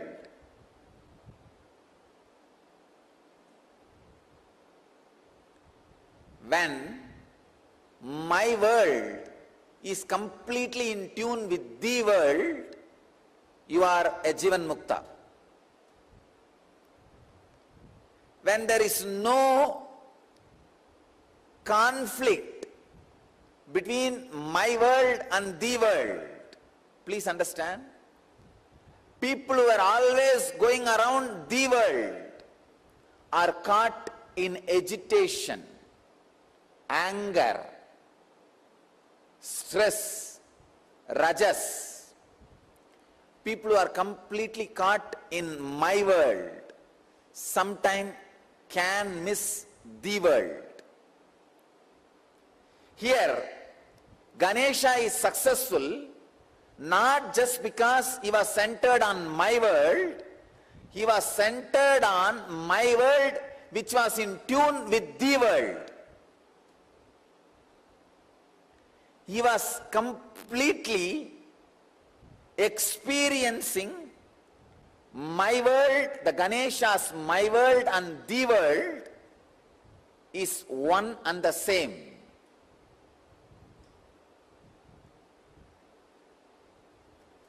Ganesha's my world and the world has become a solid experience for Ganesha. Understand? Ganesha's my world and the world has become a solid experience for Ganesha. I'll give you a clear picture. How ordinarily people are caught between my world and the world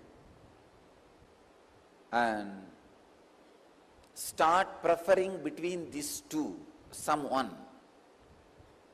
When you start preferring the world, your whole life ends in depression. You are drained in my world.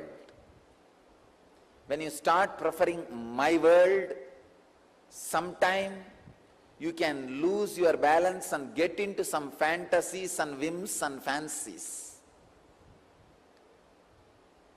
My world should expand and grow and completely should be in tune with the world. Ganesha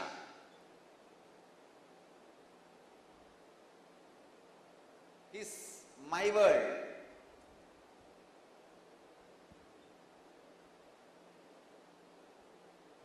And the world.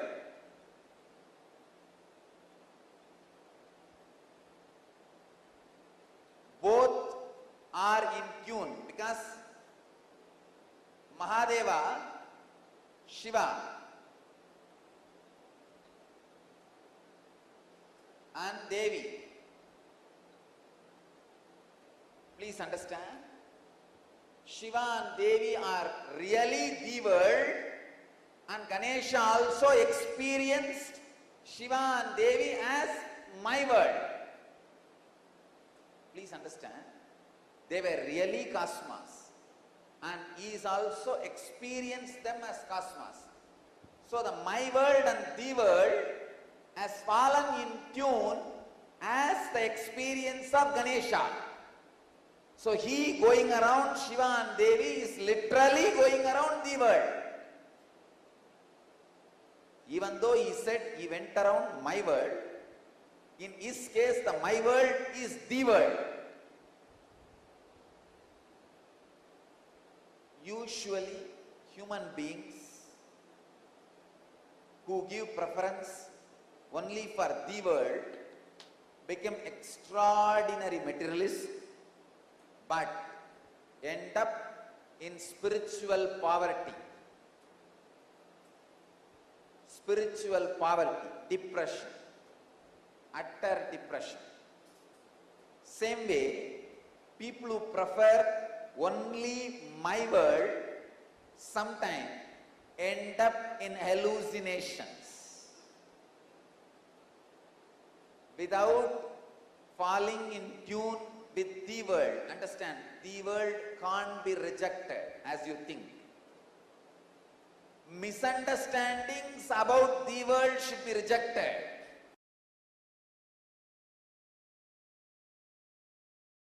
Listen,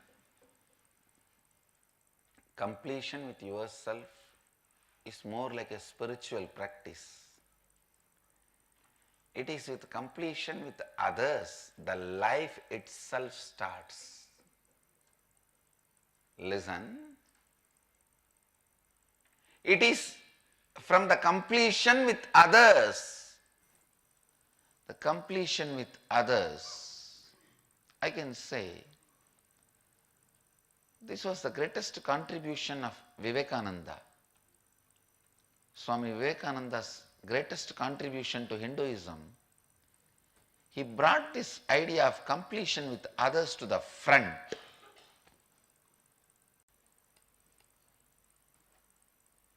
Completion with others is a spiritual quality, that's all. It is necessary for enlightenment. Unfortunately, we always got the idea, if you have incompletion with others, run away to the higher planes where less people are there. No, that is not a solution. That is not a solution.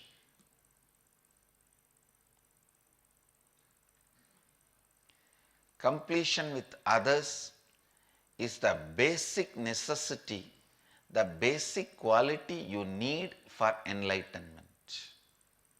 Understand? People sometimes ask me, how do I know whether I am suppressing or completing? If you are able to be in the space of completion with others, you are completing inside you with you also.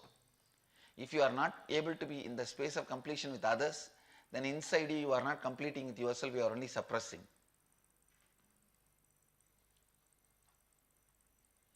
So the scale to find whether you are completing or suppressing, completing or brooding over, completing or waiting for a chance to take revenge. I have seen many people, in the name of completion, now I am completing, but I am not going to keep quiet. I will wait for time. When my time comes, I will tell you what to do. I will will do what needs to be done. Completion with others is a spiritual practice.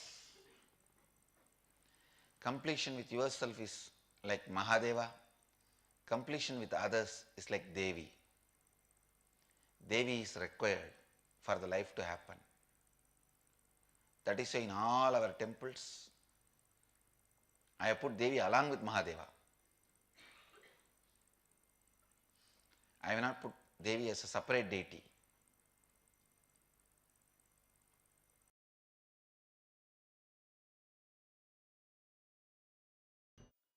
Listen, completing with others. Others means not just only your father, mother, husband, wife, brother, sister, the human beings around you. We will start the completion with everything with which you are living. Your wealth, your health, your bag, your seed, your pets, your car, your house. Please understand, all these are living part of your life. They may be dead objects, but they are living part of your life. See, a house may be a dead object, but it is a living part of your life. How many of you understand what I am saying? It's a very important component of your life.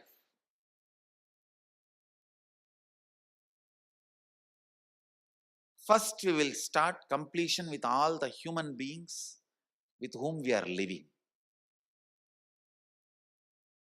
First step, completion with everything. With every human being.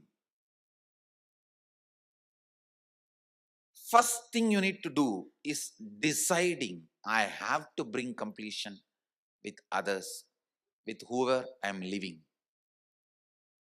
I have to bring completion with whoever I am living.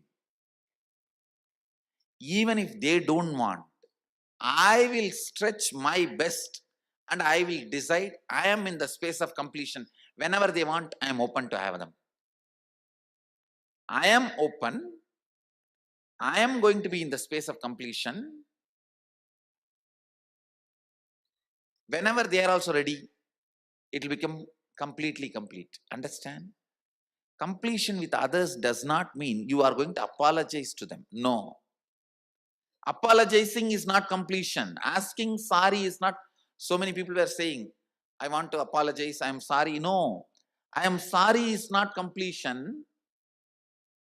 I am deciding to drop hurting pattern in my life, or any incompletion, misunderstanding, anything. I am deciding to drop, and I am deciding not to bring them, not to give life to it again. See, past, you can't say you are wrong or you are right. No one can say you are wrong, you are right. It is not apologizing. It is not feeling sorry for the past. No. Deciding, I am dropping this incompletion, hangover of the past, and I will not allow this to happen once more. Completion is actually responsibility, not apologizing. See, apologizing or feeling sorry comes out of powerlessness, but completion comes out of responsibility. Understand the difference. Please listen, see the difference. Now when I am saying you need to complete with your mother, with your father, with your brother, with others, I am not asking you to apologize. I am not asking you to call them and say, oh sorry, oh sorry, oh sorry, bus bus. No. No. Feeling sorry comes from powerlessness. That is not completion. When you call, you explain, this is what has been perceived by me. Here, I am not interested in looking into you are wrong or I am wrong, that will only create more and more anger, hatred, and suppressed violence. I am only saying one thing. I am ready to drop the past and its powerlessness, incompletion. I am declaring I am dropping the past and I am complete. I don't have incompletion. And I will not create any incompletion anymore. Your decision and declaration, when it reaches them, you will suddenly see they also open up and start coming towards completion. But first, you need to be prepared.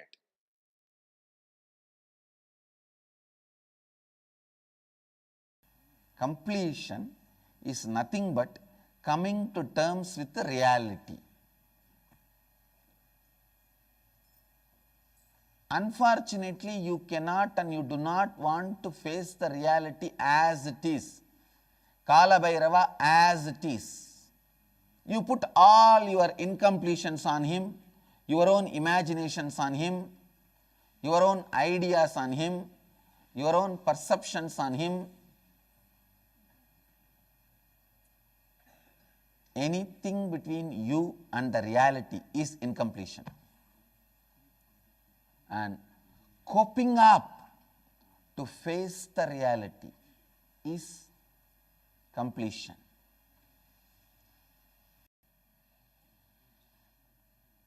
Please understand, when you are alive, make heaven for you.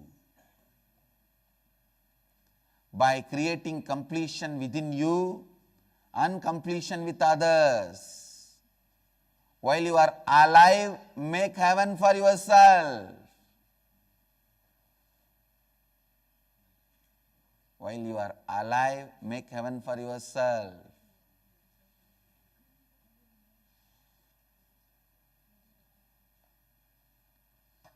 Don't make hell for you. While you are alive, make heaven for yourself.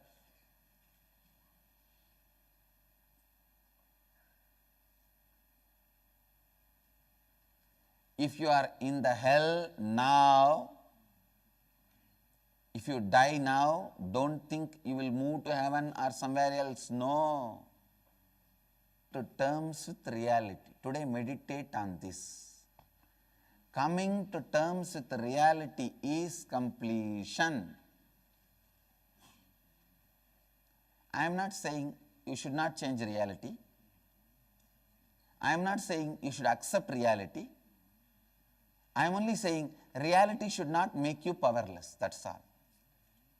Be powerful in front of reality, with reality, and you will know where you can change, where you have to change.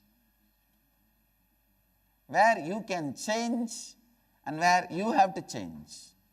Just decide, no powerlessness. Let's be friends. That's all you need to do with the reality. No powerlessness, let's be friends. I'll be powerful, you will be powerful, let both of us be powerful. Coming to terms with reality is completion.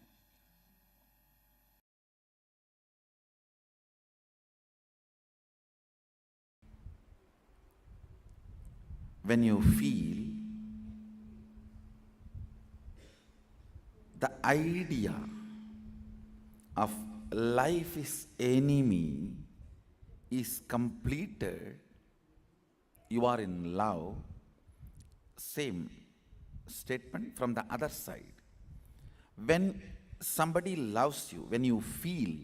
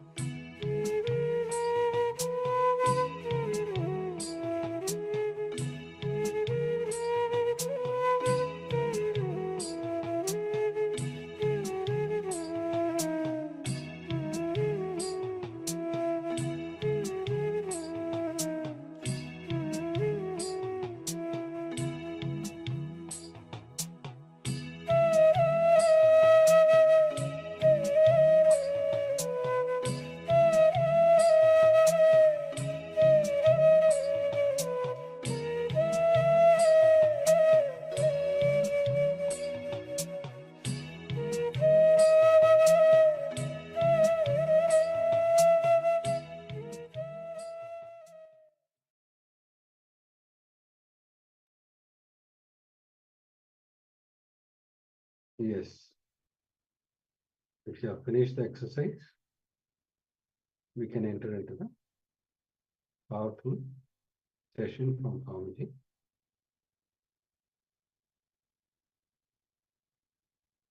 On Q&A on completion, where Swamiji shares about his completion with Mother. It's a beautiful incident where Swamiji completed with his mother. So let us enter into this session. This will help you to complete with all your relatives, family members. Even incarnation comes down and does the completion. So it's a beautiful session. Be sincere, be with complete awareness, listen to it, automatically you will have completion with your mother. The moment you go through the session and where Swamiji shares about his completion with his mother, you'll naturally have the completion with your mother. Let's enter into this powerful session.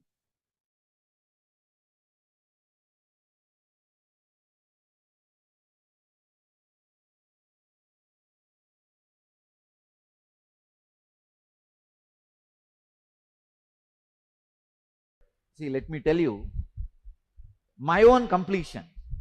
And I wanted all of you to know, even if you become enlightened, till you carry this body, unless you complete, you will not be freed. I was at the age of 17 and a half. I was leaving the house for this Parivaraja Yatra. I went and told my mother, I am going for the spiritual pilgrimage. She just looked up and said, she did not answer first. She just looked up. Then I said, Ma, I am going and becoming a sadhu. Immediately her eyes, the water started flowing. She started crying. Then I hugged her, she hugged me. I had a very sweet relationship with her. Always I'll be sitting in the kitchen, telling her stories and eating. She had a strong faith, I am God, even those days. Because this Raghupati Yogi has convinced her.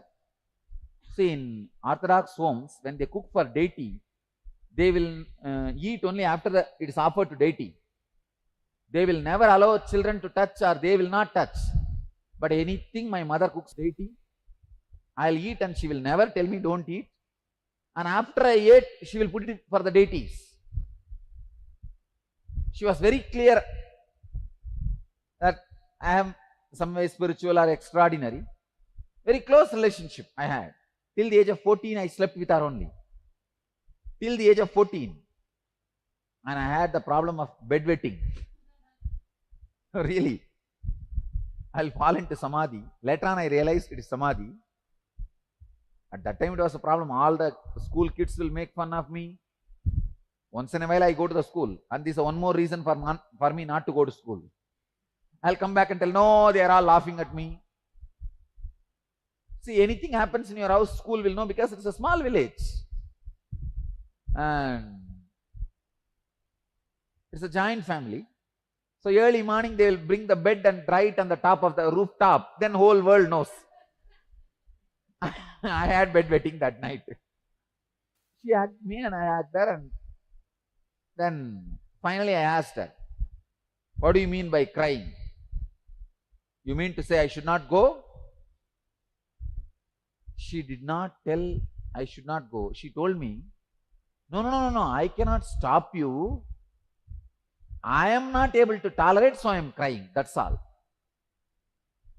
I am not able to digest, so I am crying. You see, if she fought with me, I would have fought with her. I went with a mood of fighting. I prepared all my dialogue for fighting. But suddenly the whole thing tumbled down. She's not fighting with me. She's crying. Now means I would have changed the dialogue.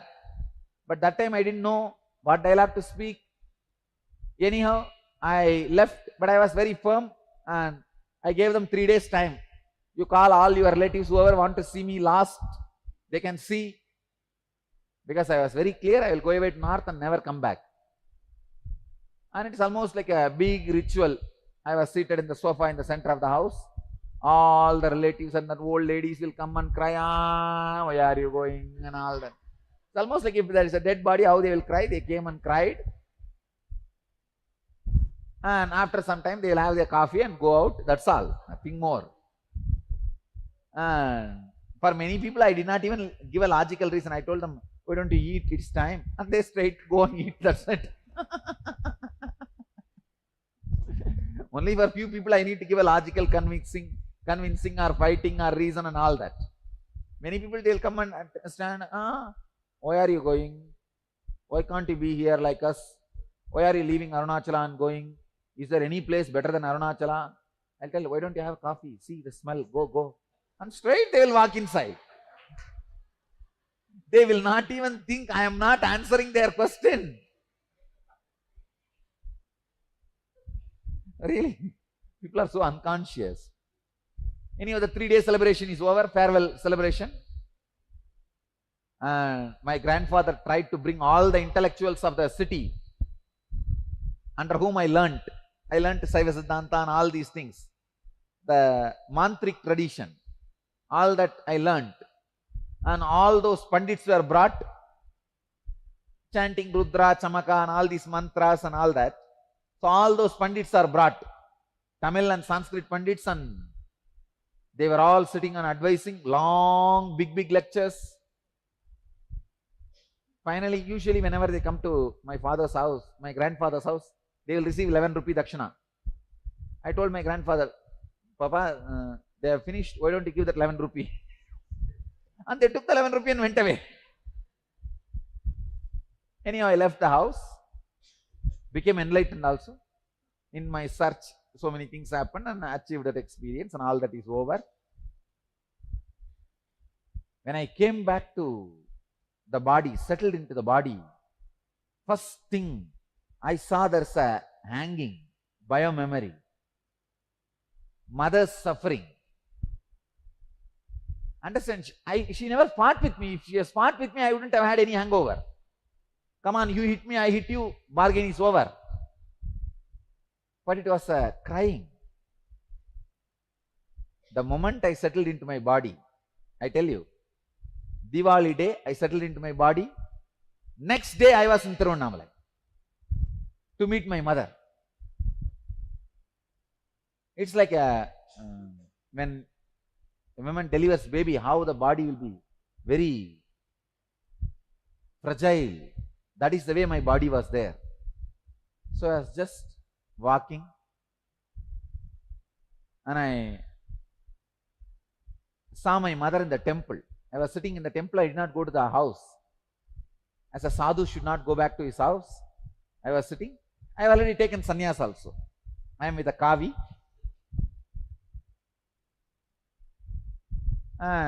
The temple, some relatives saw me and they recognized me and they asked me, can we inform the house? I said, oh, okay, you can inform.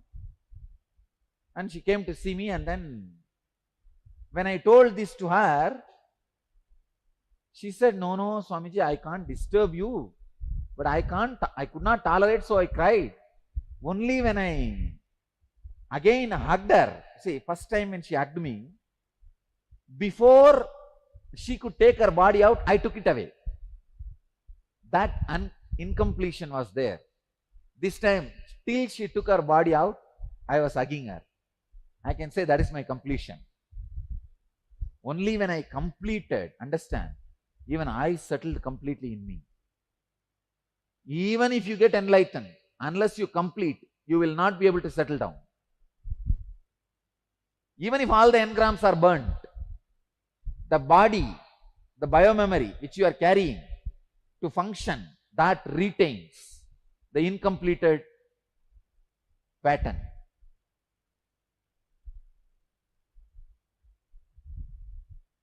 Then she told me, if you come and eat in the house, my food, the food cooked by me, I'll feel everything is complete. I went to the house, then I said, you should give me Purna Kumbha and receive me as a sadhu. She said she will do everything, and she went and organized Purna Kumbha and all the things necessary to receive a sadhu. And when a sadhu comes, how you are supposed to wash the feet and do the pada puja in the outside the house and receive it Purna Kumbha. She did everything. She organized everything. As per the tradition, your mother is not supposed to touch the feet of even a sannyasi. So my father did the pada puja. When my mother bent, I said, no, it's okay, let him do. She said, no, you are not just a sadhu, we know. You are an incarnation. You are a divine incarnation. She did the pada puja. I can say the first pada puja after my enlightenment, I received it from them only. And I went to the house. They put that banana leaf. I sat on the ground. She served the food. I ate. I can say, with that food, I digested that unfulfilled, incomplete pattern also. Understand the main reason why I am telling this. When you, in this break, next break, complete. Only when you call and take responsibility for your perception and complete and fulfill that, complete the relationship, make them understand. Fact was different and your perception was different. Your perception was responsible for this wrong pattern and complete. Then you will see the source relationship will be fulfilled. When the source relationship is fulfilled, only then your all relationships can radiate fulfillment and strength. Dear Swami, I need to do Purnatva in situations that concern my 3-year-old son. Could you please tell me the best way to do that? He will not understand. See, never think he will not understand. Keep him in your lap and do it. Talk to him. He can understand. I tell you, you will come back to me saying that Swamiji understood and he replied. So one more question. If our parents or friends are dead, how to complete with them? Write a letter to them. Sit in front of the wall. Invoke their presence. Do the prana pratishta. Invoke their presence and read out this letter to them. See, the thing is, like, my parents are not there with me. To be frank with you, I came for N Health program. That time, that is one of my prayers that I should get united to them. It was my ego that was stopping me, thinking that I have done the right thing. You don't even need to use the strong word ego. Your perception. Okay. So that didn't allow me to talk to them for all this 2 months time. See, the incident which I recover is way back to my childhood, as it is for everyone. Basically, I didn't have the basic trust on my mother that she hides things, okay, and she might act against my interest, has been deep rooted in me. The incidents, for example, in my childhood, even till the time I went to college, I never used to take this buttermilk or curd or anything like that, okay. If in my childhood I could recollect incidents like she used to mix that with rasam and try to give it to me. I hate that taste, okay. I hate the taste. But she would have done it for your health. Yes. I hate the taste. And once it happened, another relative girl, after taking this kind of food, she gave me the rice with just rasam. That tasted good. And I asked her why it is like that. Unknowingly, that girl told, no, your mother is mixing with buttermilk. Okay. So I asked her, are you doing that? She strongly said, no, I'm not doing that. It happened twice, thrice. Okay. Finally, I realized that she is actually doing that the moment I asked her to mix rasam with buttermilk and just to mix it with rasam. Okay. She got, she couldn't say anything. Yes. So if what I'm saying is, and I could recollect one incident, like one relative visited my place. There was a Rajinikanth movie going in my nearby theater, and there was an exam. I went for the movie. I couldn't prepare properly and I failed in that exam. And when the results came, actually she is also a teacher in the same school, and she is actually walking behind me. I didn't realize that. And I was just on my way to my home, and there was a shop that is coming up with nice paint and things like that.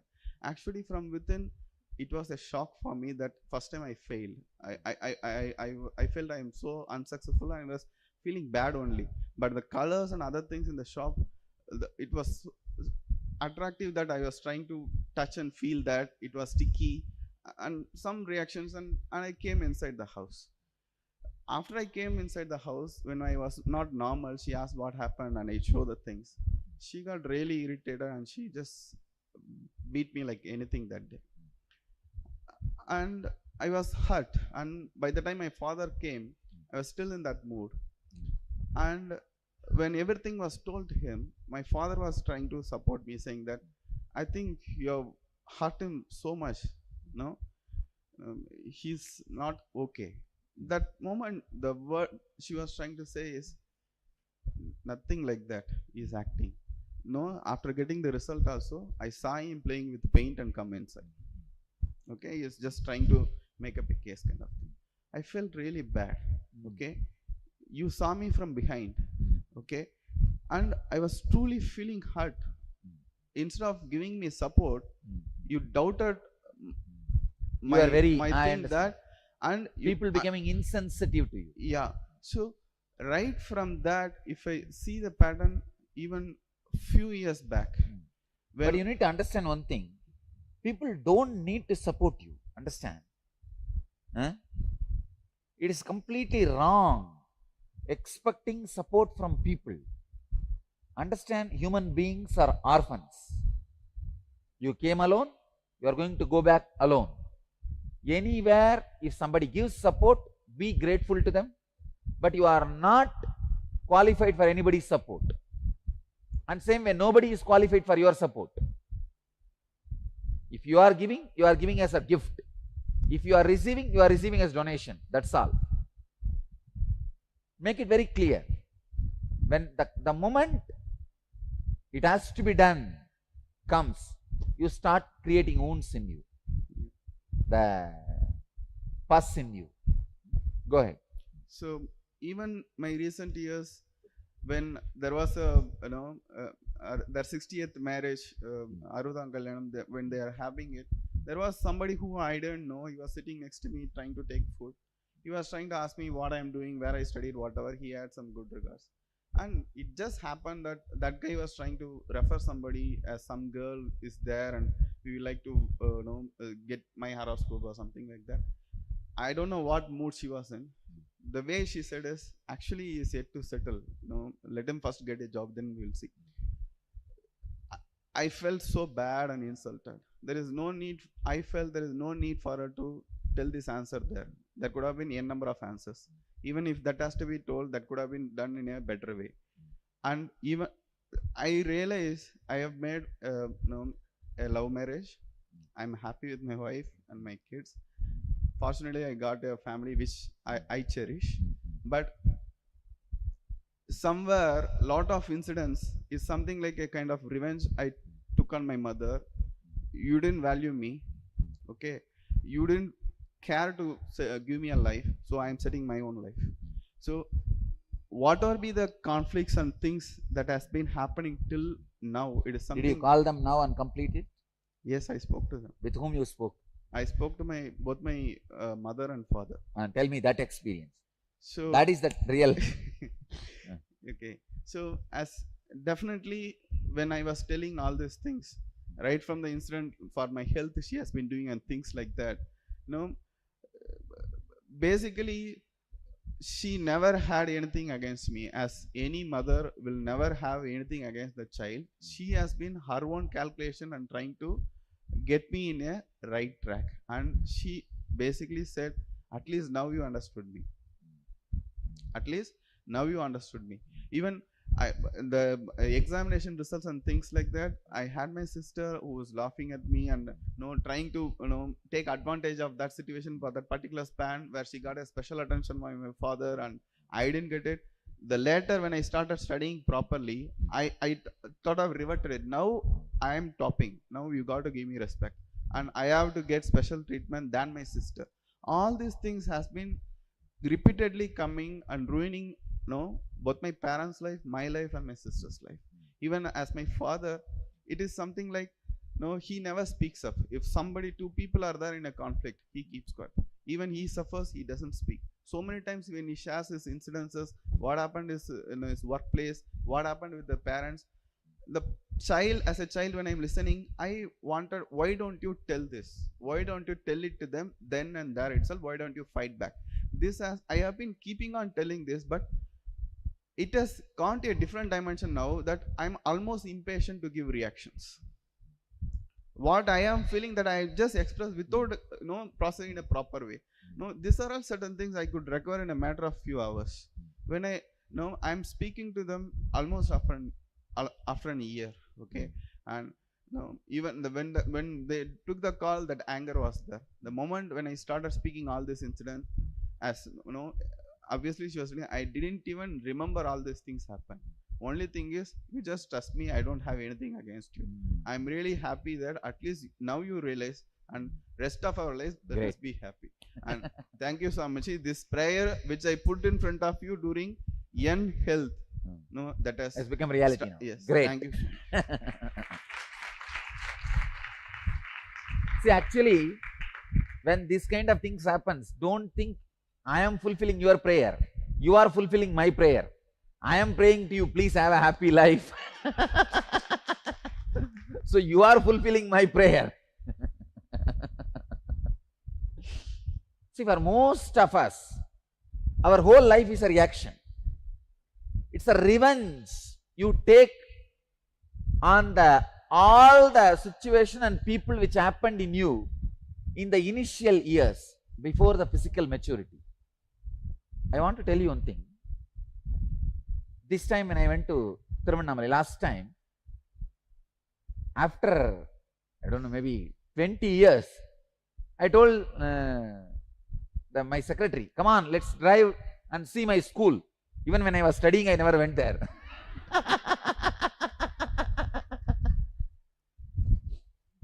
Please understand, I want to tell you an important fact.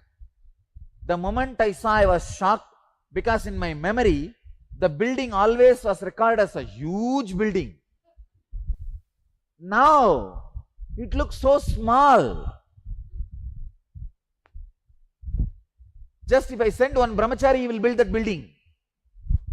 Size also small, and the whole value is small. Everything is so small. I thought, oh God. I really called 2-3 local people and spoke to them. Did they demolish and rebuild? They said, Swamiji, how will they rebuild in the same shape and size? This is the building, original building. It is standing. Who is there to give money to demolish and rebuild and all? It was built by my grandfather, and he passed away. Now who is there to build, give money? Forget about it. It is the same building. Then I did samyam on it. Then I realized one important truth. Before 14, all the people, places, everything, you thought about all of that too big, larger than life size. After that, you realized it is not larger than life size, but you want to take revenge on them. How dare you fellows acted as larger than life size in front of me? They did not act, you perceived. They never acted, you perceived. But now you want to take revenge on all of them. Your father, mother, uncle, auntie, everybody. Now you are auntie. And the situation against everything now. Your whole life is taking revenge on the people who are involved before your physical maturity. You just want to tell them, you are too big guy, you are not small as they treated you. That is why everybody wants to go back to their hometown and show after they become big. I am saying, It is taking revenge on anything you perceived, experienced at the age of before the physical maturity. Nowadays it is not even 14, less than 10. By 10 kids are physically mature. So please understand, actually even the college which I was studying, they asked me, Swamiji, would you like to buy it and have it in your name? They offered. The cost was very less, which we could have got. But I said, no, I don't want to change the name. The name in which I studied, the founder, let that same name be there. Naturally, if I buy our organization, people naturally we have to use the name Nityananda, and we have as it has become a kind of a byline in our organization. Anything we run in our name, so that it's once for all clear. So I don't want to change the name. Let it be same. It's okay. Because I didn't have a revenge on them. I don't want to take revenge on them. But normal life is completely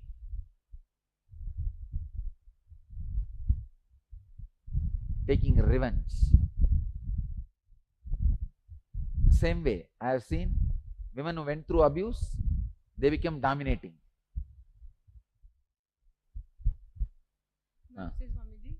Did you do the sharing? Sorry? Did you do the sharing? Means completing with your parents. Yes, actually. Tell me the effect of that. I don't have any unresolved issues with my mother. She's with me. I don't have any unresolved issues with my mother. She's with me, and we have a very friendly, loving, caring relationship. There was some bad time which we faced, myself and my sister and my brother, in my childhood because of my father. And right now also, apart from my father, all rest of us are together, always in contact. So we made an attempt, both my sister is also here, so we made an attempt to talk to my father. And somehow we realized that in today's situation, he also realizes his mistakes. He's regretting about it. And he just said one thing: however I was and whatever I did, as my kids, I always loved you. What was the relationship between me, like him and my mother, is different. That's not your business. Like, we'll take care of it. But between you and like you as my kids and me as a father, I always gave a lot of effort, and I always did a lot of hard work for you guys to so that you should come up in life and you establish yourself. And then we realized that yes, today whatever we are, both of us are very independent, financially, career also good. So somewhere we have always respect for him, but we never accepted it or acknowledged it. But today, after talking to him, we know that he is also equally, he was loving, and his intention was always to give us good things in life. His ways were wrong. The way he was doing this, we were receiving money and education, but from where it was coming, those were not right, and still those are not right. He's regretting those things, and I don't know if I have to do anything for that, if I can help him to release those things. But so as far as the relationship goes, yes, he loves us, we respect him, and I think that should be about it. You have to guide us, because I don't know. So you feel completed? No, as a daughter, he's suffering, so still I'm not happy about it. Then let him come for the relationship. Send him for the program. You see, actually, if they also come and attend the program and they call you back, then only the cycle becomes complete. No, we almost spoke to him for 30 minutes, two of us, and actually, if he takes the responsibility of now what you took, see, you called, both of you spoke, but you only took the responsibility of healing. Yes. You understand? Yeah. If he takes the responsibility of healing and he calls you wherever you are sitting, then cycle becomes complete. But Swamiji, I know that I understand. He's at the age where it will be difficult for him to accept. It is possible. Openly. No, there's no such thing as age. I'll do the job, don't worry. Swamiji, thank you so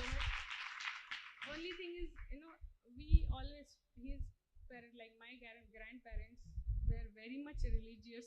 I mean, we really had religious childhood, except for this particular part which he played.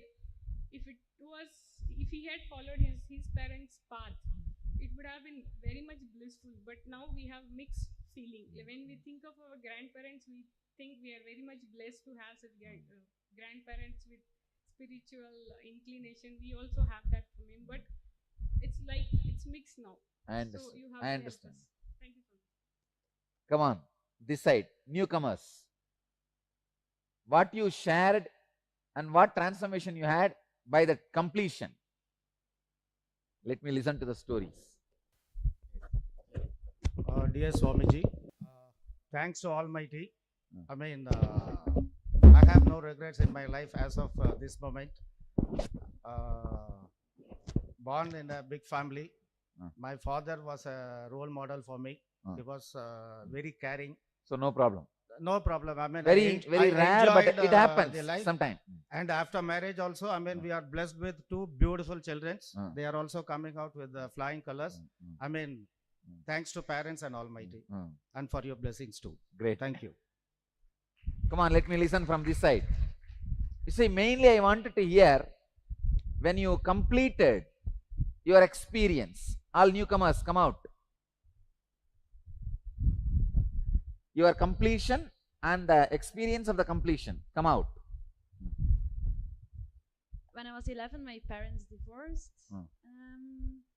Since I'm 13, I didn't want to see my father anymore. So then I didn't see him for 8 years. Then I didn't have contact with him for 8 years. And then when I was 21, I had again contact because of some reasons. But I never told him why I didn't want to have contact with him. So today I told him because he's very dominant and he always made me very upset and emotional. And he always asked me so many questions, and like it was very difficult for me, so I preferred to stay away from him. So he told me, oh, he didn't really realize, but it must have been because he's a director of an insurance company. So he said that's why he's used to deal with people and to be the boss and like always ask questions and like that. So then he said, what did he say? He said, I forgive you that you didn't want to see me. And I said, okay, I forgive you that you are like that, and it's okay. Okay. We'll speak to him and then we'll decide. And when he comes back, it always used to be like, he says, no, I won't come, you guys go and come. And then again, if I go to my father and ask, he'll say, let's see, he doesn't want to come, we should let's see how it'll be possible. So I always used to feel that he is more important than me for my father. So to your brother. Oh, when he says he wants to come, your father will bring. He wants him to come here, so he'll bring. But in your case, you want to come, but he is not bringing you. Yeah. Oh God. So, then so I understood. you spoke to him. Yes. What he said? He said it's not like that. It's just that we have maybe, to see all the possibilities. Maybe he feels you are already connected, but he has to put little effort to make that guy connected. He said that's that what should be the truth. Huh? Yeah. So don't worry. Now you are relaxed? Yeah. Go now. I felt like such a huge thing in me I felt so light after doing this. Relaxed. Great. Swamiji, quick question, Swamiji. Yes, quick. Where does our original perceptions as a child come from, Swamiji? Original? Perceptions that we as a child, if I'm perceiving a situation in a certain way, another child would have perceived a situation in a different perception as a child come from. It is just a casual decision. No. It's not from your past lives. From past you don't bring so much. Okay. You bring only basic things like a man will walk straight. You should have this much size of the brain. These things only you bring from past. These details you don't bring. Thank you, sir.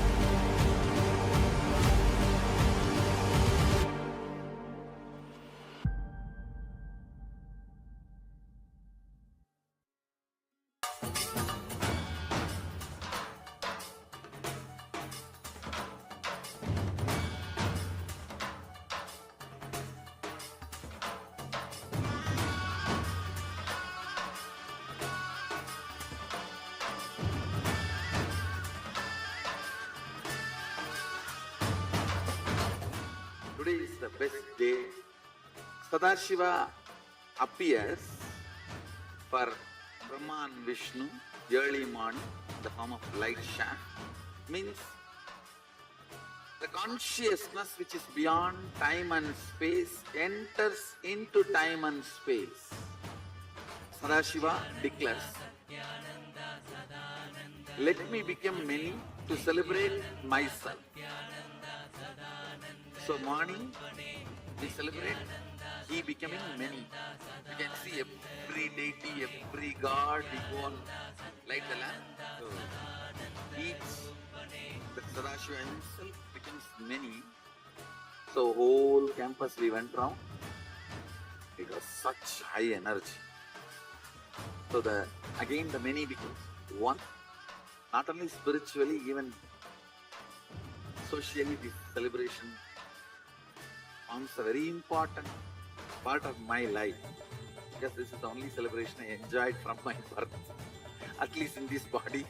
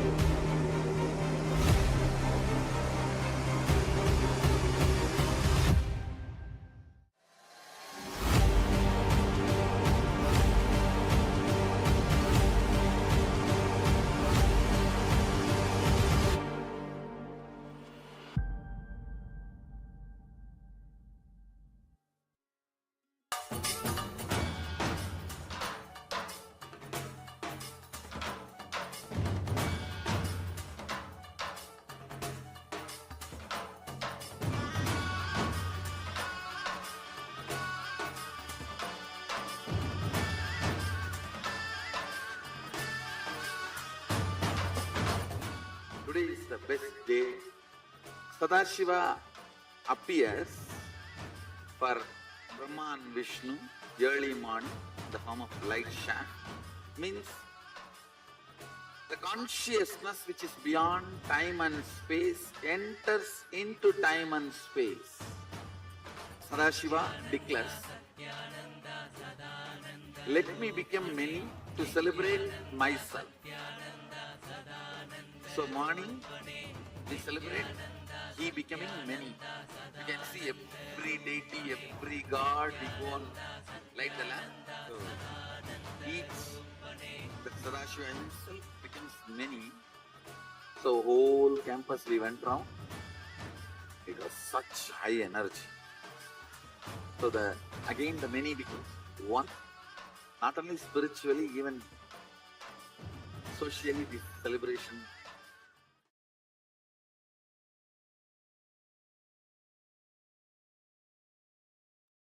Yes.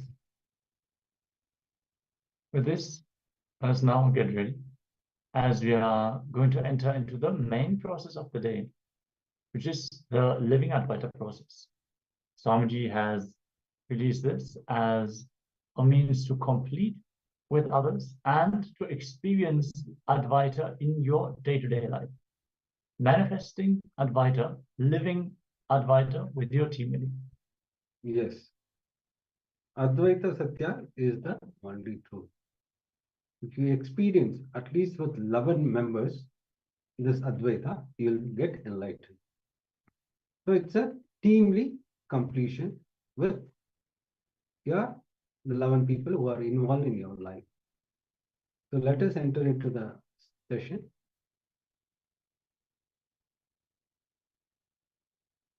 When you do this process, you actually manifest powers.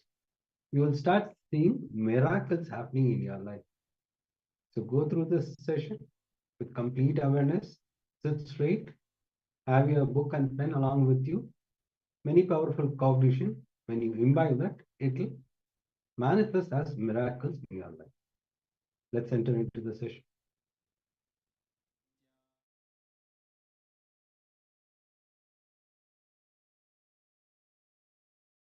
Live Advaita.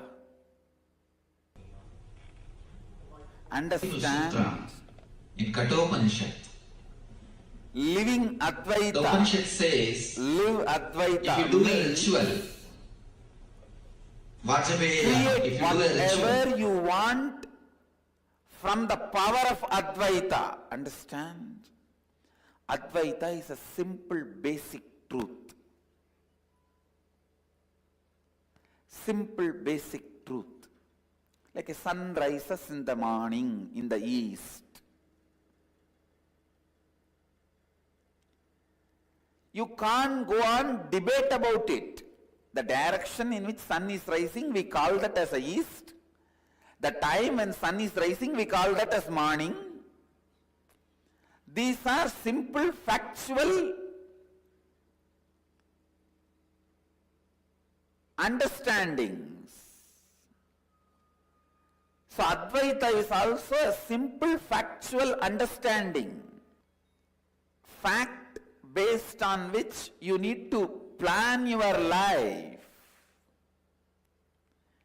It is not the subject to be debated.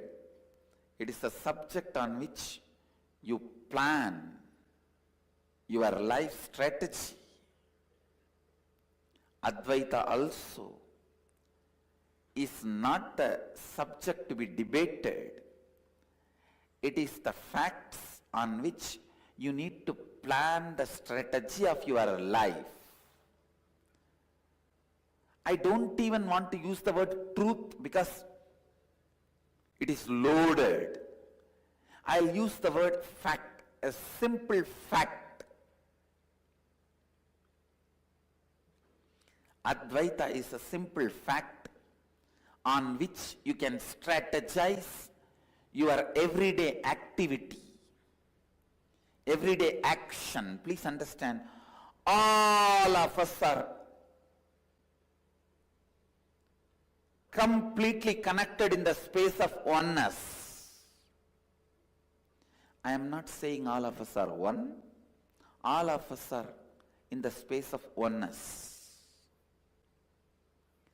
All of us are in the space of oneness. If you see goodness from outside, you are in the space of completion inside. If you see bad things outside, you need to complete inside. Go on.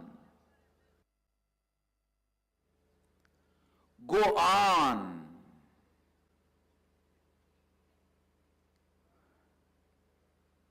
Let every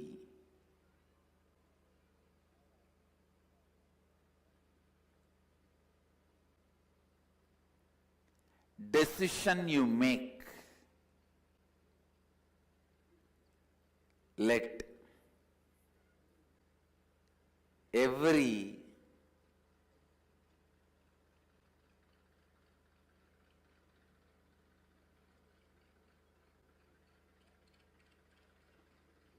thought you entertain, every word you utter,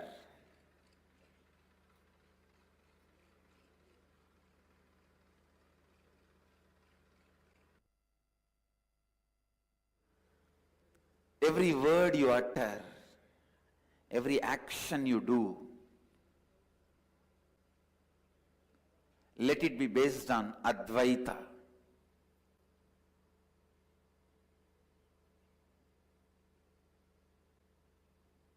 Let it be completely based on Advaita. Understand? Living Advaita means your self-drive, your inspiration, your energy, your experience,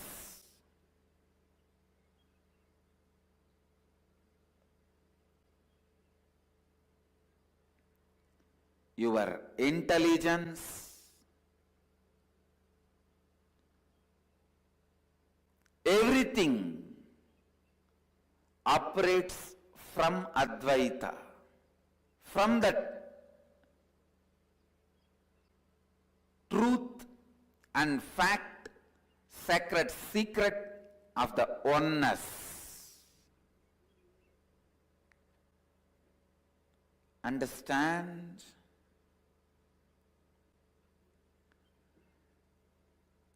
Digest Advaita more and more into your thinking. Digest Advaita more and more into your words. Digest Advaita more and more in your actions. Every simple digestion means even if you make a very simple decision,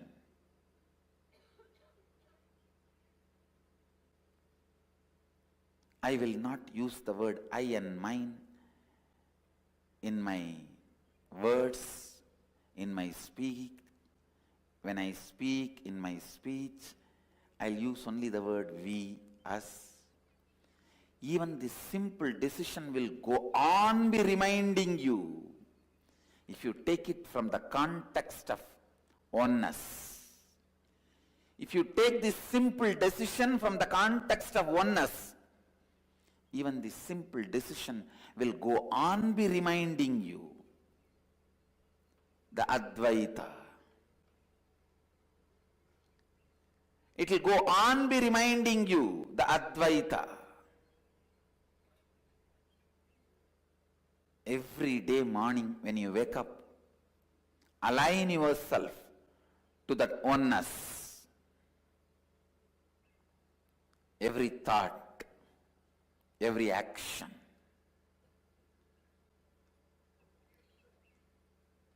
Bring more and more Advaita into it. Please understand.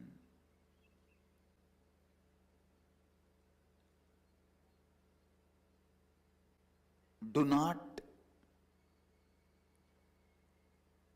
freeze yourself. Do not think you have grown up. Now nothing more can be done. Transformation is not possible. No. Every day the possibility for you to build a new personality, new body, new mind, new being is available, open. That availability is what I call life. Using that availability and making Advaita as a strategy, building a new body, new mind, new personality, new words, new thoughts, new actions is what I call living Advaita.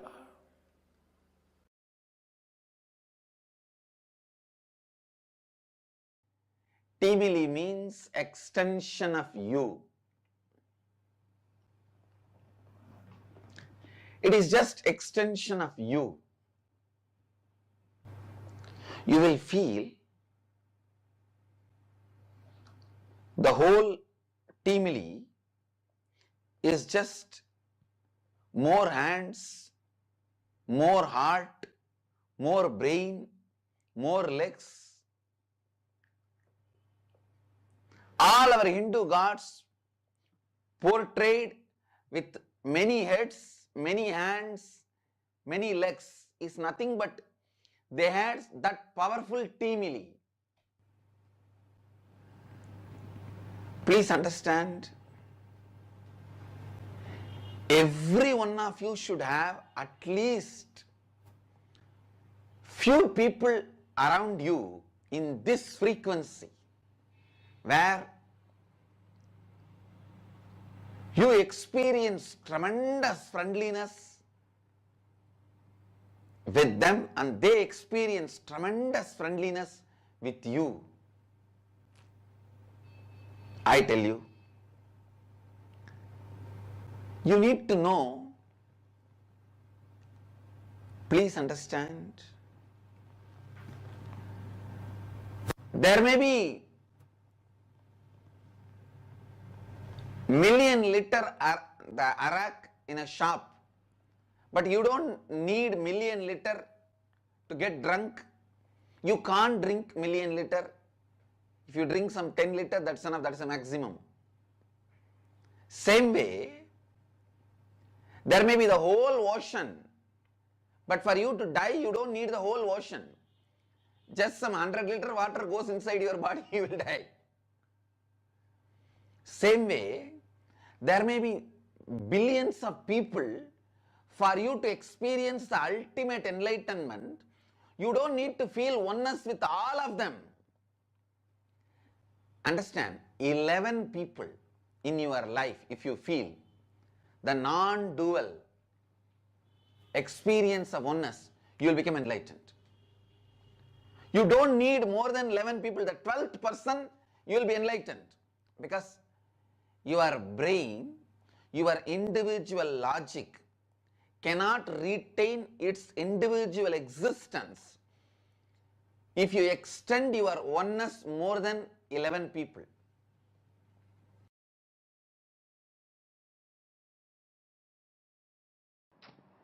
When you feel oneness, because of the oneness, you will know whatever insecurity other person is feeling, you will know whatever desire or greed the other person is feeling, you will know the other person's space. Because of your knowledge, you will have love and compassion. Understand, anything becomes known to you, anything becomes part of your knowledge, you start loving it. Because you know the desire, greed, struggle, fear the other person is going through, when you experience Advaitic space with them, because of that non-duality, you love them, you become compassionate towards them, the relationship may become better.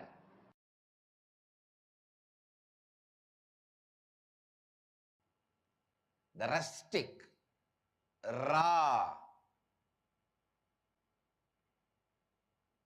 ground level truth should be your basic cognition. Understand?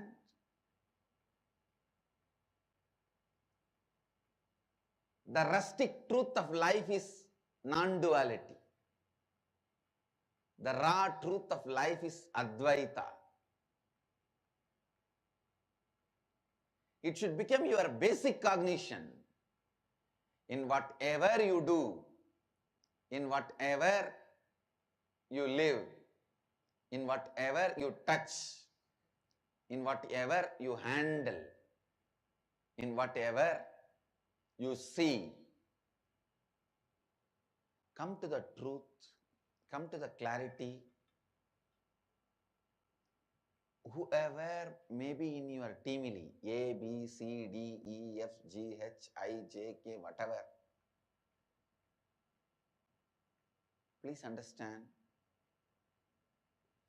your completion with them or incompletion with them, they are not responsible. Irrespective of them,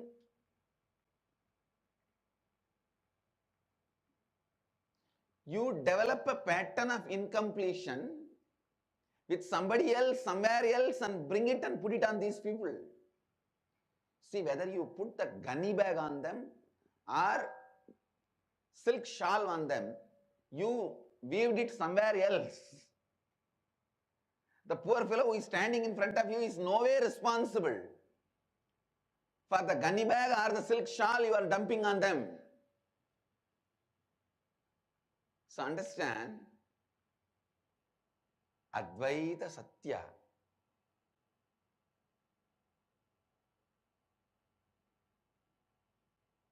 is the only truth your incompletion with other person or your completion with other person is not responsible. Whether you are putting a silk shawl on that person, completion, or a gunny bag on that person, incompletion, other person is not responsible. It is you who stitched this pattern from your life. Understand? If you are feeling the other person is constantly abusing you,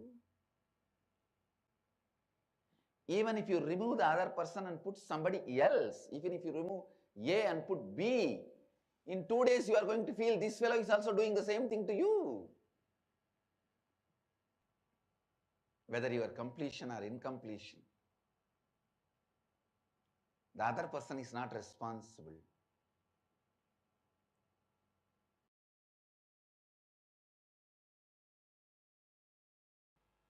When you start working with your team, face all your so-called difficulties, listen. Nothing is difficult on this earth, but you have to do it. The good news is nothing is difficult. The best news is you have to do it. If you don't do, you don't need to do, then what for life? Nothing is difficult. When you start relating with your teamily, please understand, the first thing will happen to you is your ability to speak into your listening will happen. I tell you, your intestine can be programmed immediately as you want. If you just know to speak into your listening, your intestine can listen to you immediately. Your intestine will just listen to you. Your heart will listen to you. Your liver will listen to you. I am telling you, after experientially experimenting in last 2 days. Last 2 days I was diagnosing the root of this cough. And I was instructing the body, hey, alter yourself, clean it. So body said, if I have to do this much of work, the throat has to work this much, then I may need to recreate the whole throat and the whole organ with a new kind of a strength. Just give me a few days, I'll make it happen. Then I said, all right, till you do that, you don't need to wait for the stomach to become all right. You clear that. I saw clearly the root of the cough has stopped immediately. Now only the throat, the new system is getting built. Please listen. Please listen. I am on a national television, and whatever I am speaking, I am responsible for it. I am telling you on a national TV, you can talk to your organs, you can talk to your body. It will listen to you. Only when you face your teamily, complete with them, when you learn to speak into their listening, simply you will see your teamily is nothing but the representations, mirrors of your heart, kidney, liver, brain. If your teamily is completely disintegrated, disorganized, your body is also disintegrated and disorganized. Your mind is also disintegrated and disorganized. Your mind has many components. Chitta, buddhi. Chitta means all the memory storage. Buddhi means which orders a special file to be drawn. For example, the moment you see somebody wearing the kavi color dress,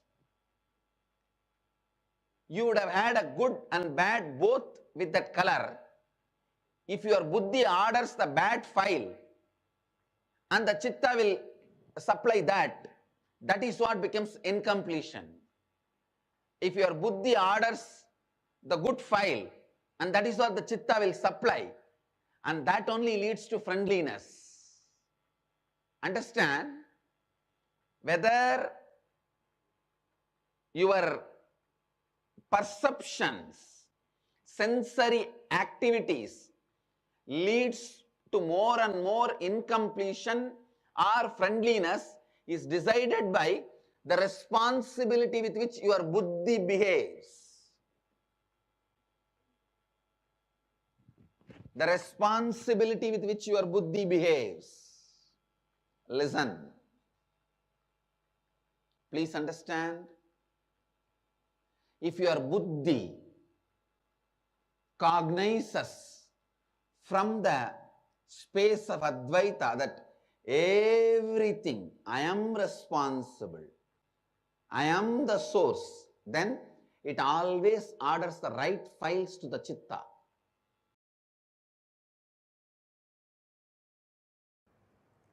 So I am giving you the essence of the whole process today. The first step, form a teamily. Teamily means family plus team together. Persons with whom you are sharing your whole day. The person may be your senior officer or junior officer. He may be your employee or employer. He may be your subordinate or boss. The persons with whom you are sharing your home. It may be your kid, your father, your mother, your daughter, your spouse, husband or wife, even your maid, driver, whoever is living in and around you, whoever is living with you, around you. Unfortunately, all the English words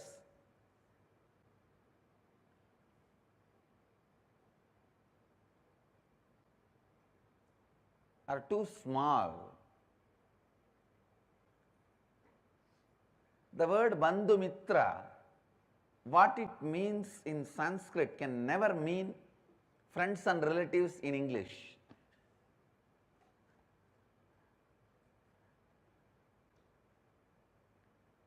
In Sanskrit, the depth of the word Bandhu Mitra can never be translated by the word friends and relatives. That is why I am struggling and using so many words. People who live around you, with whom you share your life and all that.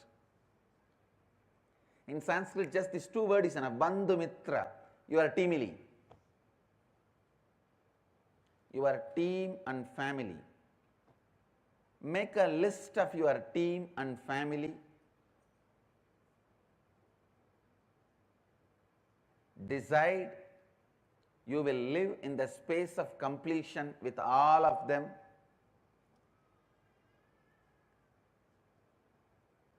First, form a teamily. Second, decide you will live in the space of completion with all of them. Please understand. For each of these instruction, why I already spoke last 1 month. How, why, all that I have spoken last 1 month. Today I am just specifically going to only give the instructions. Like capturing the gist. Third, form a clear identity which you want to live. Authentic inner identity which you want to live. Authentic outer identity which you want to live.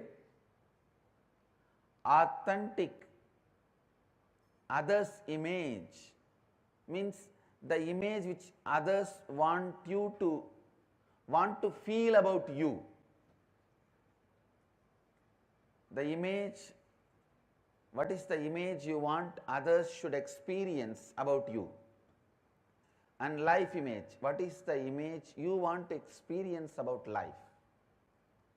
Pen down all these four, elaborate, detailed way, and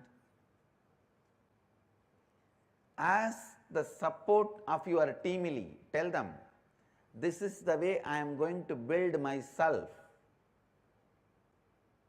Can you all support me? Help me by giving the feedback. What all the incompletions I have to complete? What all the way I have to transform myself to be this authentic personality? Asking the feedback of your teamily.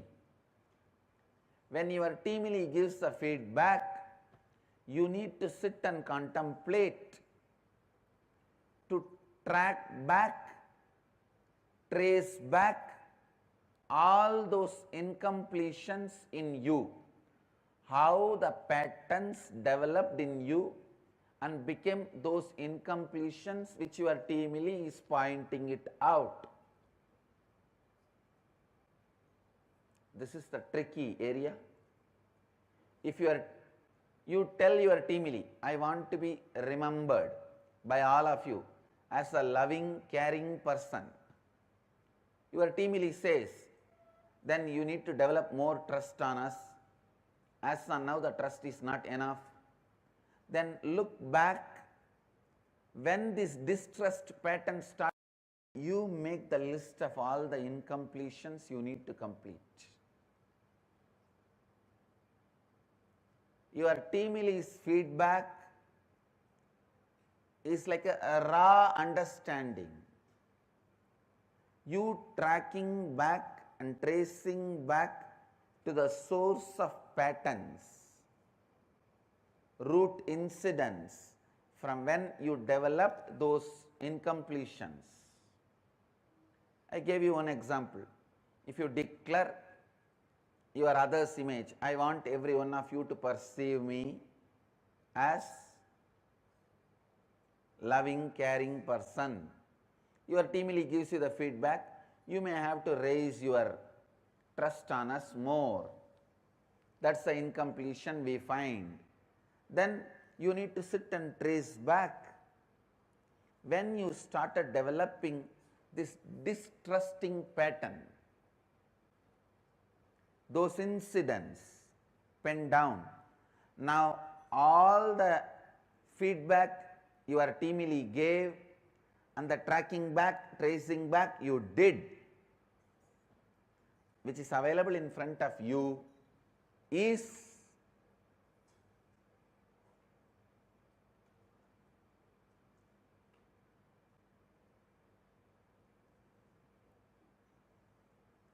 the incompletions you need to complete.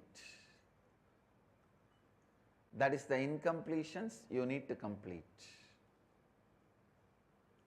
So listen, ध्यान से सुनिए, please listen. Once you list all the root incidents, root patterns, incompletions, now it is time for you to complete.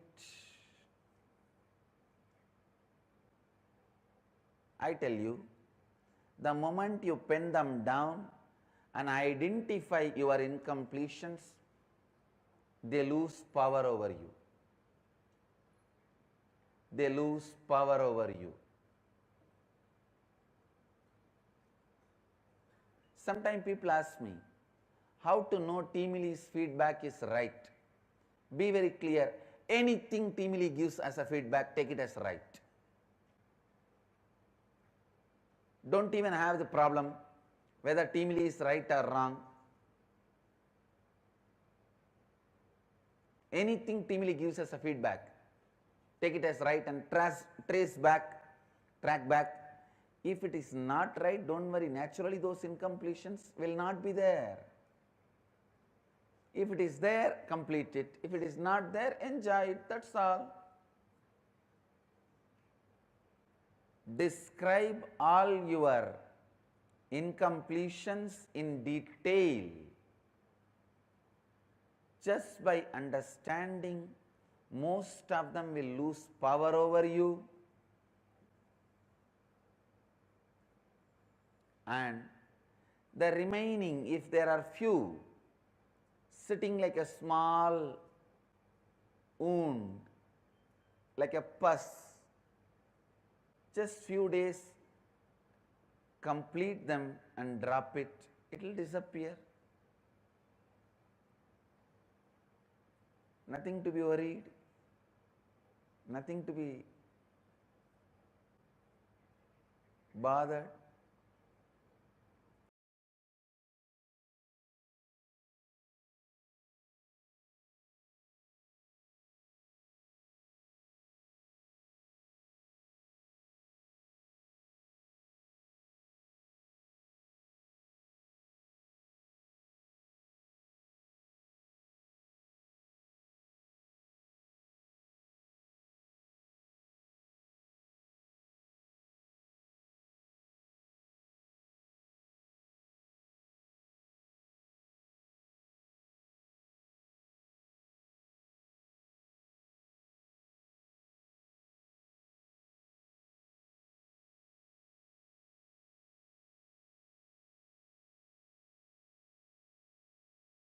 Part of my life, because this is the only celebration I enjoyed from my birth, at least in this body.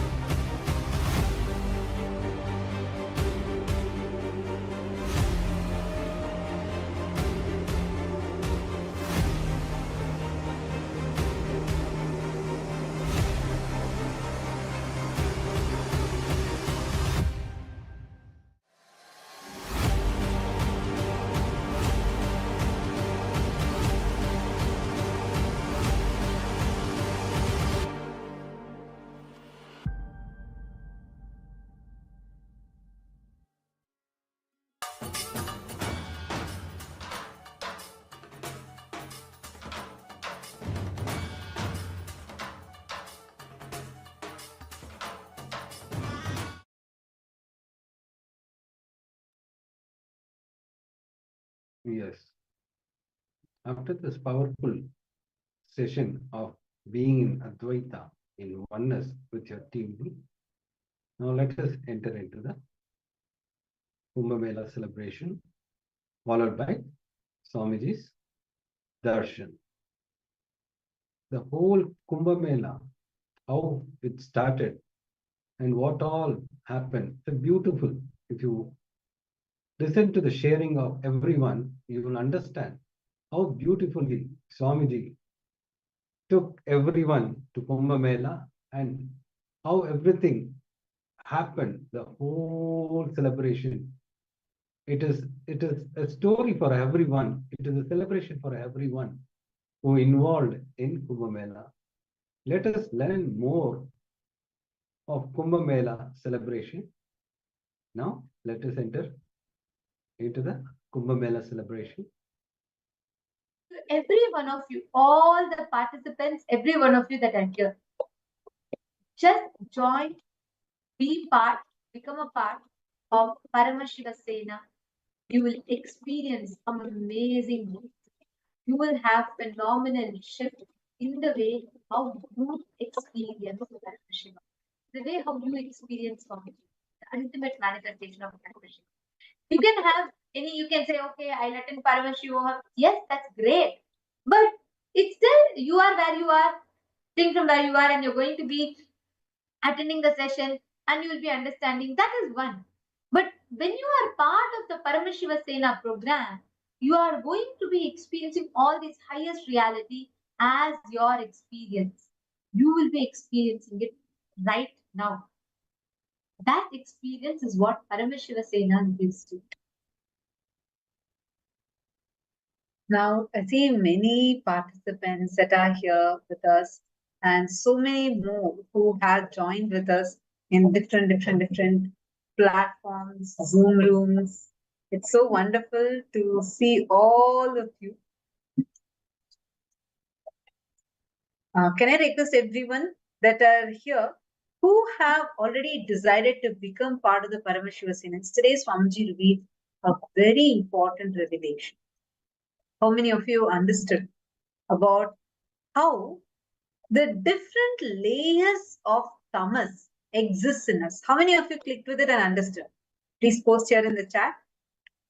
How the different layers of tamas exist in us. Elaborately about how to never allow delusions to overpower you. Continuously feel the delusion layer by layer by layer. Never allow the delusions to overpower you. Every layer of the delusion, you feel it. You just free yourself from it. Your suffering will drop. Understand? Every delusion covers you like a layer. From that layer, the incidents of your life manifest. It's like a movie on the screen. First, the screen forms the base, then many things are shown on the screen. Same way, your delusion forms the base, and many incidents manifest from that delusion. Yesterday, when Swamiji revealed this, how many of you understood the delusions that you are stuck in?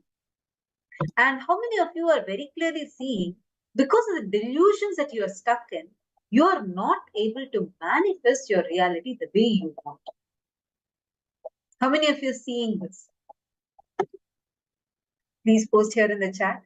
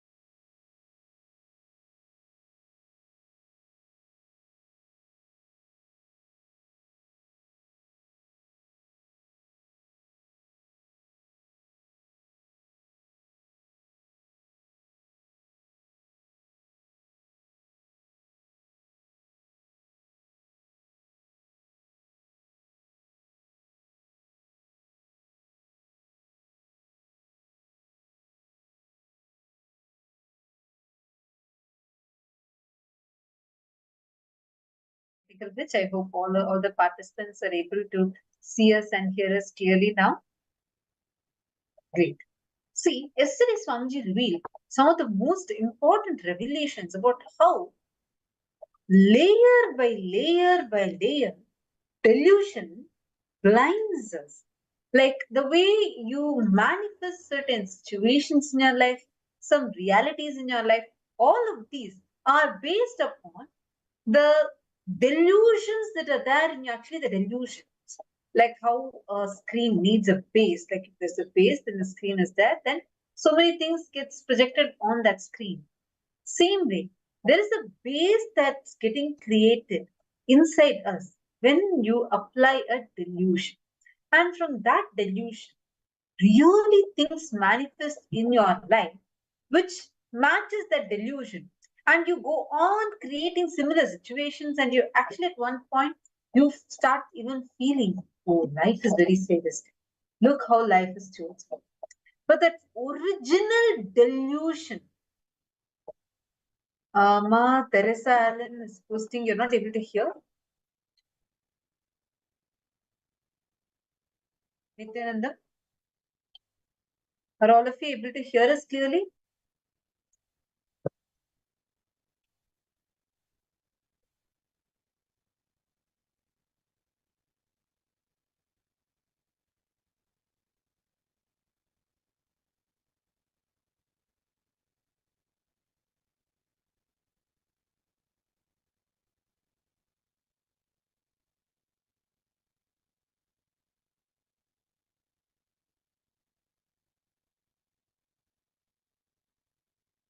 Nityanandam? Okay, great. Thank you all. See, a very important thing. The satsang that Swamiji gave yesterday is too important. That's why we're repeating this, because it's so every word Swamiji said yesterday and every single powerful cognition that Swamiji gave.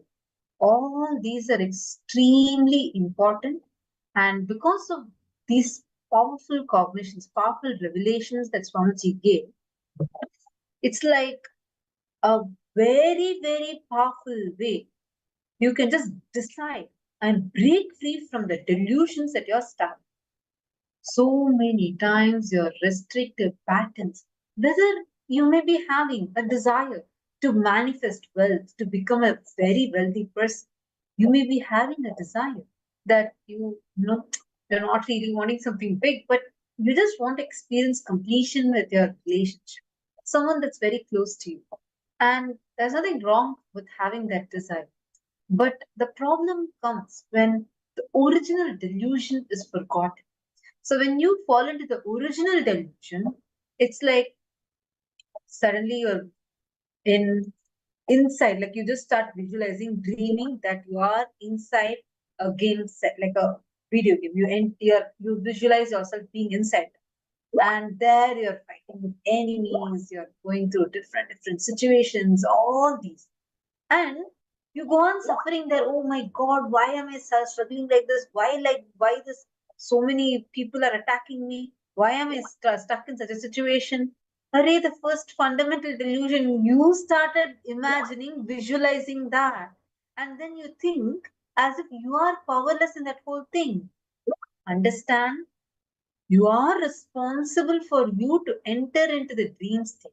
You may not be responsible for what's happening in the dream state, but you are responsible for entering into the dream state. How many of you remember the different layers of tamas that Swamiji explained about yesterday? Swamiji explained different layers by layers. Can I request all of you to post here in the chat?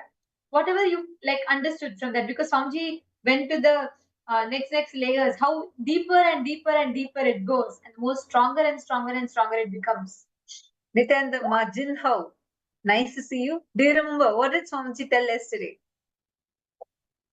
Swamiji told a very powerful Nityananda. What did Swamiji tell yesterday about how the different layers are there? Tamas. Come on, let's see who's posting. Swamiji gave one example. I'll give you all an example. Swamiji said, how the tamas that puts you into the sleep state, and from that you start dreaming. That's a strong tamas where you are not in your own control. Like this, Swamiji gave 3 more ways how the tamas happens, which are deeper and deeper and deeper layers. What's the second layer that Swamiji mentioned? It's just yesterday's satsang. Let's see who's telling. Come on, Ma Virupaksha, Ma Teresa,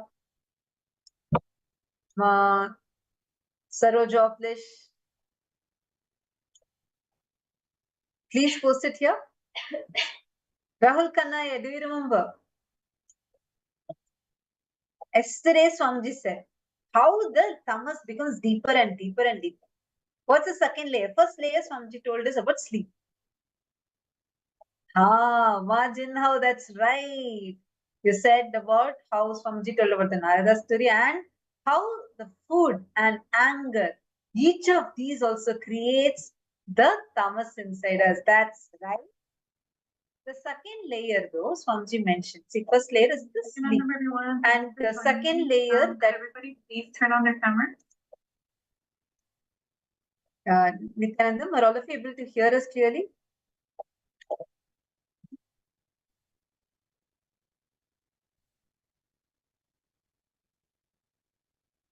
Sorry for that.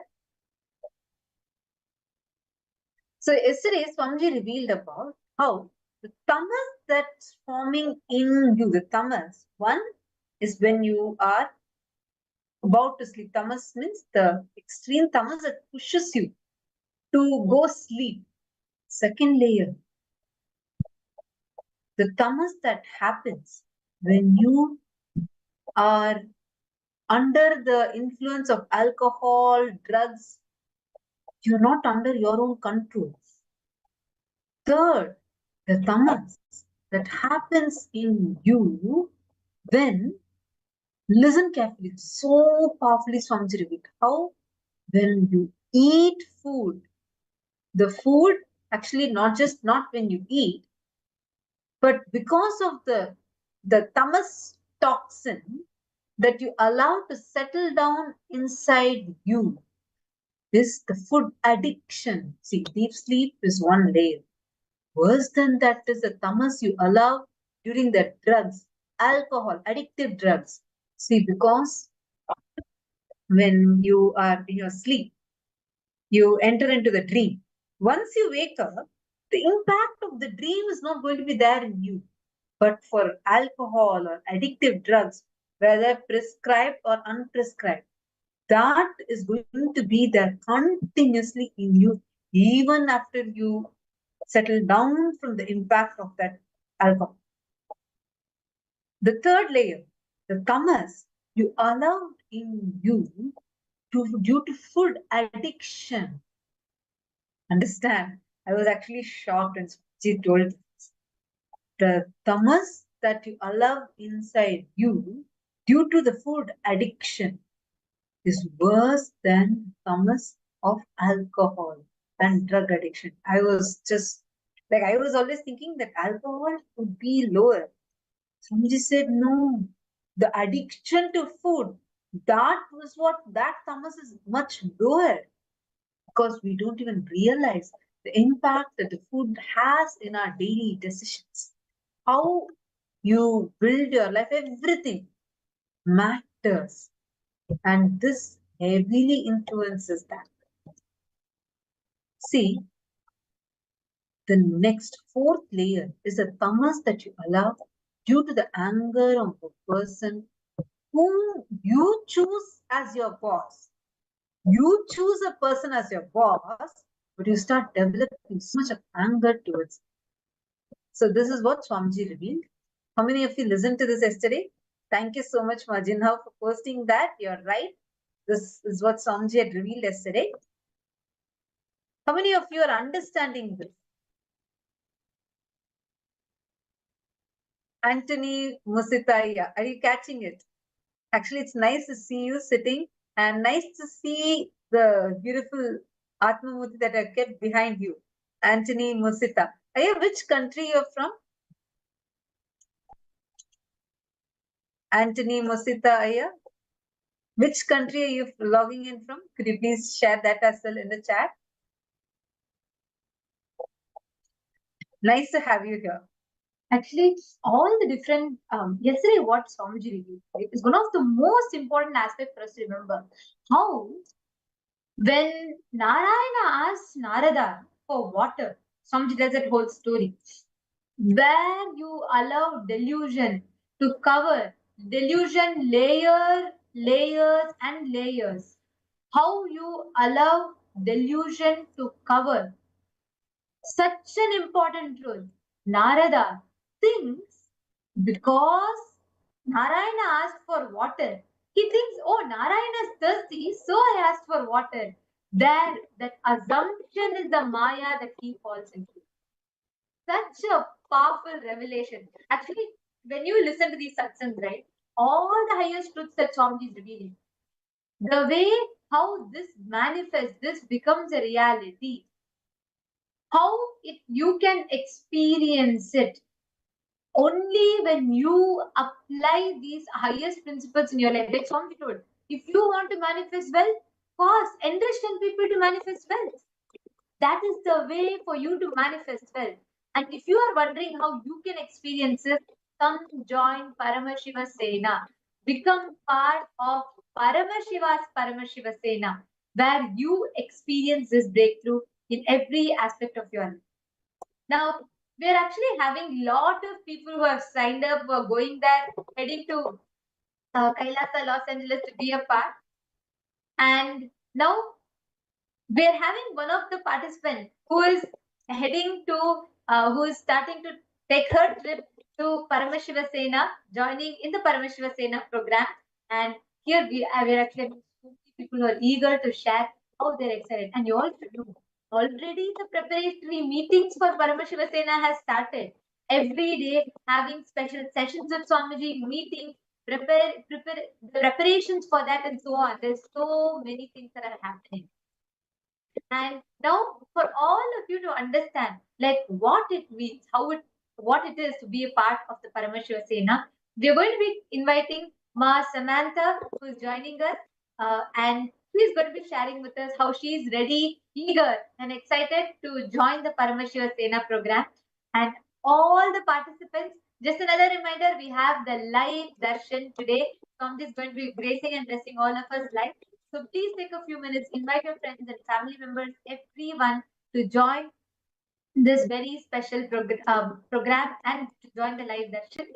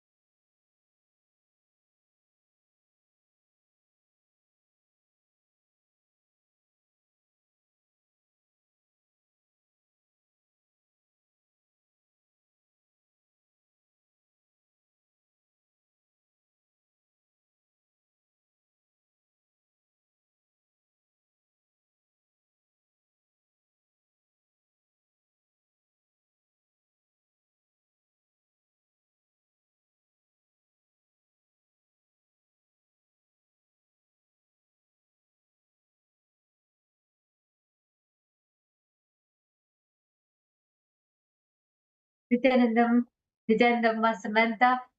Thank you so much for joining with us. And we are so excited to have you. Actually, this Paramashiva Sena program, already the buzz is everywhere. Like everyone are wanting to come and be a part. And the best part is, this time Swamiji has opened it up in 2 places, India and in the US. And we're having so many people that are joining us. So welcome. Thank you so much for joining with us. Would you like to go ahead and introduce yourself? Yes, actually, I am so glad that I decided to join the program. I took the Actually, I am so glad that I decided to join the program. I took the It's very different. I've just been having constant breakthroughs, really, and I haven't even gotten to California yet. So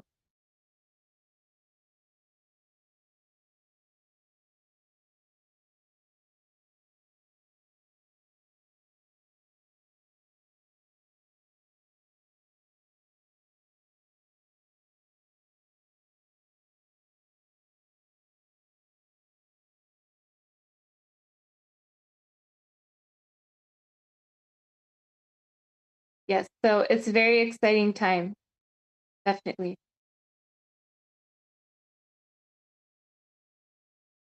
So I just wanted to understand a little bit about your background and where you're from. Could you please share with us where you're from and when did you meet Swamiji? How did you get connected with Swamiji? Okay. Actually, I'm from Brazil in the United States, right? And when I was pregnant with my 4th child, I felt called to take all of my children to a Shiva temple, and the closest one to us was the Kailasa in our town. And we went there, and I grew up in Ohio, and I had never even known that it existed.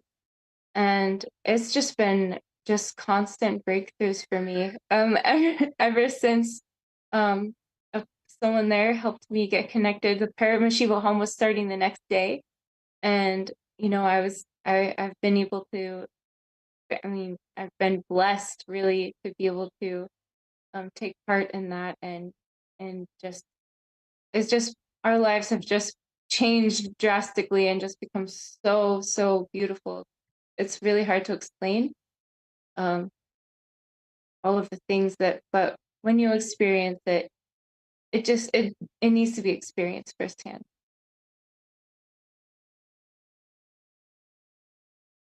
So beautiful, Ma. How would you like say, because like being in the US and it's not very often, it's not very normal that you would like just get connected, you would experience Hinduism. It's rare, right? And even in that, like there's very beautiful saying in Hinduism, the rarest of rare is a human birth.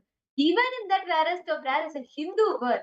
Even in that rarest of the rare is where you can meet a living avatar, a living incarnation. And you have had the experience of now meeting the living incarnation, and you have been part attending the programs and everything. So far, how has your journey been with Swamiji? What would you say is a major shift, the major breakthroughs that you've had in your life?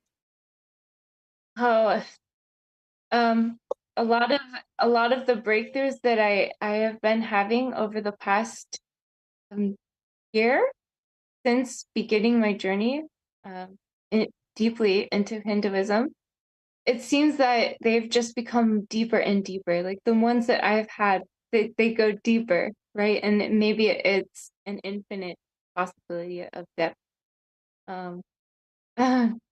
I've been expanding in possibilities and directions for myself that I never would have even like thought possible for me. And even just on the subtlety of experience that a human being has within themselves, it's just so beautiful. Actually, I just also one beautiful aspect of this is the empowerment, the true empowerment that we get. I know personally that so many things that with the grace and blessings of Swamiji, you have been able to overcome many challenges in your personal life, and now feel so empowered that you want to be a part of being the very ambassadors of Swamiji and being part of the Paramashivoham program. How do you feel? Like, normally, do you think for whatever you have faced, do you think if not for this space, you would have ever been able to overcome them? And how different do you feel just being connected to Swamiji and being empowered by all the powerful revelations by Swamiji and now being part of the Paramashivoham program? How does it make you feel as, being very empowered compared to your older self? Yes, actually, I'm in awe, really. Um, the teachings I've followed and just engaging, with Swamiji and entangling with that space um, as much as possible has really, really helped me lift myself into a higher space and enriching other people for the things that I need, like Swamiji was talking. Um, so, for unclutching, right? So it's very easy to just stay unclutched, right? Because that's the first thing that I started enriching others. Just because, I was taking these classes and Swamiji gave a satsang about unclutching, or someone else enriched me about unclutching and why that's so important. And I just started imbibing that space. And so the challenges and the things, the patterns that I used to feel trapped in didn't even matter anymore. Does that makes sense?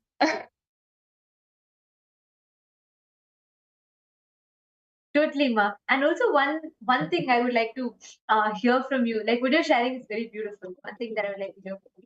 So, like, what inspires you? Like because you hadn't known much about Hinduism earlier, right? Like somehow there's some spark in you, and now you are here experiencing it in all its glory. Because with Swamiji, everything is the best. So if you want to really experience Hinduism and you're here with Swamiji, so if you see every aspect, Swamiji's scale is just the best. So how is it for you? Like when you see this and when you're tasting or experiencing this?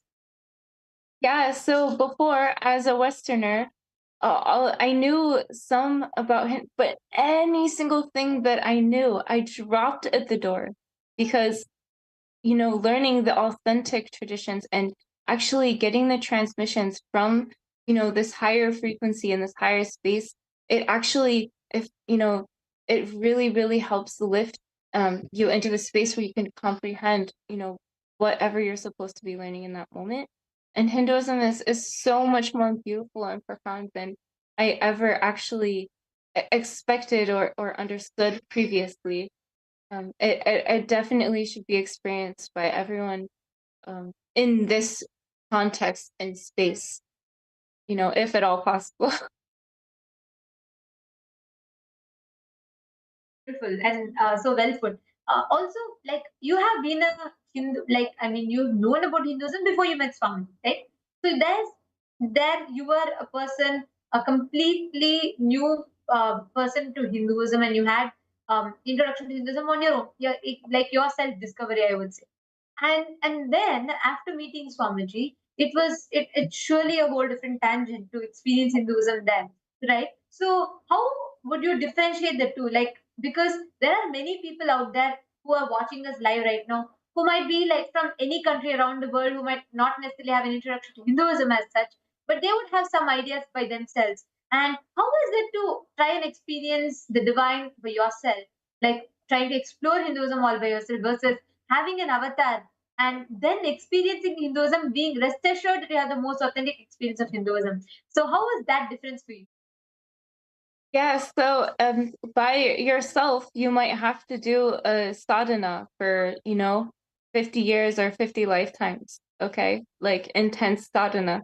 But with a living avatar holding your hand and guiding you and having that space like of all of the other people that are, engaging in that space in that sangha, it's a completely different experience, and it is divine. It definitely is divine. And man, I really do have a various background, but this is just the most exquisite and beautiful thing I've ever experienced. Ever. That's so sweet the way you're sharing. Actually, one thing, see, when you may be able to learn about Hinduism, try to read thousands of books are there. Hinduism has millions of so scriptures itself are millions. And so many books are there which you may be able to pick up some ideas from, try to understand. But nothing can actually give you the experience. And actually, you know what? You know what Swamiji told in the program? Swamiji said, even if you come attended inner awakening programs, all other programs of Swamiji, if you have not attended a single Kumbh Mela, be clear, you don't know what Hinduism is. I was actually shocked. Like Swamiji said, Kumbh Mela is that important because you see Hinduism in a completely different way. And when you are attending it with Swamiji, being part of his Paramashivoham yesterday, actually last few days, we've been having different participants who had attended the previous Kumbh Melas who had come to share their experiences. And they were sharing one thing that I found common. Many things are common. One of the things that they said was how, because they were here, like with Swamiji and being part of Swamiji's Kumbh Mela, they felt like literally everything felt so special. Because obviously for Swamiji alone in Kumbh Mela is like like how you say, jewel on the crown, right? Like that's the kind of position that's given to Kumbh Mela in Hinduism. It's like the grandeur of Hinduism is displayed. All traditions, every sect of Hinduism, you'll see that. People starting from like the topmost point of Himalayas, the sadhus, the yogis living there, they come down, or the Naga sadhus, the Goris, or every single type of people would gather there. And it's like such a special event. And in that, compared to the whole of Kumbh Mela, Swamiji's alone was like a separate Kumbh Mela by itself. That was the massive way how the whole thing Swamiji was doing, conducting the Kumbh Mela, and how Swamiji was making the things happen, right? So only when you come and attend it with Swamiji, you experience what it means to be that Paramashivasena. What does it actually mean to be his very own ambassador? Like, this also helps us to be able to experience the highest possibilities we carry in us.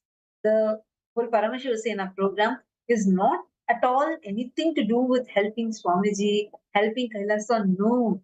Honestly, it is you helping yourself. It is you experiencing that profound transformation, the profound possibilities that is there in you, it's there laying innate inside of you. All you need to do is to actually see someone who's on ground, really doing. See, when we say multitasking, for example, you may think multitasking to be something difficult. We may even exaggerate just working in two things at a time is so great. You know, actually, we have personally witnessed how Swamiji does hundreds of things simultaneously. Like there can be 25 parallel things. Swamiji will still be able to attend to all of those together. Like at the same time, even if 25, it's like if 25 people are talking to Swamiji, at the same time, Swamiji would be able to listen and cognize each thing separately, and be able to function like simultaneously, spontaneously, synergetically. That is the way how single-handedly Swamiji was able to make such a grand Kumbh Mela happen. Now, so now when you come to the Paramashivasena program, you get to experience that dimension of Swamiji manifesting. Did you attend the meetings with Swamiji last so many days? The Paramashivoham program, since it started, we have been having continuous meetings with Swamiji. And you see the way how Swamiji is actually training us. It's so different from the regular satsang that we are listening to. Am I right? Yes, absolutely. What did you enjoy the most in these sessions that you're sitting in? Oh, everything really. There's a lot of subtlety and it feels like extremely intimate, like he's only talking to me. And I had the realization that each person also is having that experience, and it was just so profound, really. Actually, and did you also see, like, just by being part of the Paramashivoham program, how it suddenly feels like you are part of Swamiji's core circle. Like, it's like, it feels so close, so intimate, and it's like a totally new dimension, new experience, which you would have never experienced in any other program. Am I right? Yes, yes. And I when I was attending the Paramashivoham programs, I had that first level experience, and the more things I got involved with, it added another dimension, and this is just extremely beautiful, really. Actually, what has started is not even the tip of the iceberg. It's going to be actually like there is like it's going to be so wild. Like, oh my god. When we were in 2016, that's when I got the blessing to be able to attend the Kumbh Mela with Swamiji. And I had never been to a Kumbh Mela prior to that and never experienced that. So when Swamiji had first announced about the program, I was like, yeah, this sounds nice. For me, my whole thing was being with Swamiji. That's the only thing that clicked to me. So that was the only reason why I was like, oh wow, I was so excited that we will get to be around Swamiji. Wherever any program you go, you'll be in Swamiji's presence. That's all. That was the only understanding I had. Swamiji spoke so much about Kumbh Mela. Swamiji explained about it. But then, once we went there, the very first entrance, the way how Swamiji entered the campus that day, like it was like lit barren land with very few bare minimum infrastructure, like a temporary one that's put in. How Swamiji came. The very first day, the energy that Swamiji brought in. Oh my God, it was like almost 2 a.m. in the night or something, like it was midnight. And Swamiji had just came, landed there, and the Swamiji started organizing. As soon as Swamiji came, first thing Swamiji did was Swamiji went around. It's a huge campus. Swamiji went around the whole of Kailasa Ujjain, and like with like just walking, Swamiji went around. And actually, when Swamiji goes around like that, you will see Swamiji to be walking, but everyone around Swamiji will be running. Yeah. Like Swamiji walks so fast, he's so graceful, but Swamiji will be still walking so fast. And Swamiji went to like this every department there, and Swamiji said, "Come on, it's time. Let us start the work." And he will see how Paramashiva will just make it happen.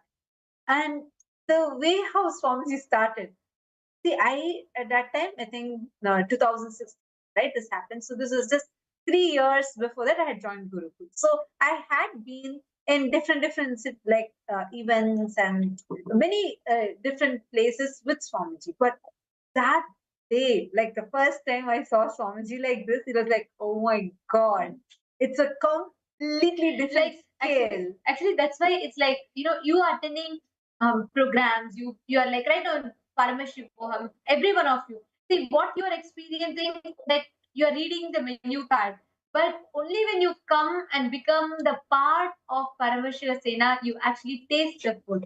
Literally, each one, when you experience, when you have that, like when you are part of Paramashivoham, That is where you can experience applied Advaita. That is where you can experience Advaita, oneness. The kind of extraordinary experience that you will have in your on ground. So, Ma Samantha, I should tell. Around 5,000 years ago, at the end of Mahabharat War, the ancient enlightened Hindu civilization consisted of 10,000 Hindu traditions, or sampradayas, that existed in 56 Hindu nations, 200 Hindu kingdoms, 1,700 Hindu provinces that covered more than 6 million kilometers square of Asia. The Supreme Pontiff of Hinduism, SPH, Bhagavan Sri Nityananda Paramashivoham, is the reviver of Kailasa, this ancient enlightened Hindu civilizational nation. Kailasa is an unbroken cultural, religious, historical, civilizational, and sovereign continuation and revival of multiple of these historical Hindu sovereign states and Hindu ecclesiastical entities. The unbroken continuity of these ancient Hindu nations through Kailasa results in the legal recognition of Kailasa as per the international customary law, particularly the doctrine of continuity. The international law, the doctrine of continuity, implies that upheavals and revolutions within a country, changes in government, territorial adjustments, measures taken during military occupation, or other internal transformations do not negate the existence of the country, do not affect the legal personality and international obligations of the country or state. The Vienna Convention on Succession of States in respect of treaties, 1978, addresses these principles of the doctrine of continuity as it outlines international law during situation of state succession or continuation. International law recognizes a state's legal personality by recognizing its identity. This perspective extends even during the period when the given state or country is annexed or occupied by a foreign power. Even in such cases, the legal personality of the state is considered to persist, enabling its subsequent re-establishment.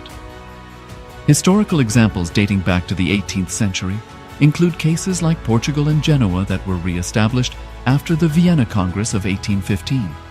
More recent examples include countries such as Poland, Ethiopia, Czechoslovakia, Albania, and Austria that were re-established after World War II. Even when a nation is deprived of its territory, the nation continues to exist. Its sovereignty and international legal personality continues to persist. The Dalai Lama, as the spiritual and temporal leader of Tibet, exemplifies this principle. In 1959, the Dalai Lama was exiled and forced to flee. Despite the challenges faced, the Dalai Lama continues to advocate for the preservation of Tibetan culture and garners worldwide support for Tibetan autonomy on the global stage. Similarly, from 1309 to 1376, the Pope of Catholicism had been in exile in Avignon. Despite this, he was recognized as the head of state as well as head of the church and given full privileges of the position after their return to Rome. Even in 1861, much of the papal territories had been lost, leaving the Pope with no sovereign territory other than the papal residence and related buildings. Yet his temporal powers were still acknowledged. He was recognized as a head of state, and later, the Lateran Treaty of 1929 formally re-established papal sovereignty over the Vatican City. The Sovereign Order of Malta further exemplifies this principle, retaining international recognition as a sovereign entity despite the permanent loss of their territory upon Napoleon's invasion in June 1798. Despite such permanent loss of territory, the sovereignty and the international legal personality of the Sovereign Order of Malta continue to persist. Much later in 1894, the order settled in Rome and acquired two properties, the Magistral Palace and the Magistral Villa that received extraterritorial status. Today, the order maintains diplomatic relations with 112 countries, issues its own diplomatic passports, currency, stamps, and vehicle registration plates, and has been granted observer status in the United Nations. All these examples of state re-establishment illustrate the principle of continuity of states, as per international law, that a state's legal personality persists over time. A nation continues to exist even after a complete loss of territory. A far more striking example is of the oceanic countries, which are under the threat of their entire nation being drowned and submerged due to rising sea levels owing to global warming. In response to such existential threat of climate change, Pacific Island nations, including Tuvalu, have enacted constitutional amendments and made international declarations affirming that their nation and their sovereign rights will continue to persist, despite their entire territory being lost to the sea. This proactive stance is highlighted in the Constitution of Tuvalu Act 2023 and the Pacific Islands Forum Declaration of 2021. The Supreme Pontiff of Hinduism, Bhagavan Sri Nityananda Paramashivoham, through the line of succession is the present 203rd Emperor of the Hindu Sovereign Kingdom of Surangi Samrajya. He was crowned on the 31st of December 2004 at the age of 26. Thus, by very same principles of the doctrine of continuity, through which the international legal personality of Portugal, Genoa, Poland, Ethiopia, Czechoslovakia, Albania, Austria, Vatican, Tibet, Sovereign Order of Malta, and several other nations has been recognized despite having undergone a period of exile, annexation, occupation by a foreign power, or despite loss of territory. The SPH Nityananda Paramashivoham, through well-established legal and historical facts about the Hindu sovereign state of the Surangi Samrajyam, derives all sovereign rights and powers of the royal lineage of the Surangi Samrajyam as its 203rd sovereign emperor from his inheritance and continuation of the unbroken succession of the kingdom of Surya Vamsa Surangi Samrajyam Sarvanapitha. Surya Vamsa Surangi Samrajyam, through unification with 20 other sovereign Hindu states and sovereign ecclesiastical, historical entities, became part of the United States of Kailasa, which thus became a sovereign, independent juridical state, with the SPH Nityananda Paramashivoham as the sovereign. Just as how the oceanic nations like Tuvalu have safeguarded their sovereignty from the existential threat of total submersion by amending their constitution and asserting that their sovereignty will persist regardless of the loss of their territory, Kailasa, which is a sovereign continuation of 21 sovereign Hindu states and sovereign ecclesiastical historical entities, is also reviving and continuing the Kumari Kandam Hindu nations that got submerged. As per the doctrine of continuity, these facts imply that the Kailasa's statehood is recognized by international law and manifests as a natural outcome of well-established historical legal facts. Share your time, talent, and treasure. Become part of Kailasa. Sign up as an e-citizen https://kailasa.ecitizen. What is this in front of me? First thing in memory, you will start analyzing and negating things. This is not this. This is not this. This is not this. That na iti, that will start happening in chitta. First your mind will say, this is not a tree. This is not an animal. This is not a vehicle. This is not a rock. All these things, that na iti, that this is not, that process will happen in chitta. Once that this is not happens,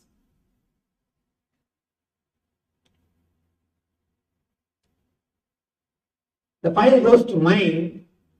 The mind starts saying, this is it, this is it. In mind, you start saying, the mind starts the identification process.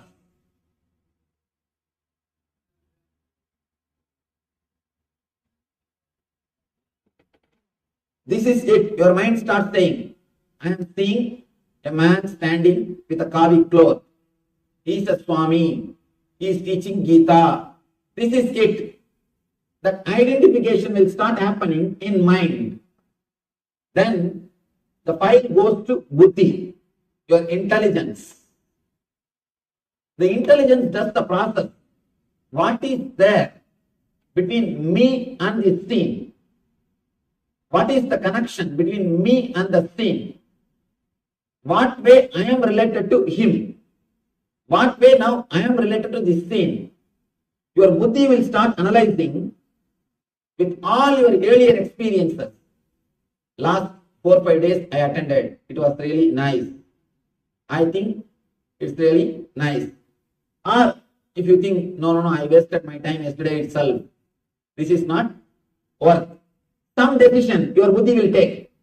Your buddhi will say, some way it will respond, whether it is right or wrong, whether you liked it or not.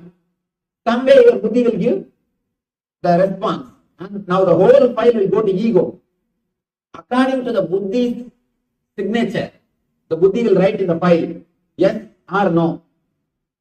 Buddhi will write in the file, yes or no. This is what, according to my past experience, or this is what my analysis, this is what is my decision. Whatever buddhi feels will be signed. The whole file will go to ego. Ego will deliver the command. Ego will say, if buddhi says yes, if buddhi says, I enjoyed yesterday, it was such a wonderful experience, and ego says, sit here, continue to listen, listen intensely. Ego will give a command. If buddhi says, no, yesterday itself I wasted my time, it was boring, this is not for me. If ego says, if buddhi says, this is not for me, immediately the ego gives the command, come, let's move. There's so much of work to be done in the house. The moment ego gives the command, automatically your whole being starts executing it. This is the way you receive information, you process it, and you respond. The information comes, the processing happens, and the response is given. This is the way our senses work. Now, Krishna says an important point, an important thing. Let me now explain. Esho tada manapamanayo. For one who has conquered the mind, the super soul, Paramatma, is already reached. The eternal bliss is already achieved. For he has attained tranquility. To such a man, happiness is distress. Happiness and distress, heat and cold, honor and dishonor, all are same. Throughout this chapter, Krishna emphasizes on this one idea, senses. How can happiness and unhappiness, how can honor and dishonor, how can heat and cold be same for us, same for a man? How is it possible? First thing, when these senses do this process, you decide yes or no only based on your past experience. Only based on your past experience. The experiences with which you have grown, or the words with which you have conditioned your chitta and manas, how your mind and memory has been conditioned. Only based on that your buddhi decides. Please be very clear. Something is so tasty for you, for your neighbor, that will be poison. Why to go for neighbor? Your wife. You may like something, but the other person may not like that. A small story. There are three ways to do anything. First, hire somebody, you can do it. Or do it by yourself. If you can't, just tell your wife not to do that. There are three ways you can do the work. When you don't want something to be done, just tell her to do. When you want something not to be done, you know the technique. Whenever your mind is caught in dualities, the dvandva, again and again and again, you fall back to your dilemma, to your suffering, to your nature, to your instinct level. Here, Krishna says the person who has achieved the bliss is not affected by heat or cold. How to reach that state? Throughout this chapter, he is speaking only about senses. How to conquer the senses. How to go beyond the senses. First thing we need to understand,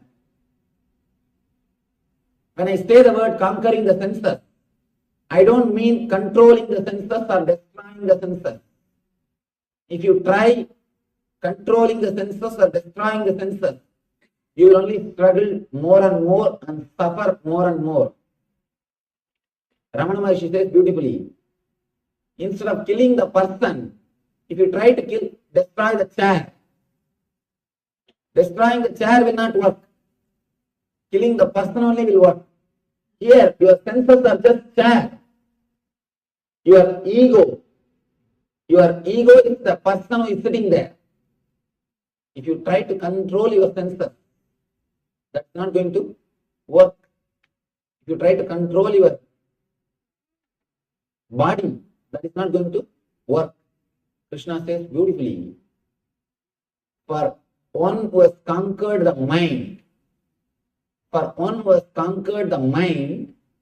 for him, when he says the word mind, he means the whole ego, the whole setup, where the decision making is happening.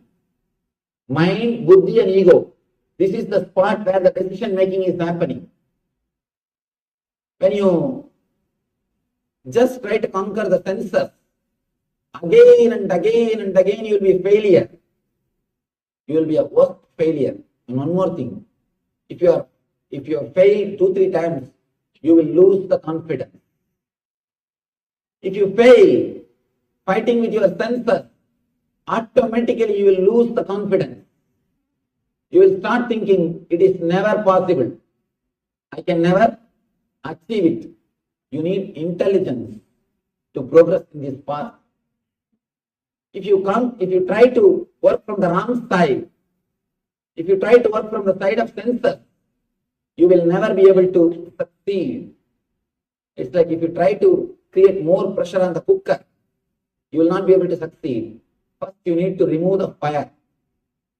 You need to remove the fire. You need to stop the energy supply. Here, the ego or the buddhi, the place from where you take the decision, that from there continuously the decisions are supplied to your senses. All you need to do is to work on the level of mind, not in the level of senses. If you try to work in the level of senses, you will create only more and more perverted desires. For example, man who tries to control is eating. The man who tries to fast, you will see in the dream you will be feasting. If you just fast for 4 days, that's enough. The 5th day in the dream you will be feasting, because your body has got its own balance. Your body has its own intelligence. If you avoid something, it has to supply and it has to rejuvenate itself. If you are hungry, you can't sleep. If you have to continue to be in that state of sleep, your body should believe. You should be made to believe you are not hungry. So your unconscious energy creates the dream as if you are feasting. You are eating. Whatever you deprive, your unconscious will satisfy itself in the dream state. Because in the dream state there is no police, there is no state, there is nobody to control you. You just project your world and enjoy it. You just do whatever you want. An important thing, if you are suppressing anything, be very clear, in the dream automatically it will express. Dream is nothing but your suppressions of your suppressions. Dream is nothing but the expression of your suppressed desire and fear. Your fear or desire, when you suppress it, it expresses in dream. One important thing, it expresses in a very perverted way. In a very perverted way. with senses, you will never become tired. If you enjoy through dream, if you are frightened through dream, your whole being will suffer. You can see, if you had a nightmare, even after waking up, for hours, you will be in the same mood. You will be in that same mood. Your whole being will be shaken. Now they are coming up with a new concept called fear stroke. Just like paralysis stroke, fear stroke. We do get fear strokes in dreams. We do get fear strokes in dreams. If you are suffering in the dream level, be very clear. There is something seriously wrong in the mind and buddhi level. You are trying to control the senses instead of controlling the mind. Instead of removing the fire, you are trying to create pressure.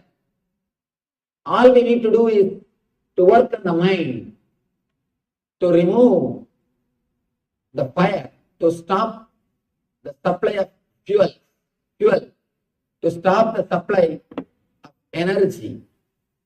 Krishna says, for the one who has conquered the mind, for the one whose mind has started doing the right processing.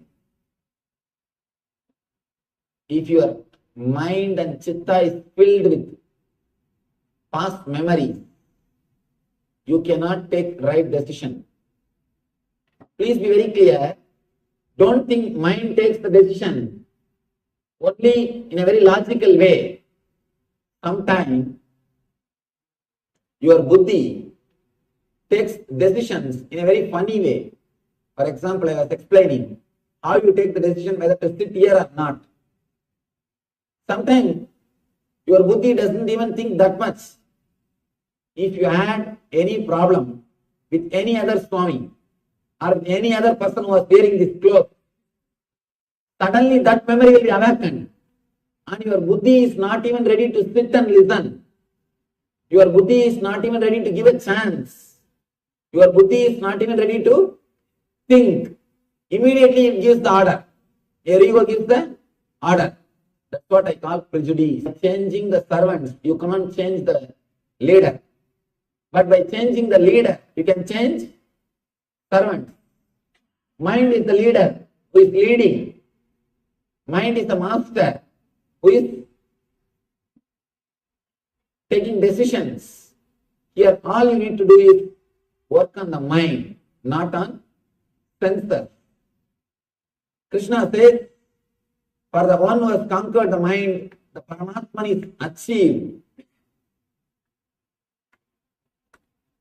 You don't need to achieve the bliss. It is there always with you. If it has to be achieved, there is every possibility it can be lost again.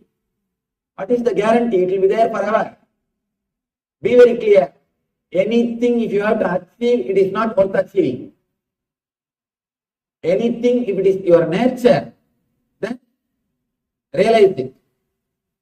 If it is to be achieved, there is every possibility. After 10 days it may be lost. Suddenly it may disappear.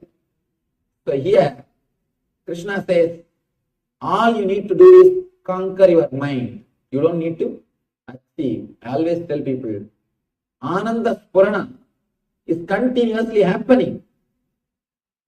The bliss flowering is continuously happening. Spurana means life. The life energy. Your very life energy is bliss. Unless you have the bliss energy in you, you cannot inhale or exhale.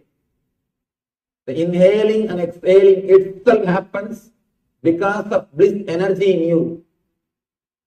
The eternal consciousness in you. All you need to do is, you are stopping that bliss fountain again and again. All you need to do is just stop the stopping process, that's all. You don't need to create. Stop the stopping process. Here Krishna says, if you just conquer the mind, that is enough. The Paramatman is already achieved. Jitatmana prasantasya paramatma samahitaha. It is already achieved and you are with it. There is nothing to be achieved. When you conquer the mind, the happiness and distress, both are one and the same. You are not touched by it. A small story. How the happiness and sorrow is nowhere related to outer world. It's related to our inner world. Very beautiful story. One old man went to nearby city for some work. When he came back to his village, from distance, suddenly he saw his house is on fire. And he started shouting, screaming, he started rolling on the ground and started weeping. His son came to him and said, "Father, don't worry. Don't you remember just yesterday we sold that house? Just yesterday we sold that house." Immediately he sat up, wiped the tears, and in a single moment the suffering has disappeared. No misery, no sorrow. He says, "Oh, now I remember. Yes, don't. Yes, I am relaxed." In 10 minutes, the next son comes and he says, "Father, yes, we sold, but you have not yet got the money." You have not yet got the money. Again, this fellow started rolling on the ground, started weeping. "Oh, what happened to my house? I don't know what will happen. I don't know who will care for me. I don't know how to save myself." He started weeping.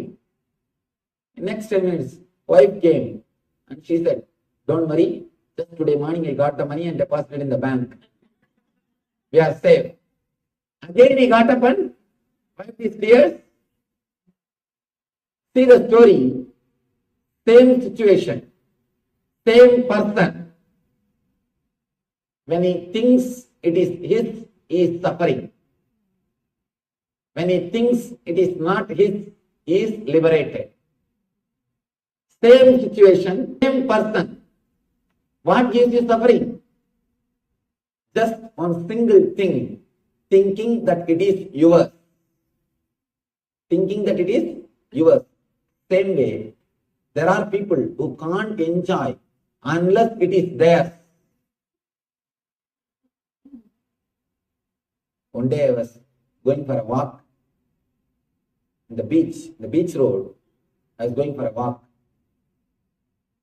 One person was walking with me. It's known to us.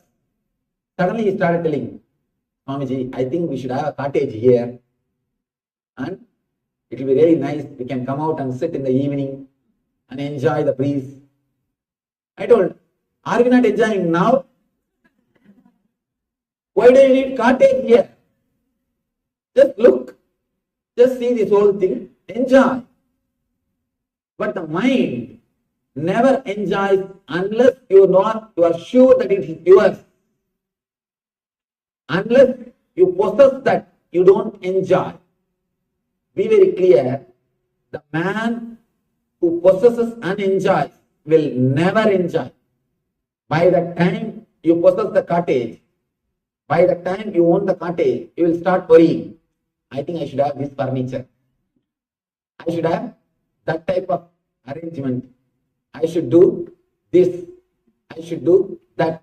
Or already you started thinking about the other cottage in some other place. The mind, sometimes, unless you are sure it is yours, it will not allow you to enjoy.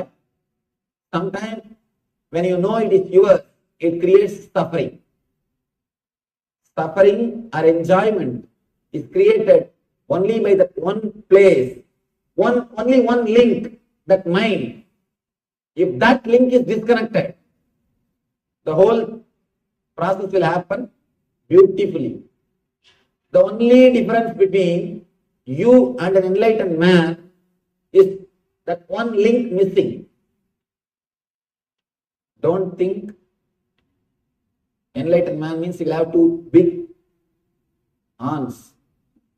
Nothing. There is no difference between you and an enlightened man, the only one difference, one link, that mind link is missing, which continuously decides what is there for me, what way I am connected, what way I am affected, and I. That link is missing. If you can cross that link, if you can cut that link, if you can cross the I, you will become Christ. If you can cross the I, you will become Christ. Nothing else. All you need to do is just remove that one link. Don't try from senses. You will destroy it. We always complain about senses. Again and again, we say senses are spoiling us. No, you are spoiling them. Be very clear.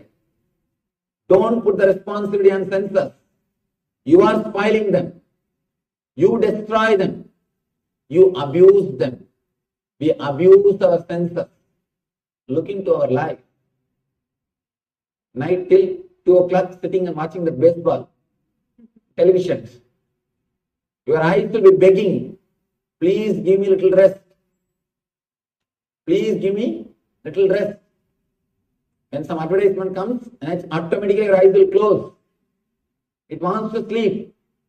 But because you want to enjoy, you abuse your eyes.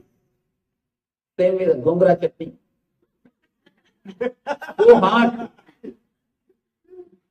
Tongue will be burning. Eyes will be pouring. The whole system will be burning. But not even with a fingertip, with a hand. And now just the word is enough. I can. How many mouths are feeling the taste? We abuse our senses. We disrespect our senses. Please be clear. Senses are not destroying us. Senses are not disturbing us. It is we who are disturbing the senses. It is we who are abusing the senses. It is this link. What is there for me? This link, the I.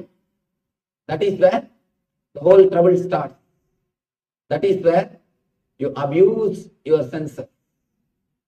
All you need to do is not to control the senses, but to control the mind. Make it understand what is really happening inside your system. One more very simple thing,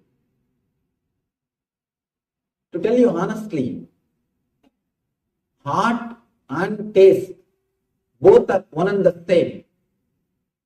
Today, just try to do this simple experiment, very small experiment. Stretch your tongue and concentrate on the tongue. When you go back to your house, try to do it. Just concentrate on the tongue. Visualize as if you are walking on your tongue. Your tongue is the highway and you are walking on that road. Just concentrate on it. Then take a chili and sugar candy. Take a chili and sugar candy. Touch it from two corners. Put chili in one corner, sugar candy in another corner. And deeply witness what is happening. Suddenly you will realize the process which happens when you touch chili and the process which happens when you touch sugar candy, both will be one and the same. Please try to do this experiment. You will understand. If you go a little deep, if you go a little deeper inside your system, the hot and sweet both are one and the same. Only when you stamp that this is hot, this is not good for me, this is sweet, I like this. Only when you put a rubber stamp, only when you label it, the trouble starts. As a process, as a nature, both are one and the same. Try today. If you experiment, you will understand. Both processes are one and the same. You label that based on your belief, your earlier beliefs. Based on that, you label them. You decide. You download your experiences based on your recorded memory. Suddenly you decide, this is not good for me. Then you start thinking it is not good for you. And you really start feeling it is not good for you. One more thing we need to understand. Your thoughts are creating your senses. Your mind creates your senses. Don't think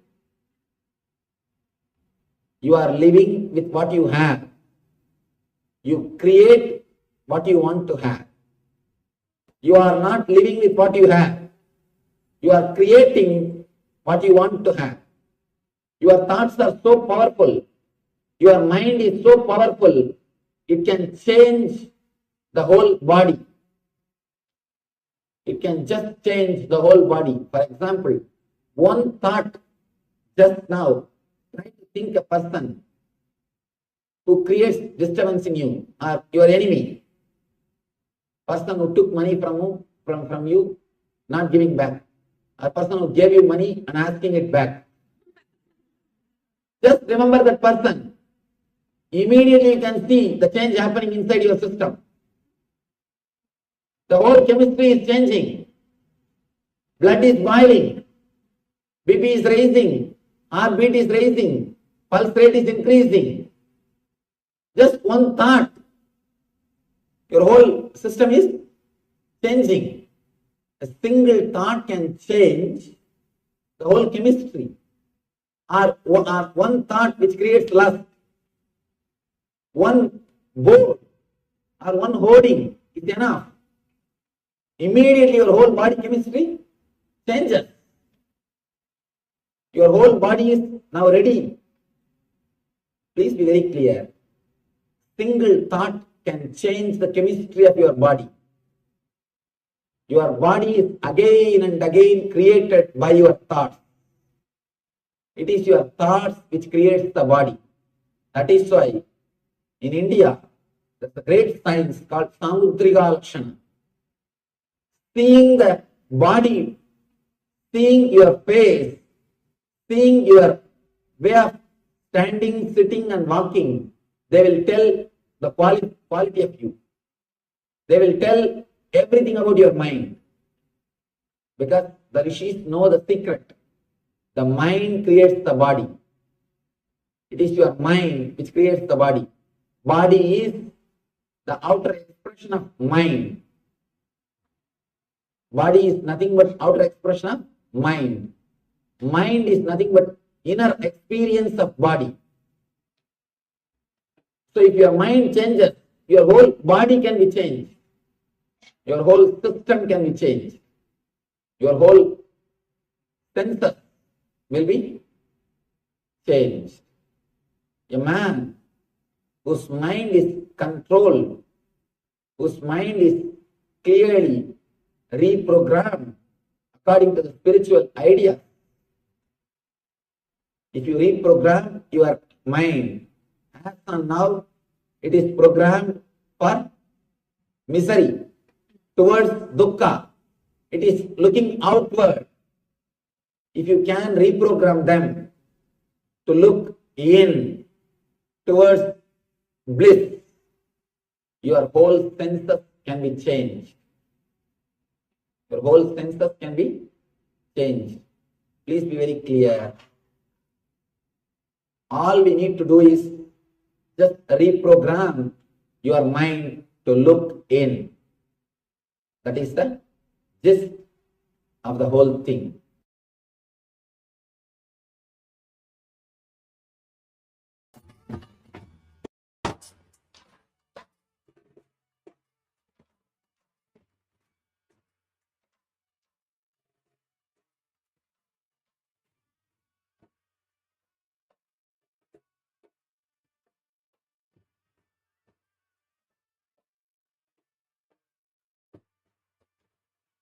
Today is the best day. Sadashiva appears for Brahma and Vishnu early morning, the form of light shaft, means the consciousness which is beyond time and space enters into time and space. Sadashiva declares, let me become many to celebrate myself. So morning, we celebrate he becoming many. You can see every deity, every god, he go on light the lamp. So he, the Sadashiva himself becomes many. So whole campus we went round. It was such high energy. So again the many becomes one.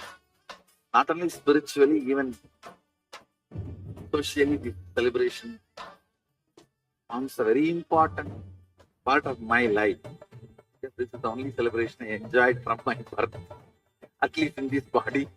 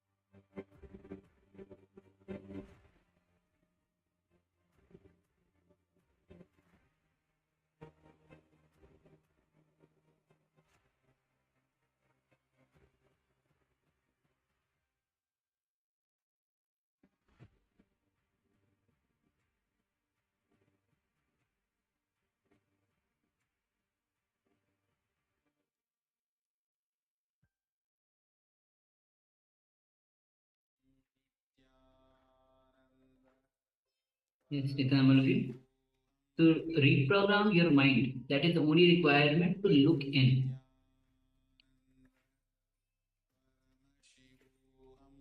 So with this now, we'll be moving, understanding that why reprogramming is required. Only when you reprogram your mind, so that it is ready to look in. And then you'll be able to meditate. When you meditate, you'll be able to look in. Now with this, we'll be moving on to the next, which is the Kriya. The Kriya for vertigo care.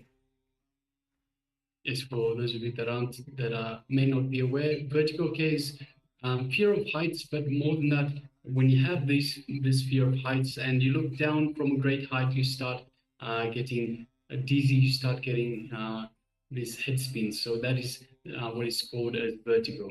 And so this is a cure for vertigo.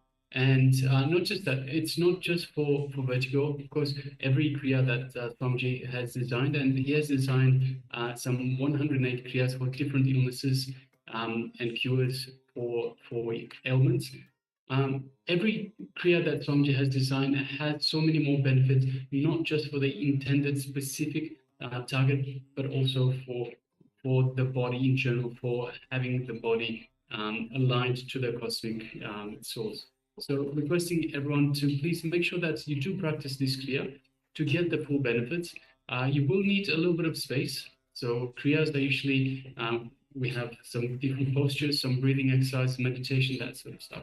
So make sure you do have enough space to perform these Kriyas, and please make sure that you're not disturbed, whether by your neighbors or your family members, or perhaps even by your sponsor. Make sure everyone is in a space where you will be undisturbed and you can perform this Kriya. Also, see, these Kriyas are personally infused by Swamiji with a superconscious energy. So it is in a way like darshan. It is darshan of the Supreme Pontiff of Hinduism. And for that reason, we also ask the participants, please make sure that you come on camera, because like every darshan, it is best received on two-way. It is best received when you are on camera. So requesting everyone, please come on camera and let us get ready to move into this Kriya, guided Kriya by the Supreme Pontiff of Hinduism, cure for vertigo. Let us.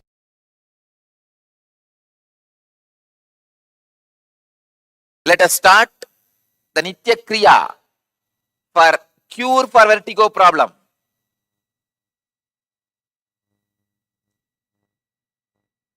First, Koraka Jali Asanam. Koraka Jali Asanam. Please understand.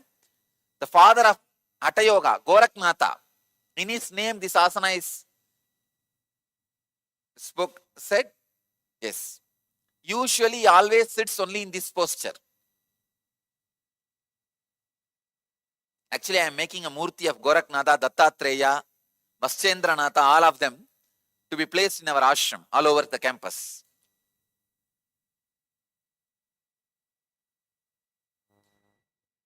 This is the posture. Be seated in a squatting position. Insert the hands in between the thighs and the calf muscles. Interlock the fingers. Rest the palm on the navel. Fix the gaze at the tip of the nose for 30 seconds.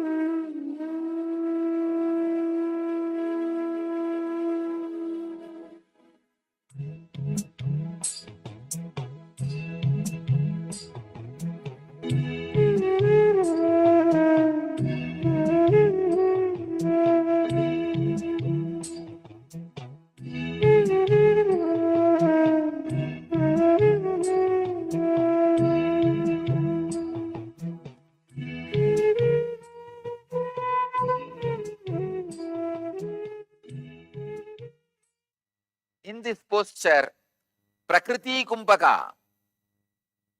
Let me give the instruction for Prakriti Kumbhaka. As you chant the Bija Mantra, Va, loudly suck the air in through nostrils and mouth. Then when you are full, hold as long as you can. Then slowly exhale normally.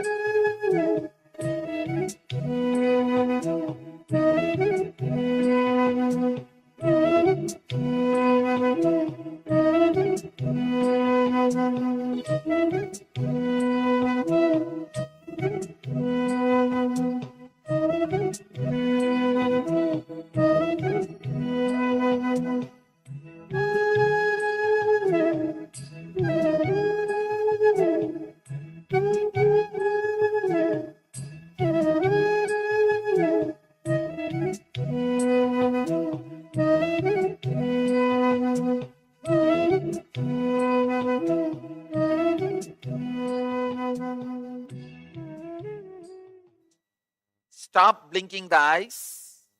Concentrate on your nose as strongly as you can. Tip of the nose for 2 minutes.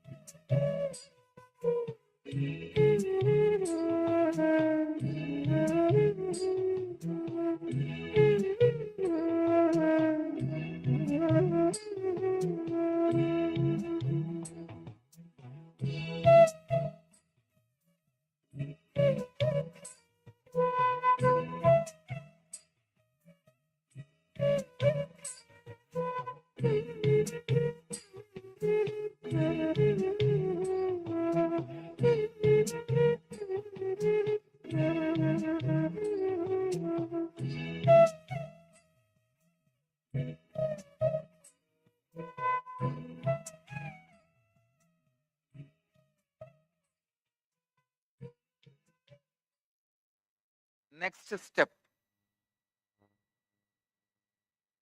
change the asana. Kanipavasana. Rest the hands on the ground with comfortable distance between them. Bend the elbows, raise the legs off the ground, let the knees touch the respective elbows, balance the whole body. 30 seconds.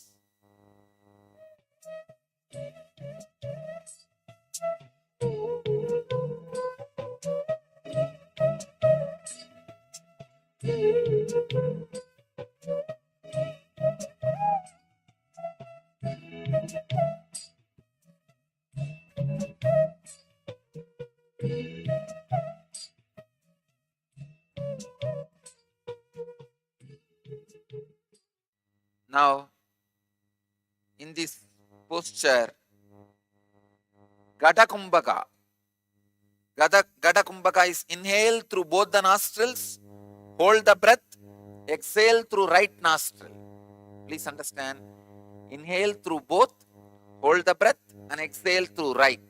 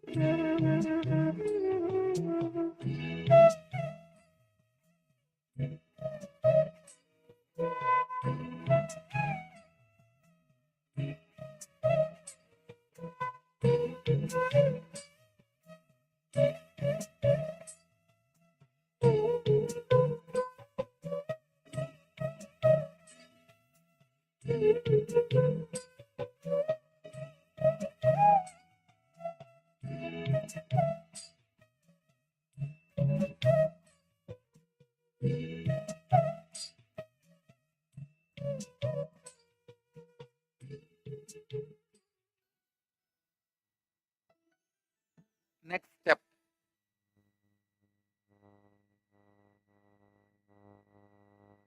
Is Vamavarta Chakrakumbhaka.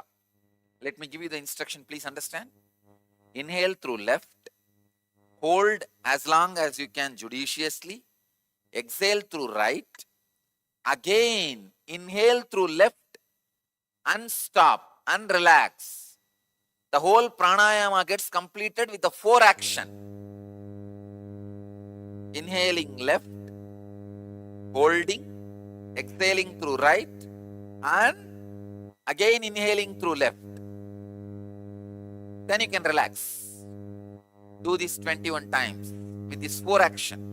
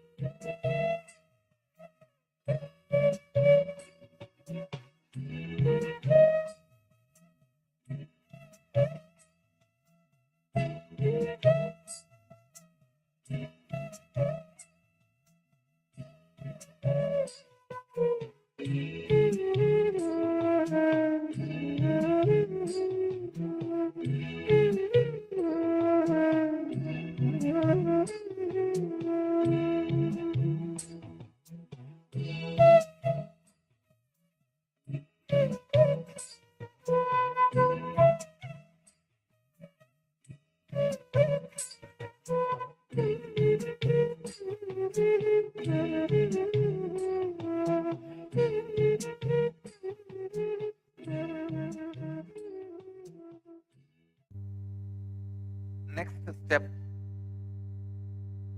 Dakshinavarta Kumbhaka. Now please understand.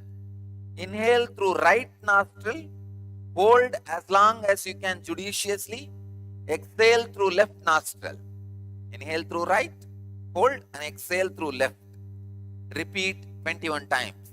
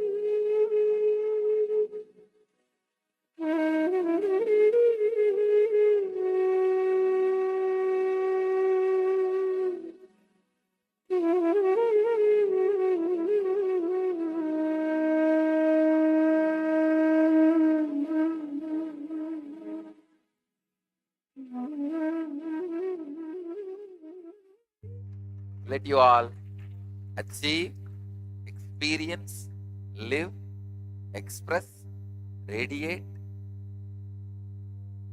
and share the eternal bliss. Nityananda. Thank you.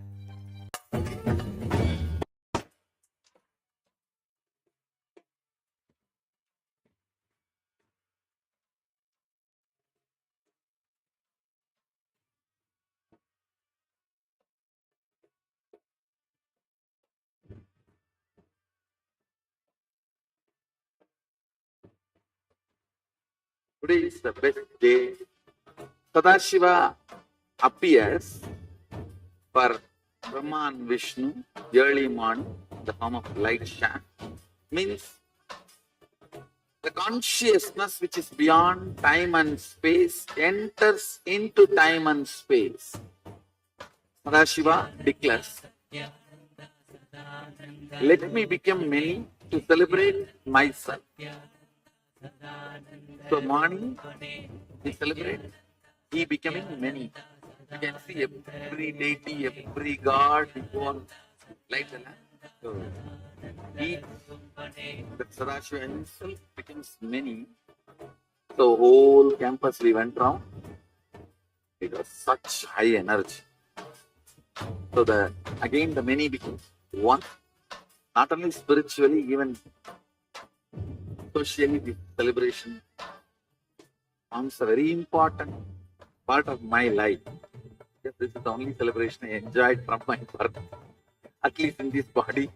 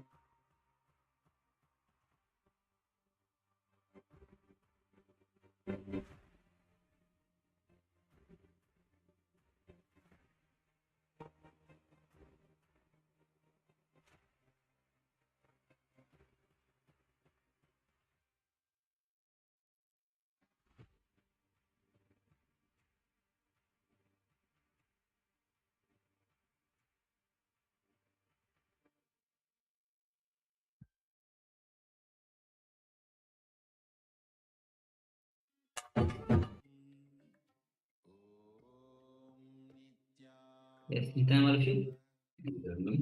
So, the Paramashivoham, and we have Ma Chetna who has joined us. Nitanama. So, Paramashivoham, Swamiji's own Sena. Actually, in Agama it is written that when Paramashiva, the Saptadishis of Paramashiva became the Shivaganas, they became the Paramashiva Senas.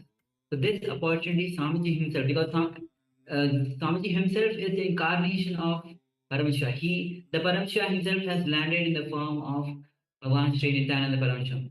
And Paramashiva himself is giving this opportunity to become a part of his Sena called as Paramashiva Sena.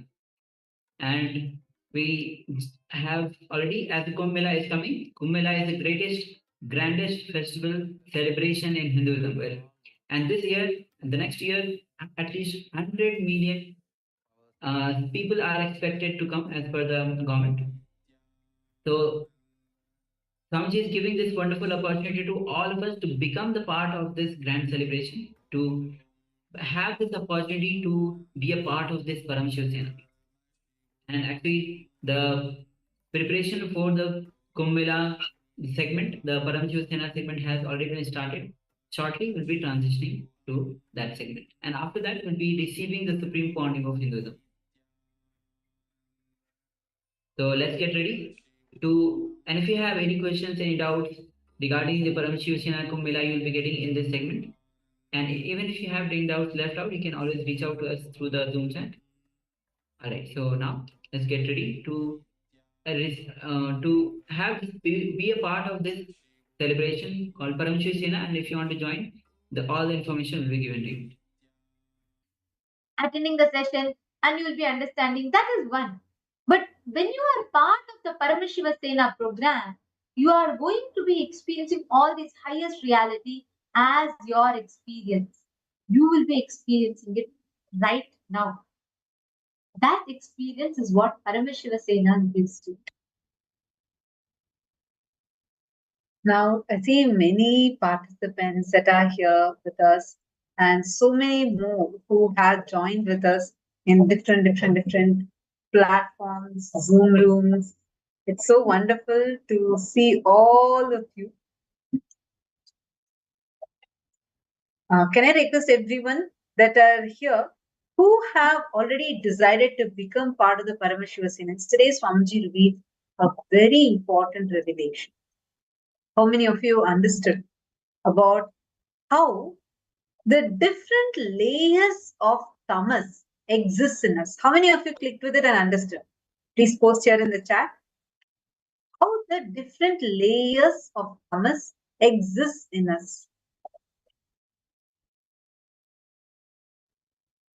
Elaborately about how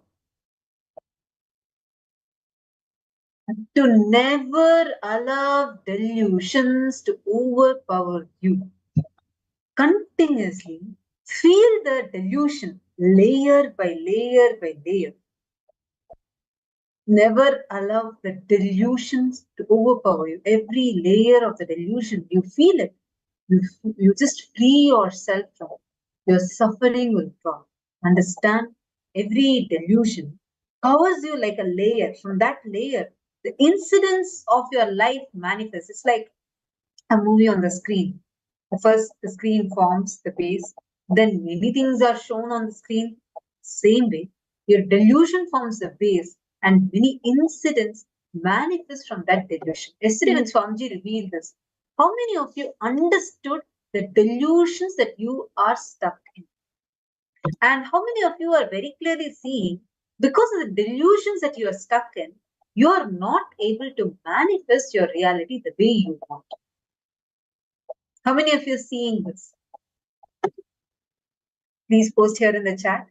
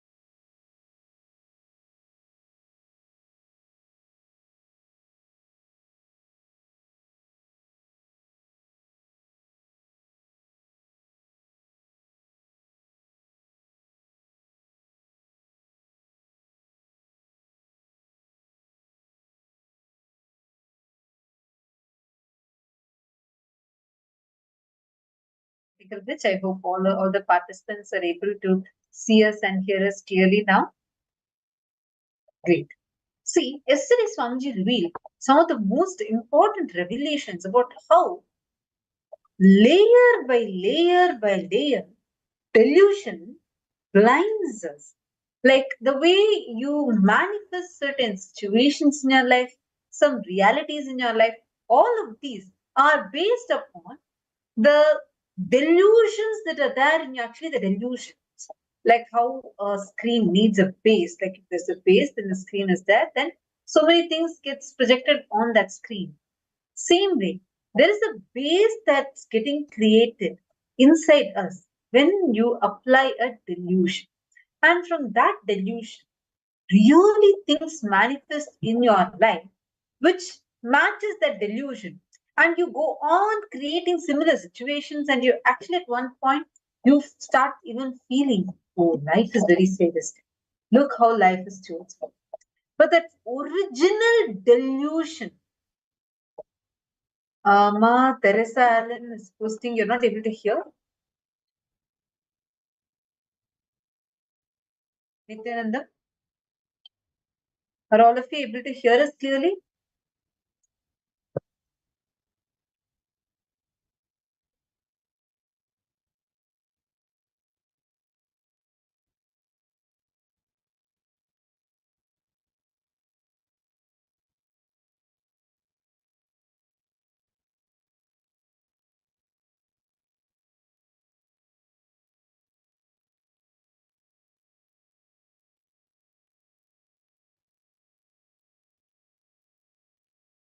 Nityanandam?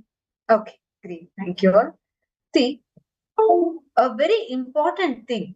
The satsang that Swamiji gave yesterday is too important. That's why we're repeating this, because it's so every word Swamiji said yesterday and every single powerful cognition that Swamiji gave. All these are extremely important, and because of these powerful cognitions, powerful revelations that Swamiji gave, it's like a very, very powerful way. You can just decide and break free from the delusions that you're stuck. So many times your restrictive patterns, whether you may be having a desire to manifest wealth, to become a very wealthy person, you may be having a desire that you're not really wanting something big, but you just want to experience completion with your relationship, someone that's very close to you. And there's nothing wrong with having that desire. But the problem comes when the original delusion is forgotten. So when you fall into the original delusion, it's like suddenly you're inside, like you just start visualizing, dreaming that you are inside a game set, like a video game. You visualize yourself being inside. And there you're fighting with enemies, you're going through different situations, all these. And you go on suffering there. Oh my God, why am I struggling like this? Why this? So many people are attacking me. Why am I stuck in such a situation? Hooray, the first fundamental delusion, you started imagining, visualizing that. And then you think as if you are powerless in that whole thing. Understand? You are responsible for you to enter into the dream state. You may not be responsible for what's happening in the dream state, but you are responsible for entering into the dream state.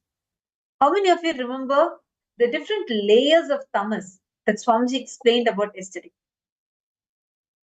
Swamiji explained different layers by layers. Can I request all of you to post here in the chat? Whatever you understood from that, because Swamiji went to the next layers, how deeper and deeper and deeper it goes, and more stronger and stronger and stronger it becomes. Nityananda, Margin, how? Nice to see you. Do you remember what did Swamiji tell yesterday? Swamiji told a very powerful Nityananda. What did Swamiji tell yesterday about how the different layers are there? Tamas. Come on, let's see who's posting. Swamiji gave one example. I'll give you all an example. Swamiji said, how the tamas that puts you into the sleep state, and from that you start dreaming. That's a strong tamas where you are not in your own control. Like this, Swamiji gave 3 more ways how the tamas happens in which are deeper and deeper and deeper layers. What's the second layer that Swamiji mentioned? It's just yesterday's satsang. Let's see who's telling. Come on, Ma Virupaksha, Ma Teresa,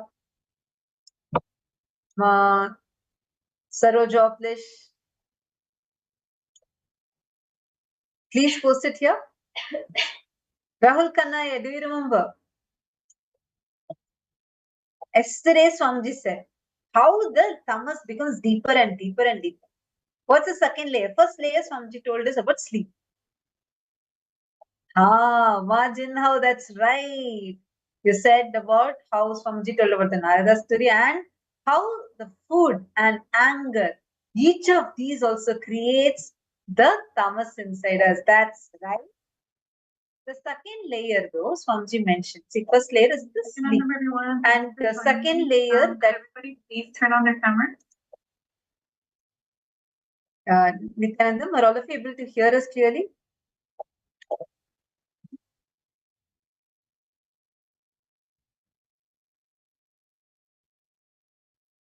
Sorry for that. So yesterday, Swamiji revealed about how the tamas that's forming in you, the tamas, one is when you are about to sleep. Tamas means the extreme tamas that pushes you to go sleep. Second layer, the tamas that happens when you are under the influence of alcohol, drugs, you're not under your own control. Third, the tamas that happens in you when, listen carefully, so powerfully Swamiji revealed how when you eat food, the food actually not when you eat, but because of the tamas toxin that you allow to settle down inside you is the food addiction. See, deep sleep is one layer. Worse than that is the tamas you allow during the drugs, alcohol, addictive drugs. See, because when you are in your sleep, you enter into the dream. Once you wake up, the impact of the dream is not going to be there in you. But for alcohol or addictive drugs, whether prescribed or unprescribed, that is going to be there continuously in you, even after you settle down from the impact of that alcohol. The third layer, the tamas, you allowed in you due to food addiction. Understand? I was actually shocked when she told this. The tamas that you allow inside you due to the food addiction is worse than tamas of alcohol and drug addiction. I was just like, I was always thinking that alcohol would be lower. Swamiji said, no, the addiction to food, that tamas is much lower because we don't even realize the impact that the food has in our daily decisions. How you build your life, everything matters. And this heavily influences that. See, the next fourth layer is the tamas that you allow due to the anger of the person whom you choose as your boss. You choose a person as your boss, but you start developing so much of anger towards it. So this is what Swamiji revealed. How many of you listened to this yesterday? Thank you so much, Majinha, for posting that. You're right. This is what Swamiji had revealed yesterday. How many of you are understanding this? Anthony Musitaya, are you catching it? Actually, it's nice to see you sitting and nice to see the beautiful Atmamurti that are kept behind you. Anthony Musita. Aya, which country you're from? Anthony Musita, Aya. Which country are you logging in from? Could you please share that as well in the chat? Nice to have you here. Actually, all the different, yesterday what Swamiji reviewed, right, is one of the most important aspects for us to remember. How, when Narayana asked Narada for water, Swamiji tells that whole story, where you allow delusion to cover, delusion layers and layers. How you allow delusion to cover such an important truth. Narada thinks because Narayana asked for water, he thinks, oh, Narayana is thirsty, so I asked for water. There, that assumption is the Maya that he falls into.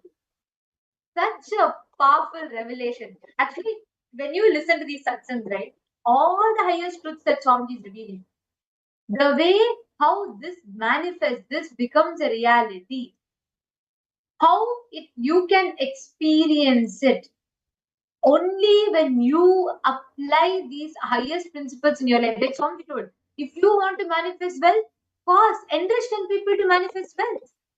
That is the way for you to manifest wealth. And if you are wondering how you can experience it, come join Paramashiva Sena. Become part of Paramashiva's Paramashiva Sena, where you experience this breakthrough in every aspect of your life.